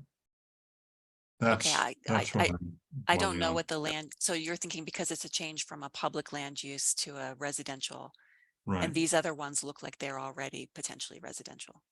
That's right. Anyway, it's one man's opinion. I understand that not everybody on the board feels the same way, but Well, I think it's a serious question that has been raised of, would we be willing to entertain a site review proposal if it came along in the next year or 2 or 6 months from now? Or would this board, I mean, should the applicant not bother if this board is of a majority opinion that we don't want to consider a site review and an annexation and a land use change, except in the context of the planning reserve has already been programmed. We understand what's going to happen in that context, the next BVCP update. yeah, I think it would be interesting for other people to say what they think about it. You know what I think. So. What do you think, Laura? I would say I'm not especially inclined to ask this property owner to wait. I think that the property also is, it's on a major arterial. They're trying to provide much needed housing. If this opportunity passes by and we wait 5 years, who knows what could happen? The property could change hands. The complete concept could change. I do think that they are offering a housing type that the city has really has a lack of, has requested this missing middle type of housing, the condos and duplexes and triplexes that are so hard to get developed in Boulder. I think it is a significant benefit to the city. Like we have talked about, the site has some challenges that they would need to address, but I'm not particularly inclined to ask them to wait 5 years and then who knows what could happen. Okay. Other thoughts?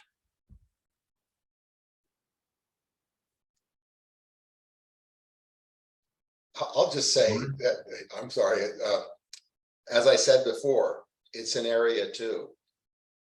It's a period. Put a period on the end of it. Right, it's just, but Okay. it's not, it hasn't been annexed yet. The question is the annex. I don't think we're talking now about moving it into area 3. That was something that was brought up in the 2015 planning board conversation about this. It's more the question of the land use, the land use designation change. And I don't think I know enough or have heard. I agree with both John and Laura, and I think it needs to actually be it was not the question that staff brought to us, and so there wasn't any. That's not fair. They brought us the question of what do we think of the MRX or MDX, whichever one it was. Not what do you think of changing this from public to high density, when it was framed a different way, which I think presumes, I will assume means that staff wants this change from public to some kind of residential. That would be my assumption, but that's how they wrote that memo. Because I write a lot of memos and I write them in ways to convey what I want to convey. And I'm guessing staff does here as well. And I do think when planning board in 2016 voted against the change land use I think they voted against changing the land use designation at that time. I think that's what the vote was. It was because they did it in the context of the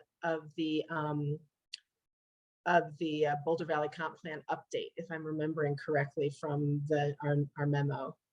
And so even within the context of the update, it didn't get approved. It'd be kind of interesting to know why. I just think it's a bigger question than the one we have the knowledge. We're opining without like a ton of information, that would help us to frame our thoughts. That's kind of my take on it. Like, it's really interesting and it's important. And we don't have that's not the conversation we had today. So it's a little hard to respond. Just a point of fact, and maybe staff can help clear this up. I would go back to the memo and try to read it, but I'm a little bit tired. My recollection was that planning board said that they thought that the concept was too dense, and they kicked it back to the applicant, and then the applicant withdrew. And so I don't think planning board ever denied anything, never approved, never denied. They just said, we think this is too dense at the concept review level. Right, but then a year later, the applicant applied, and I don't think it was the same applicant. It may have been, I don't know.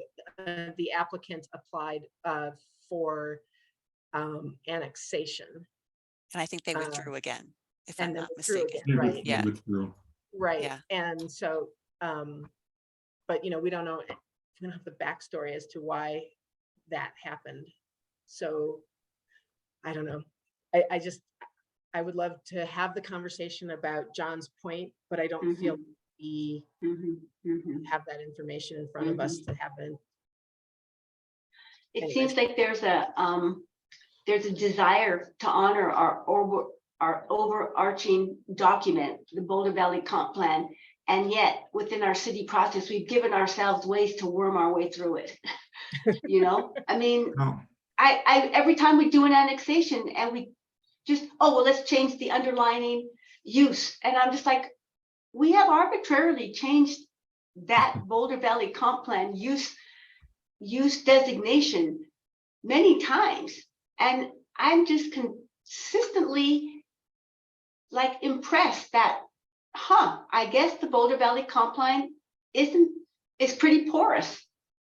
Well, speaking as a former member of the County Planning Commission, I can say that is very much the impression that other parties to the comp plan have, and frequently. I wish it wasn't so, because, why take the time and energy and make it what you want it? And then I guess it's because things change.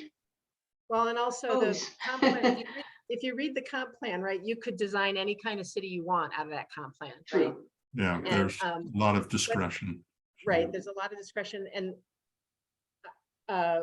the way our processes work is someone applies, an applicant submits a proposal, and we respond, the city responds. Like that's how it works. And so we are put in this position where we're asked to meet multiple objectives, some of which are contradictory to each other.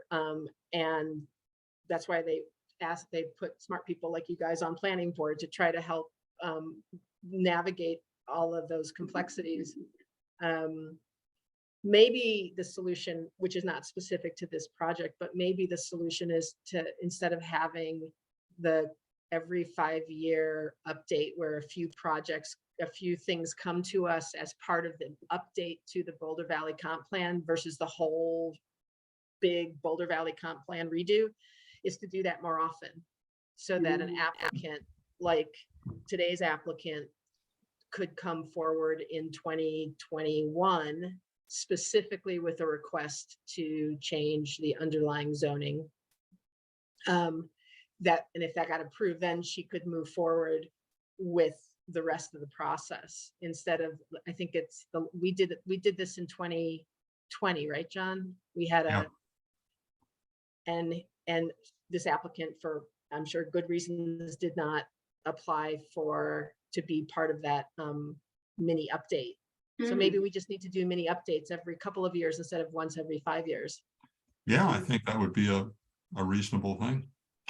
It's a good suggestion, but can I just say, in the interest of moving forward, I think what the applicant needs to know tonight is whether we would reject out of hand a site review proposal that comes back to us before the next comp plan.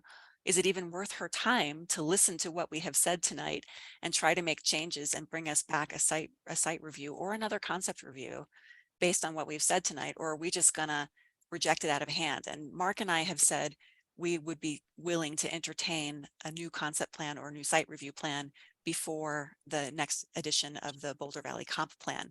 But that's not a majority. The two of us, as much as we might want to be a majority, are not. So I think she needs to hear from us if we would entertain that. I'm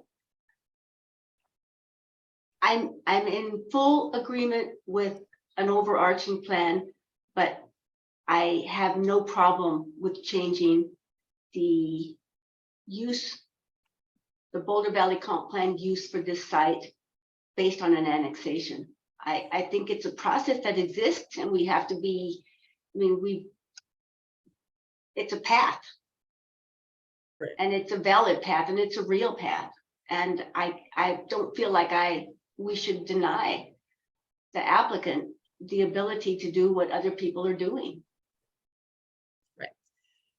Yeah, and my guess is that John didn't bring this up expecting to change all of our minds. No, He brought it up because it is a principle that he has brought up before, and it's a principle that's important and one that we, much like, permanently affordable housing, it's one that needs to keep being placed in front of staff and the city as a reminder that we do have a set of principles about how the Boulder Valley Comp Plan should be used.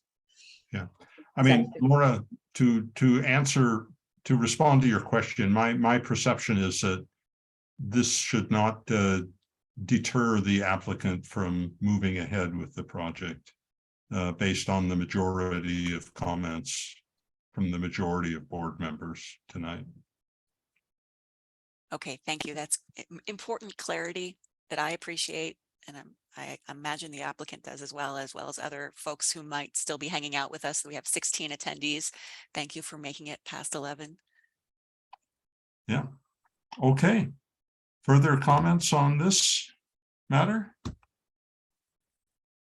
I just want to say again, sorry to prolong this, but I think we all agree as a board on the critical importance of providing missing middle housing, and that we really appreciate that the applicant talked with staff about that, listened to staff about that, designed a concept about that. Obviously, this is a tricky site and there's a lot of issues still to clarify and to work on, but I just want to give some appreciation to the applicant. This is not an easy process. We know it. And thank you for sticking with us tonight. And thank you for really prioritizing that missing middle housing. Thank you. Okay, that brings to a close this hearing.